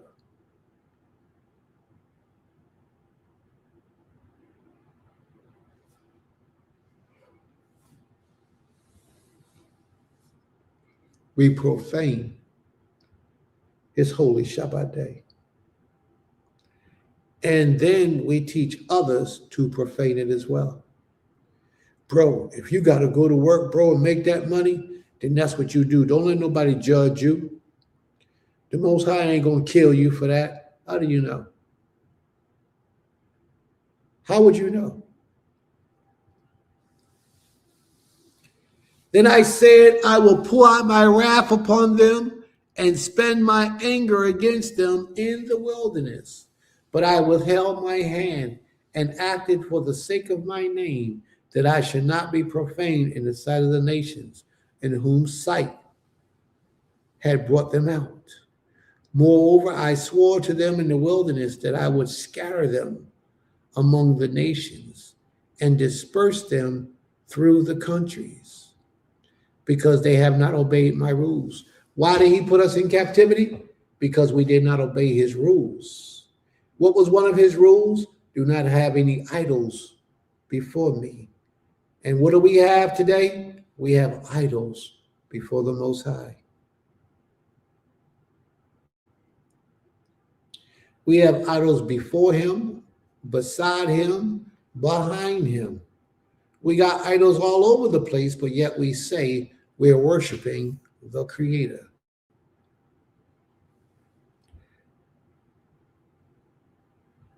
Moreover, I swore to them in the wilderness that I would scatter them among the nations and disperse them through the countries, because they have not obeyed my rules, but have rejected my statutes, and they have profaned my Shabbat. And their eyes were set on their fathers' idols. Their eyes were set on their fathers' idols. You worship the deities that your fathers worshipped. And that's what you're guilty of. Ima, are you current? All right, family, we need to take a small break. We need to take a small break. So this is what I'm going to ask you to do. I'm going to ask you to post some of your questions.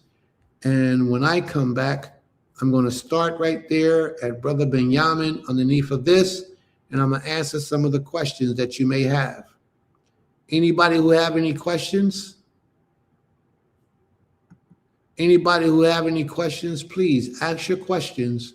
Write them down, ask your questions in the group, and I shall return in one moment. May the Most High be praised. Give me a second, please.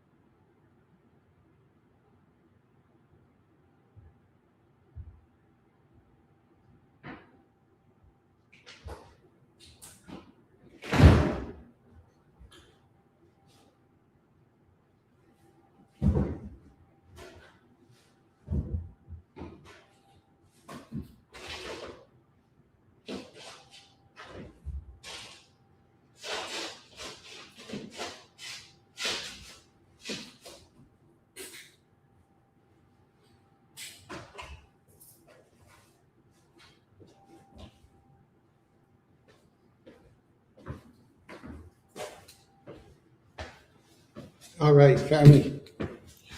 Thank you. All right, let's see where we at. All right. Sis says, what about Christianity? They work on Saturday, and some of them are even better than some Israelites. They even get blessed. All right, that's a good question. Again, you have to question what a blessing is. Now, let me put it to you this way.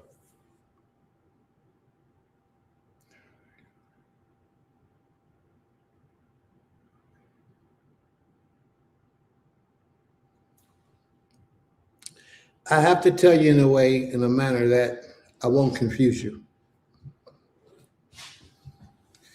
A lot of the Christians, the laws of the Most High has not been revealed to them. Therefore, they're doing what they're doing. It's not that they're not being punished or they're not being cursed, because they are. They're still under the curse. They're still being punished. Ignorance is no excuse, thus saith the Most High. But what you have to understand is this. A lot of those Christians are more obedient to the discipline that they believe to be true than the children of Israel who have the truth. They don't know that they're not, majority of them don't know that Saturday is a Shabbat day and the Most High said don't work because the pastors don't teach them.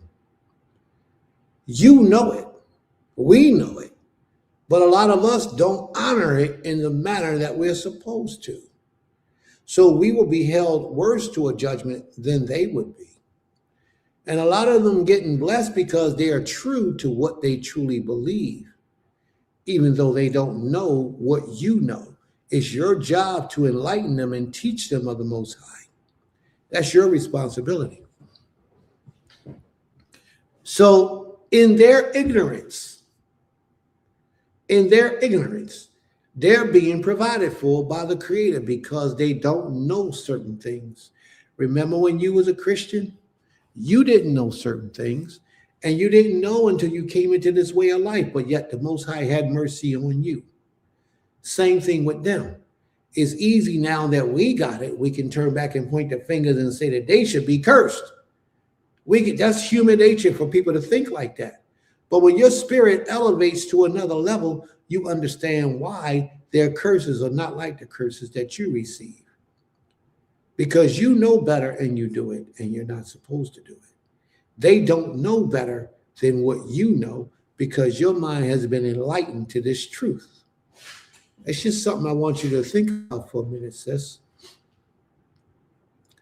Now, if you're really concerned about where they're at, then you should be going to go to them and talk to them and help them to become a better people. What about the Muslims? They work on Saturday and they are alive and been blessed. You think they're being blessed because of what you understand about a blessing. You truly don't know what their condition is. You really don't. But they do work on the Shabbat. They got a lot of KSF on the majority of part. Not talking about all of them because a lot of Muslims are suffering real bad. The true people of Israel who are practicing Islam, majority of them are suffering. They couldn't even see their blessings because the blessings are not before them because they're blinded because of the religions that they practice.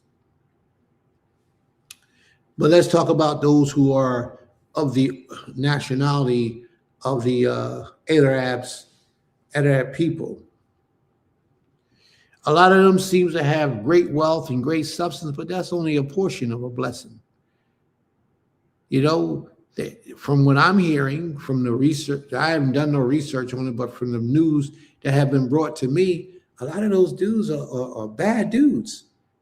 A lot of them, they do things to women that's unremarkably pathetic, trifling, disrespectful, that shouldn't be done. They still treating black people like trash, enslaving black people, putting separate, just like the white people. Why are black people hated anywhere we go on the earth? Every nation of people hate us, no matter where we go on the earth. You should ask your question, why? The answer to that is because we are the holy ones of the Most High. We are the children of the Most High. What they can get away with, we can't get away with. What they can do, we can't do. You understand? Because they are the heathens. They are the goyim. We're not the goyim. We are supposed to live and conduct ourselves a certain way. And the Most High knows that. You understand what I'm saying?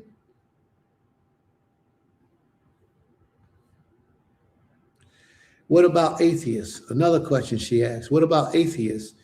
All that I just mentioned would apply to all these people, even the atheists. They don't know, neither do they understand. But the fact is, they're not you. And even if some of you people reject the Most High, he'll deal with them, but in his time. Not according to my schedule or your schedule, but according to his schedule and how he sees fit for them to reap the benefits or the curses that he has for them. The Most High, he had Job house, but he hates. He's created, but he's Elohim, still takes care. Him don't he or they belong. I don't know what you talking about, sis. He have Job. What are you saying? Sis, I don't know what you're saying on this one. You would have to help me on that. You would have to explain that one to me.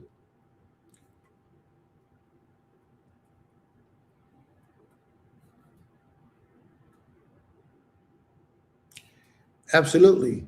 We get punished harder and worse because we know the truth, and we're supposed to be the ones who give the truth to the world.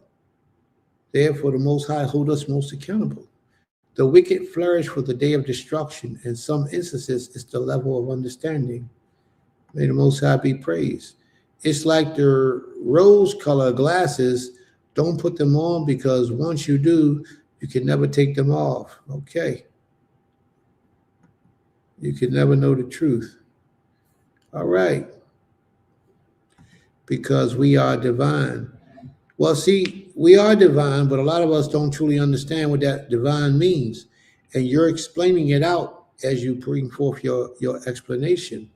We are divine. We are set apart. We are different. We are from the Most High. Therefore, we are held to a different standard. I would never reject my creator. I just hate confusion.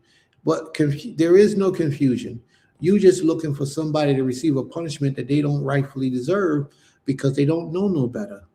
If you got children that come to your house to visit your house, they don't know that they got to take their shoes off, that y'all only eat vegan food, that they got to be in the bed by 12 o'clock. And then when they come in your house and they do all that things and they leave out of your house, they gravitate to the way they've been living. And that's how it is with the Most High. We teach the earth of the Most High, but unless we are really going to educate them and spend time with them and cause them to see why we do what we do, we can't hold them accountable for going back out in the streets eating pork chops. Like my nephews, I brought all my nephews here, and they've been vegan for 2 days. Well, for 1 day, because they ate some pizza and stuff the other day up at the store where we went to. And they ate some pizza. And they all three of my nephews Muslim, all three of them. And y'all know this is Ramadan, right? They supposed to be doing Ramadan right now. They probably listening to the broadcast because I sent them the link. They supposed to be doing Ramadan. We was working. We stopped at the store. We get some gas. I get some water, and they all got pizza and different food to eat. So we get in the car and say, "Hey, ain't this Ramadan? Ain't y'all supposed to be fasting?" Nobody didn't know what to say. They really couldn't say anything. They were convicted, but they did it again later. So the whole point that I'm trying to get across to everyone is it's okay. Let them do what they want to do, what they have to do until the Most High reaches out and open up their spirit. And when the Most High reaches, I don't hold them accountable for what they do. I just try to implement into them discipline, procedural discipline, which will show them how to better their relationship with the Creator and becoming better young men and young women in this earth, in this life that we're living. But this was Ramadan. They weren't supposed to be eating nothing, but they was tearing that meat up. They was tearing that pizza and chips and drinking water and everything. But they supposed to be Muslims. What it is, as I said earlier, each one of them was born, well, one of them wasn't, but two of them was all born into that religion. They learned the ways of their fathers. And that's why they're Muslim. Well, they're supposed to be practicing Islam, but I take that with a grain of salt. You know, it's a traditionary thing that they do, but their hearts, their soul is not there. If it was, it wouldn't have been nothing that they would have ate. They would have been hungry for the whole journey, but they didn't. And again, I'm saying that because the Most High don't make mistakes. So therefore, by the Most High showing and exposing to me who they are, it shows me I have an opportunity to teach them, to educate them, to lead them back to Him in righteousness and fullness of truth. I have that opportunity now, so that's what I'm going to do. I'm going to give them the chance to worship the Most High, to learn of Him, to serve Him.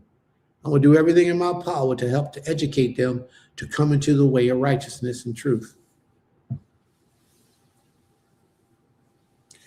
Moreover, I gave them statutes that was not good and rules by which they could not live, could not have life, and I defiled them through their very gifts in their offerings up upon all their firstborns, that I might devastate them. I did it that they may know that I am Yod-Heh-Wah-Heh, their Elohim. All the evil and wickedness that we did, the Most High punished us for it. He gave us rules and regulations that we could not keep, certain things that we could not do because we were a wicked people.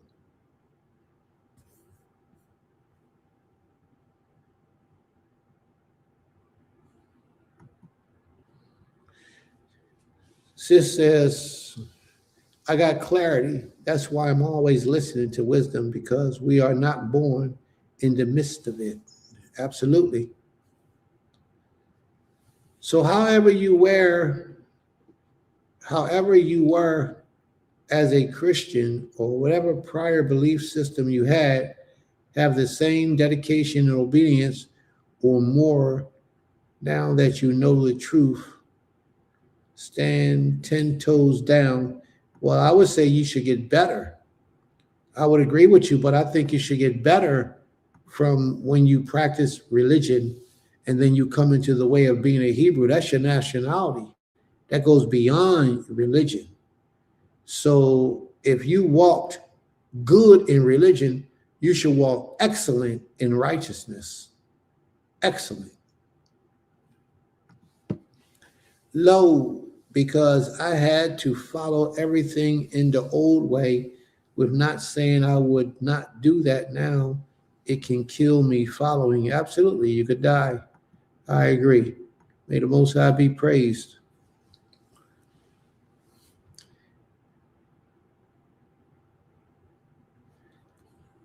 And Imam Sukari says, the ways of the Most High is all I seek, and the value it offers. May the Most High be praised. Torah Rabbah. Therefore, Son of Man, speak to the house of Yisrael and say to them, thus says Adonai Yod-Heh-Wah-Heh. In this also your fathers blasphemy me by dealing treacherously with me. For when I had brought them into the land that I swore to give them, then wherever they saw any high hill or any leafy tree, there they offered their sacrifices, and there they presented the provocations of their offerings. There they sent up all the pleasing aromas, and there they pulled out their drink offerings. I said to them, what is the high place to which you go? So its name is called Bama to this day. And Bama, I believe it means something like dryness, desert, wilderness, no fruitful place, because the Most High gave us a curse, because although he entered in an agreement with us, we didn't honor that agreement. We treated him like a woman would treat a husband that was good to her by way of committing adultery. Except we did it to his face and not behind his back. We didn't sneak and did it. We just openly just disrespect the Creator by committing adultery. That's why idolatry and adultery are synonymous with each other. The Most High says he spoke to us in the wilderness, entered into a covenant with us in the wilderness, and what did we do? What did we do? We practice idolatry right to his face. That's like a lot of Israelites today who hold on to the Christian deity and gives him a position in this way of life. And when you read the stories about the Most High in the Tanakh, they want to insert JC and put him in there, the Greek deity, as if that's him that we're talking about. Or if he was an agent of the Most High, and that's not a good thing. But a lot of people is going to take a lot of time and understanding to get them to separate from their doctrinal beliefs.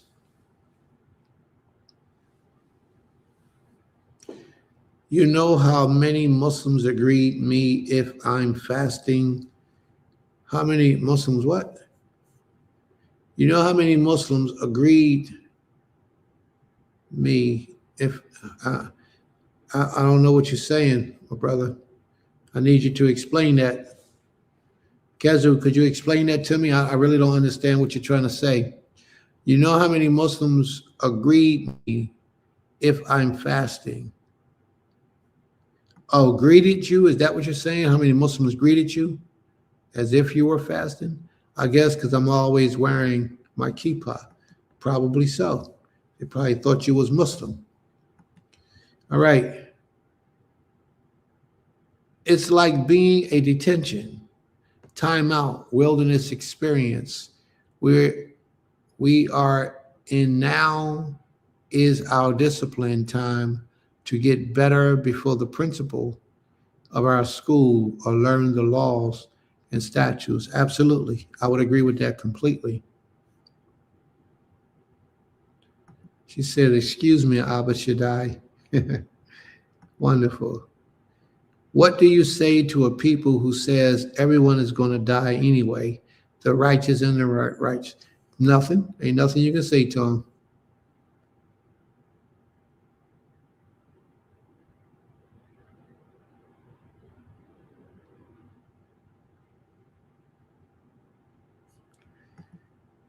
Death cannot be the ultimate punishment because all suffer it. And absolutely, and that's true. That's right. Death is not the end of the matter.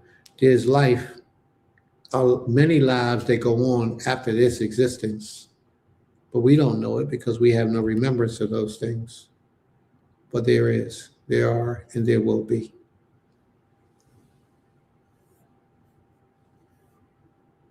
Therefore, save the house of Israel. Say to the house of Israel. Ezekiel chapter 20, verse 30. Thus says Adonai Yohei, will you defile yourselves after the manner of your fathers and go a-whoring after their detestable things? Will you still worship the deities of your father? Ask yourself this, brothers and sisters. Will you still, and then a lot of you who are practicing the Hebrew knowledge, the Hebrew way, are you doing it because you understand that this is what you must be doing? Or are you doing it because you was introduced to it? If you were introduced to it and you understand why you do it, peace and blessings be with you. If you're doing it and you don't understand why you're doing it, then you only get half of that accolade. You have to understand why you're doing what you're doing, because that's what's going to help you to continue to do it when the temptation comes. And that's also what's going to be helping you to teach your children to reinforce it for them to do.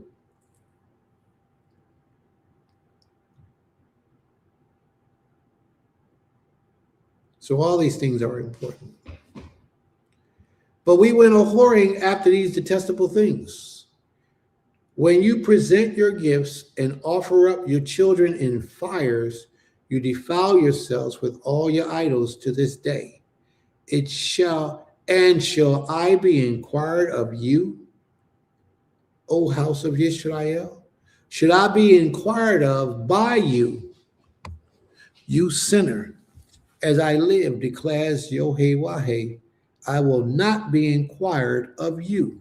So many of us are currently seeking to pray to the Most High, to talk to the Most High, to do all types of things before the Most High, but yet we ourselves are impure. I mean, I'm not saying impure like we might make a mistake and do something or unclean or anything like that. I'm saying impure or straight wicked. We practice idolatry. We give our jewels to deities.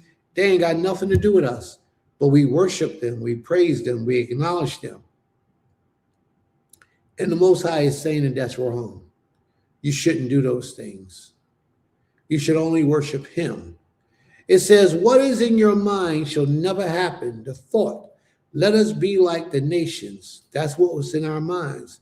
Let us be like the nations. So that's my sister asked earlier. What about people that don't believe in nothing, the atheists, or people don't practice nothing? The Most High is saying that you're saying in your mind, let's be like them. Like the tribes of the countries, and worship wood and stone. Now, when that says worship wood and stones, my mind flipped. What nations do we have today that worship wood and stones? That's a great question, to let us know the people that we're trying to be like. So I pulled up some things on the internet about worshiping gods of wood and stone. And I want to pull up some of my results just so you guys can see. I know what they say, but I want you to see what they say. I know exactly what they say. And that's why I pulled them up. But I want you to see what they say. Okay? Here's one of the gods, one of the history stories that we want to talk about of these deities. They got statues of Jesus, Jesus, Eos. And these statues that they have, some of them are made out of wood, and then some of them are made out of stone. Some are made out of wood, and some are made out of stone. But yet people worship these things. Now, this one I got on the screen says it's an iconic Christ, the Redeemer, statue in Rio de Janeiro, is primarily made of reinforced concrete and carved in a mosaic of thousands of triangular soapstone. Soapstone is a real stone.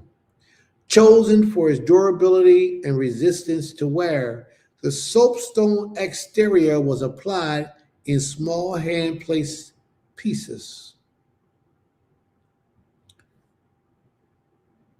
The construction was built in pieces between 1922 and 1931, with the head and hands designed from shrimp sculptor Paul Landowski and his body designed from Brazilian engineer Hector de Seville. But soapstone is a real stone. It's found in one of those places throughout the earth. So now that's just talking about the soapstone. Let's talk about this, the religion, the black stone. What is the black stone? What religion prays to a rock? That was my question. Religions and traditions that incorporated reverence for or pray to toward specific rocks or stones include Islam. They pray to the black stone. Shinto sacrifice with rocks, and various forms of Hindu natural lingrams. While often interpreted as idolatry by outsiders, adherents generally refer to these as the focal point for divinity, relics, or representations of natural energy. Islam, we got so many young Black people being influenced by Islam today, but they know nothing about the black stone in Islam. They know nothing about the black stone. And I'm going to tell you a little bit of history about the black stone. Let me see how much they reveal to you. And then I'm going to tell you a little bit about the black stone.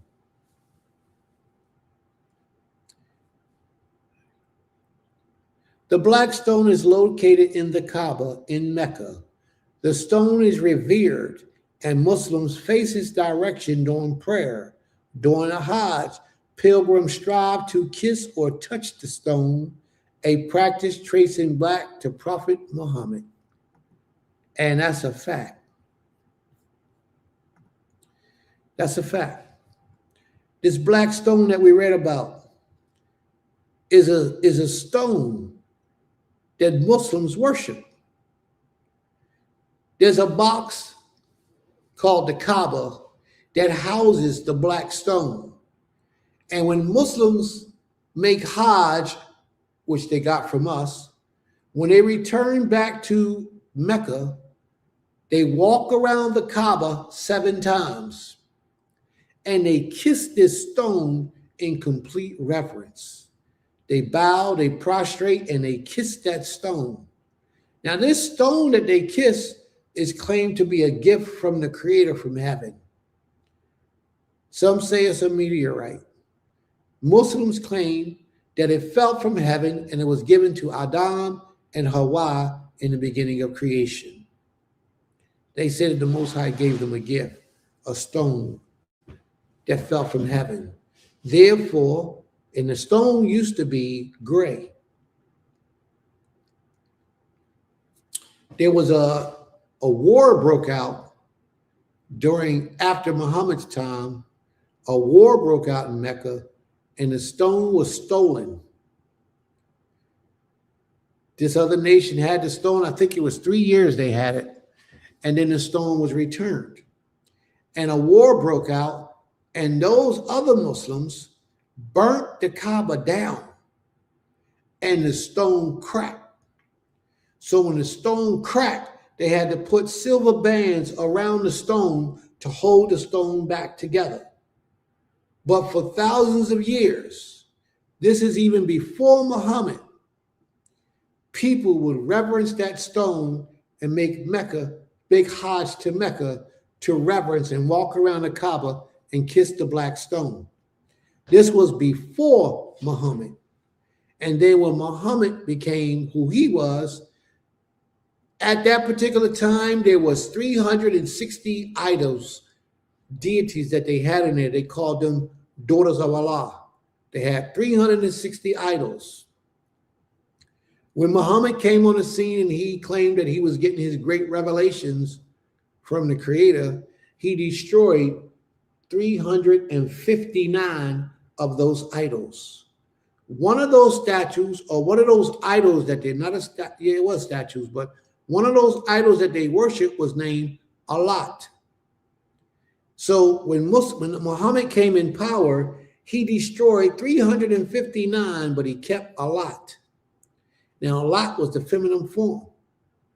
And Allah in Arabic, the tet and the hay are very similar. So they practice and they worship that Allah now. They venerate that Allah now. And a lot of Muslims have no understanding, no consciousness over who they worship and who they pray to. The word Allah is really a title. It's a title given to their deity. A lot of Muslims don't know this. That black stone was a stone that was cracked by fire, and it turned black because so many filthy lips kissed it, so many dirty hands touched it. And that's how it became black. And today it's known as the black stone. and they worship it.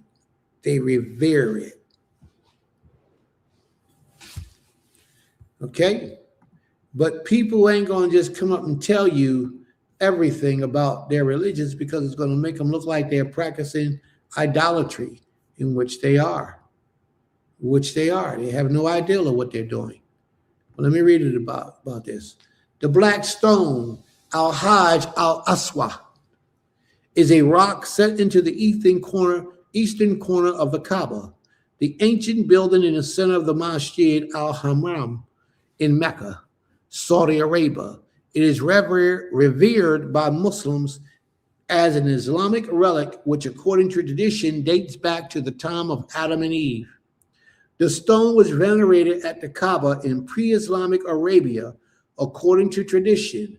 That means it was before they practiced Islam. Ancient Islam was even worse than the Islam they have today. Ancient Islam, they prayed to 360 deities until Muhammad came. It was set intact into the Kaaba walls by Muhammad in 605, 5 years before his first revelation. Before Muhammad had any revelation, he was a pagan, according to Islamic traditions. He worshiped just like the rest of the people in his land in his time. So if he did this 5 years before he had a revelation, then he was still practicing idolatry at that particular time, which we would say he's still practicing idolatry throughout his creation. But I'm going to say, if your knowledge is not deep enough, you can't touch on that matter.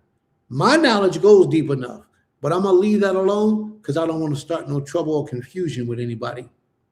It says, since then, it has been broken into fragments and is now encased in a silver frame on the side of the Kaaba. But they don't tell you how it got broken into fragments. It got broken into fragments because of a fire. It was a tribe, one of the Koranim tribe or something like that, stole it. Well, they burnt it up, set it on fire, and it cracked.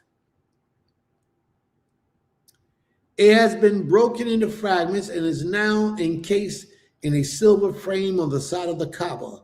Its physical appearance is that of a fragmented dark rock, polished smooth by the hands of pilgrims. It has often been described as a meteorite, but it has never been analyzed in modern techniques, so its scientific origins remain the subject of speculation. Muslim pilgrimage circle the Kaaba as a part of the Tawa ritual. That's the name of that ritual of circling the Kaaba. It's called Tawa ritual.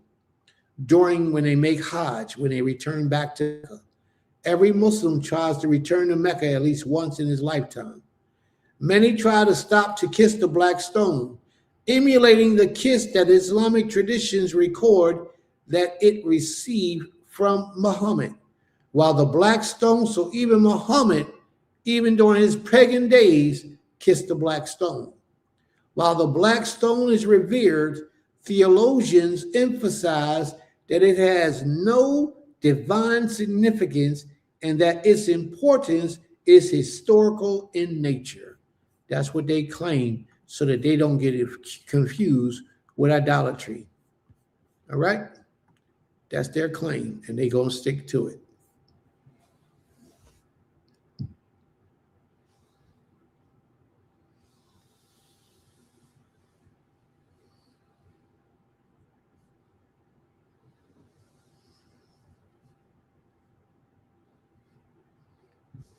Okay. It's a whole lot to this, family. It's a whole lot to this. And you ain't going to learn everything in one sitting. You got to go do the research and learn for yourself how these things go. You know, Prince can only introduce you to these things. The research needs to be on your own so that you fully understand, so that when you have these conversations with the people that's worthy of having these conversations with you, so that you cause them to understand the truth. The Most High says those tribes of the nations, they worship gods of wood and stone.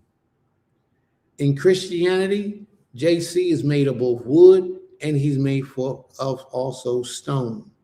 Therefore, no man should be worshiping him. No Hebrew man, no Israelite man at all in his right knowledge should be worshiping JC. None. Why? Because he is a deity. Because he is a deity. What do you mean he's a deity? People prostrate and worship him. That makes him a deity. Therefore, you cannot associate him with the Most High at all on any level because he is a deity. People worship him. Anybody worship Moses? Anybody worship Prophet Samuel? And these men were great men. Anybody worship Abraham? And these men were great men, but they worship JC. They worship him. Some would even say that he is the creator. That's how bad the idolatry has become infused in our minds. And we don't understand the problem that we have. Well, I just think he's a Messiah. I just think he's the Moshiach, but he's a deity. Why do you have to include him in anything pertaining to the Most High? Reason being is because that's that psychology that they gave you. That's that emotional attachment that you got from that religion called Christianity. And it's hard for you to let go. And it's even hard for you to make sense of what I'm saying right now. But in reality, it's hard for us to let go because psychologically, Christianity did a job on us. So when we wake up and we realize that we're not Christians at all, that we are the children of the Most High, and we come over to worship the Most High, to learn of the Most High, to hear a great teacher teach of the Most High, we bring that statue with us. We might not bring the physical statue, but we bring the image in our minds with us, that he has to fit somewhere in this story. It wouldn't be right if he didn't fit somewhere. With me, when I was a Christian and I came out of that way of life, my struggle was, well, he got to be something. He got to be something. So I began a journey and I questioned the Most High about it. I used to pray and fast and meditate on it. And I said, I came up with this here. I said, well, he got to be a prophet. He got to at least be a prophet. And I would ask the Most High questions and I do my research and my studies, but I had my spirit open to the truth because that was my man. That was like my big brother, my man. You know, he was the one that I looked to for advice and all that type of stuff because he was, you know, the most educated of us all. The examples that he set for us was like powerful in my mind. So I began the journey to see if this was true. Look at all the people dropping out the room now. I began to set a journey to see if this was true and factual of what I believed about JC. I had to, because I had to know about essence that I wasn't committing idolatry. And everywhere I turned, the Most High showed me that JC didn't have anything to do with this. Nothing at all. But it was hard for me to accept that he didn't have anything to do with it. But to me, he had to fit somewhere. He was the Messiah. I left it at that.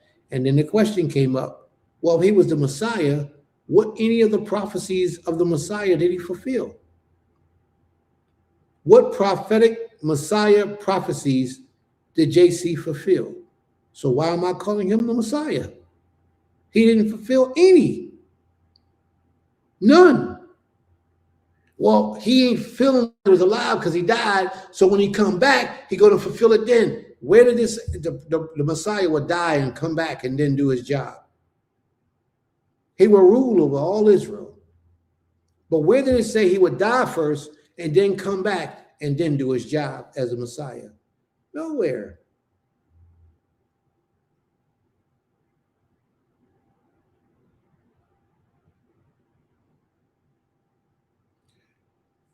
It's Christianity that did a number on us. That's all I'm saying. Christianity really messed us up, and it's hard for a lot of us to accept that our minds have been infiltrated with religion. We got to fit JC in somewhere because the oppressors gave us JC. And we always got to please our master, the Europeans. We can't let them go. And this is a fact. It's been our facts for a long time. The Most High is saying, I and I alone am he. And then we got to tie JC into the equation and say he fits somewhere in that system. And he doesn't. There is no room for him. He doesn't fit. So if you have any questions about JC fitting in this arena, please state your questions and let me give you some answers. If I have the answers for you, the Creator allows me to answer. Don't just run and turn the page. Question Prince on his stance. Because if what you believe is truth, then it deserves to be challenged. Because all truth stands up to the test of time. Don't just run. Don't just turn out from what Prince is saying. Challenge him. Prove to him. Show him your stories as to why JC fits in the story of Israel, why we need him. And if you can't, then you have to just admit, Prince, you're right. I don't know why I do this. I do it because I was taught to do it. This whole chapter was about you being taught to serve idols. You got it from your forefathers. It's embedded in their spirits. They've never gotten it out of their spirits. Well, you need to get it out of yours so that your children don't repeat the same things that you had.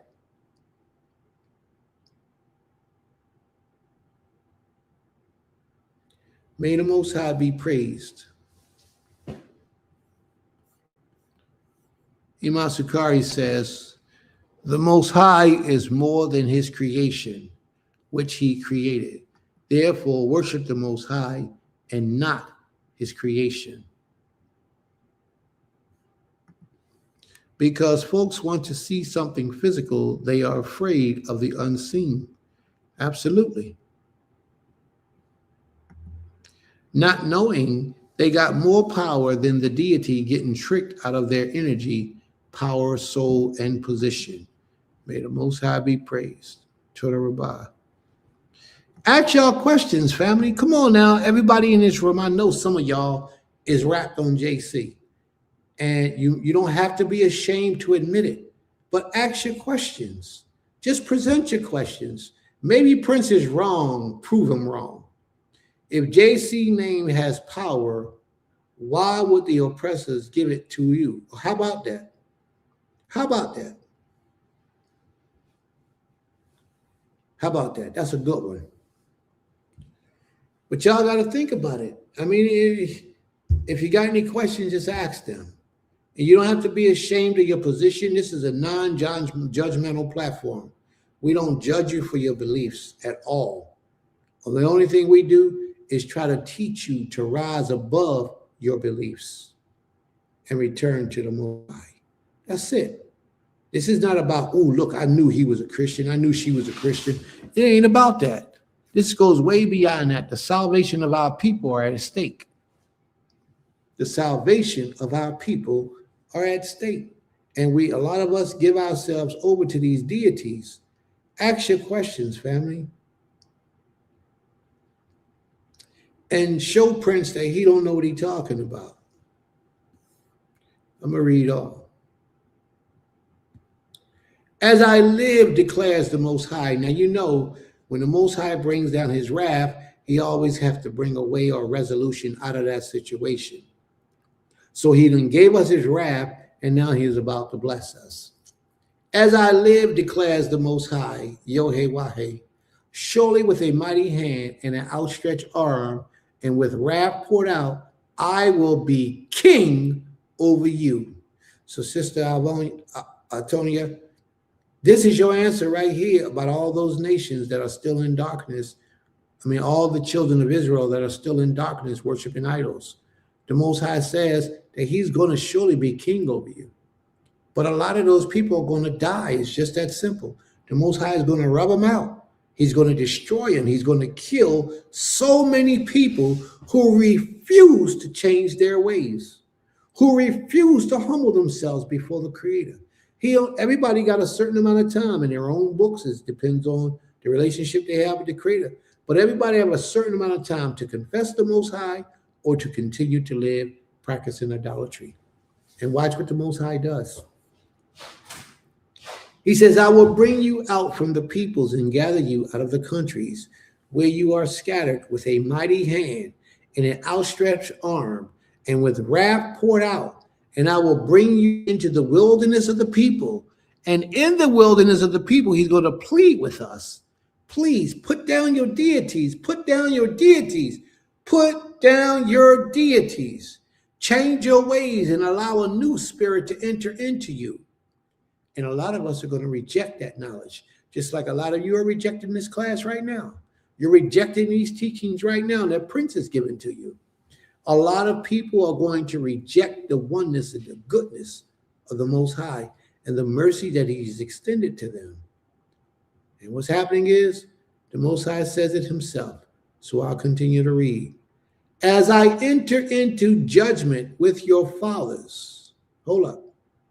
I will bring you into the wilderness of the people, and there I will enter into judgment with you face to face, as I entered into judgment with your fathers in the wilderness of the land of Egypt. So I will enter into judgment with you, declares Adonai Yohei. I will make you pass under the rod, and I will bring you into the bond of the covenant. I will purge you out. I will purge out the rebels from among you. He's going to purge out the rebels, those who rebel against his righteous laws. I will purge out the rebels from among you and those who transgresses against me. I will bring them out of the land where they sojourn, but they shall not enter into the land of Israel. They will know that I am Yohei. The Most High says that a lot of people are going to come out of the captivity, but they're going to die. They're not going to enter into the land, the promised land. As for you, O house of Israel, thus says Adonai Yohei, go serve every one of you your idols, now and hereafter. If you will not listen to me, but my holy name you shall no more profane with your gifts and your idols. The Most High is fed up with us. For on my holy mountain, the Most High height of Israel, declares Adonai Ha-Elohim. There all the house of Israel, all of them, shall serve me in the land.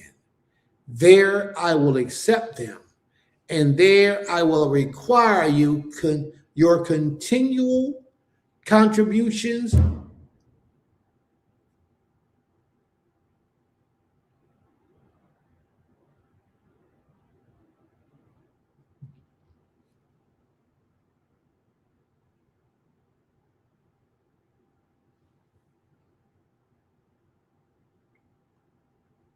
Just heard a big boom outside.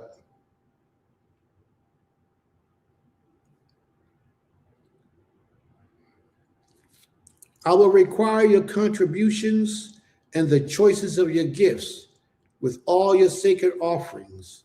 As a pleasing aroma, I will accept you when I bring you out from the peoples and gather you out of the countries where you have been scattered. And I will manifest my holiness among you in the sight of the nations. And ye shall know that I am Yohei when I bring you into the land of Israel, the country that I swore to give to your fathers.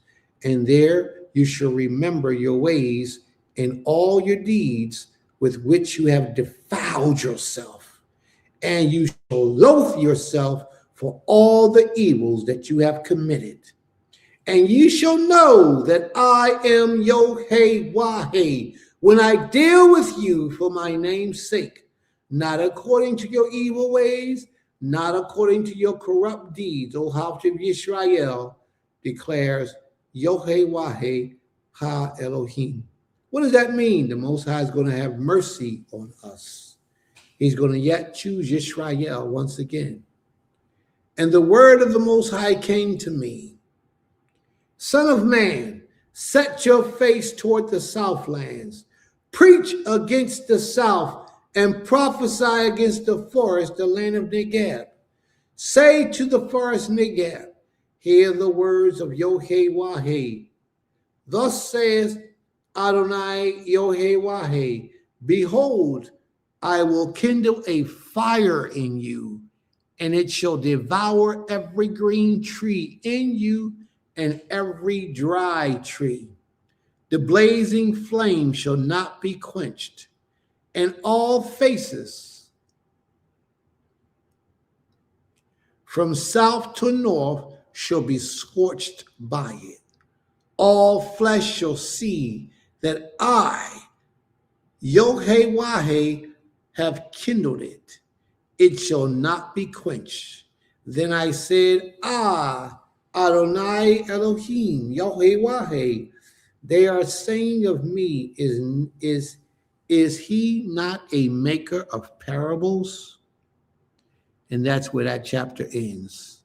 So next week when we come back, we're going to be on Ezekiel 21. All right, let's talk, family. Let's talk. Are there any questions?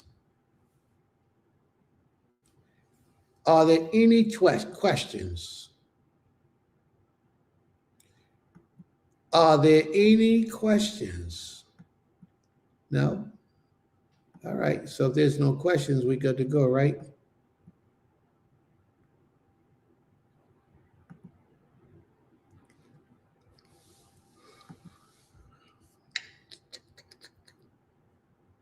Let's see.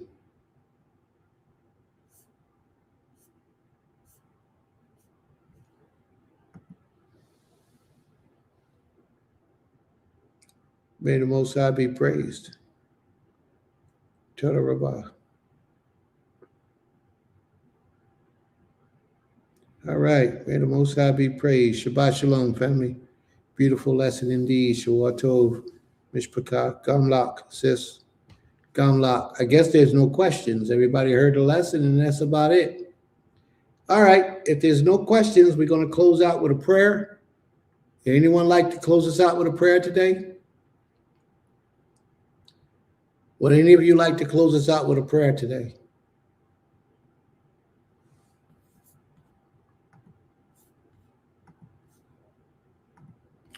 If you would like to close us out with a prayer, take the link and come on in and do your thing.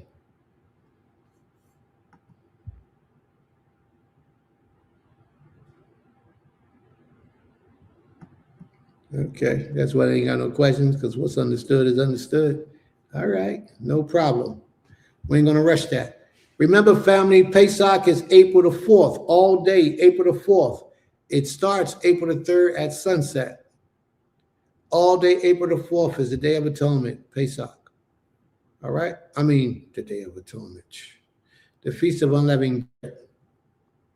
Are there any questions or comments, family? Are there any questions or comments? No questions or comments? All right. Emi, are you coming in to make prayer? Yes. April the 3rd at sunset, all day, April the 4th. Yes, that's Pesach.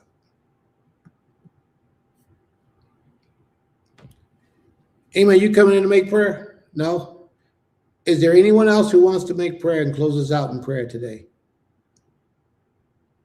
Okay. Since nobody else is going to do it, okay, I'm going to hold you to that, sis. You said you're going to be there. All right. Get in touch with Princess and talk with her. Make all the arrangements.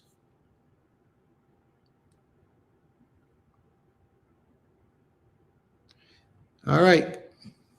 We're going to close this out. Y'all ready? Let's close it out.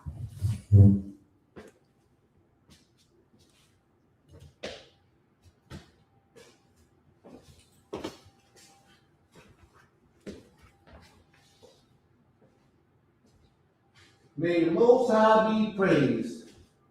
This is one of them times I wish I knew how to sing. Well, I can sing. I just got to get a song for y'all so I can get better at it.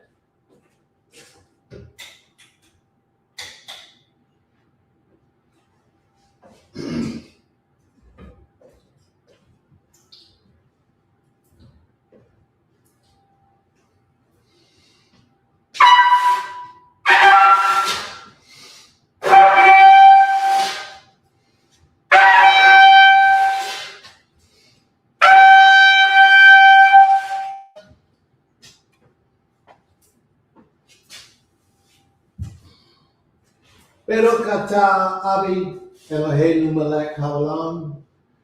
Asher b'habanu mikoil ha'amin v'notein lanu ha'torah. V'notein lanu ha'shabbat hazeh. V'notein lanu kol Yisrael b'po b'YouTube ha'shabbat hazeh. Toda Rabbah abi ki koil otanu abi. Toda Rabbah. Great and mighty King, Master, Creator of all things, we humble ourselves before you, and we ask for permission to approach unto your throne.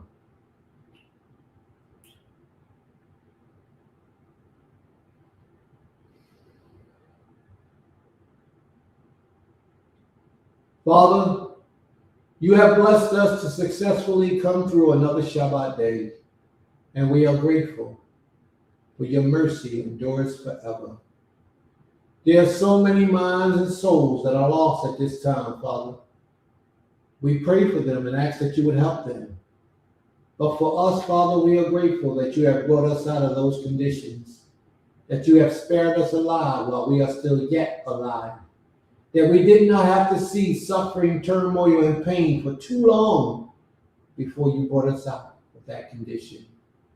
We are grateful, Father. But what good are we? What good am I if I cannot help and serve your people? What good are we if we cannot help and serve your people? Our brothers and sisters who are still trapped out there in that world and they see nothing but darkness, please help us to empower them to see your light and your truth, your knowledge, wisdom, and your understanding. Please empower us, O great King, to do what you said that we will be able to do, and that is to bring the prisoners out of the prison houses, to open the eyes of those who cannot see, to give sight to the blind, and heal those who are sick and infested with disease and sickness. Guide us, O Most High, that we may represent you in this earth, in this life, and beyond. For you are worthy of all praise. Truly you are. And we humble ourselves before you this day and many days in the future to come. We praise you. We honor you. And we worship you, Father, now and forevermore. May you forever, ever be pleased and praised and honored in this lifetime. We thank you.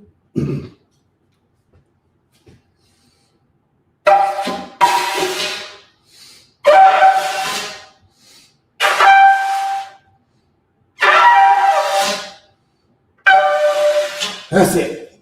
May the Most High be praised. Total revival.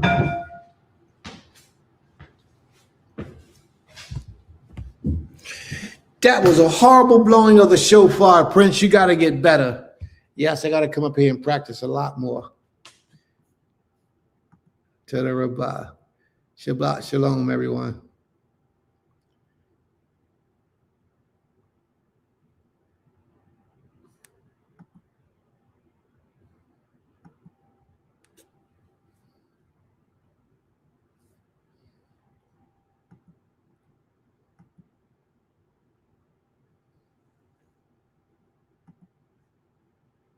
All right. Shabbat shalom, Lakim. May the Most High be with you all. Creator willing, we see you all again next week. And remember, family, we're on chapter 21 next week. Chapter 21. May the Most High be with you all. Shabbat shalom.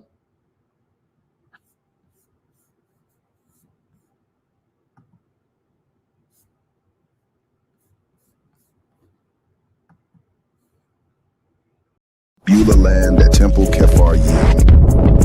This is for the people in the front and the back. Had a lot to do, you know you got a lot on your plate. We are Beulah land at Temple Kephar Yim, a community, a school, a family of faith working to build something greater together. Our mission is simple but powerful: to restore, to teach, and to grow. Here at Beulah land, we bring together the vision of Temple Kephar Yim with hands-on action. Stop it, you got it, yeah, you got it. Through our Goshen Hebrew Academy, We teach our children the Hebrew language, history, and principles that ground us in our faith. We celebrate Shabbat services and holy days with joy, keeping our culture and traditions alive for generations to come. Our work also reaches beyond the classroom. We focus on community growth, agriculture, training, and safety, building a place where families can learn, worship, and thrive. The name Beulah Land comes from scripture, representing covenant, renewal, and a people restored to their land and purpose. That is exactly what we are doing here, restoring faith, culture, and community life. But we can't do it alone. If our mission speaks to your heart, we invite you to support us. You can give through Cash App or PayPal at Build Yisrael, or learn more at www.goshenhebrewacademytemplekefaryim.org.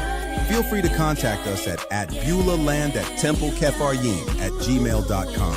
You can also subscribe to our YouTube channel and even become a member to stay connected and help spread our message of faith and restoration. Change up in a minute, as fast as change clothes out the cleaner.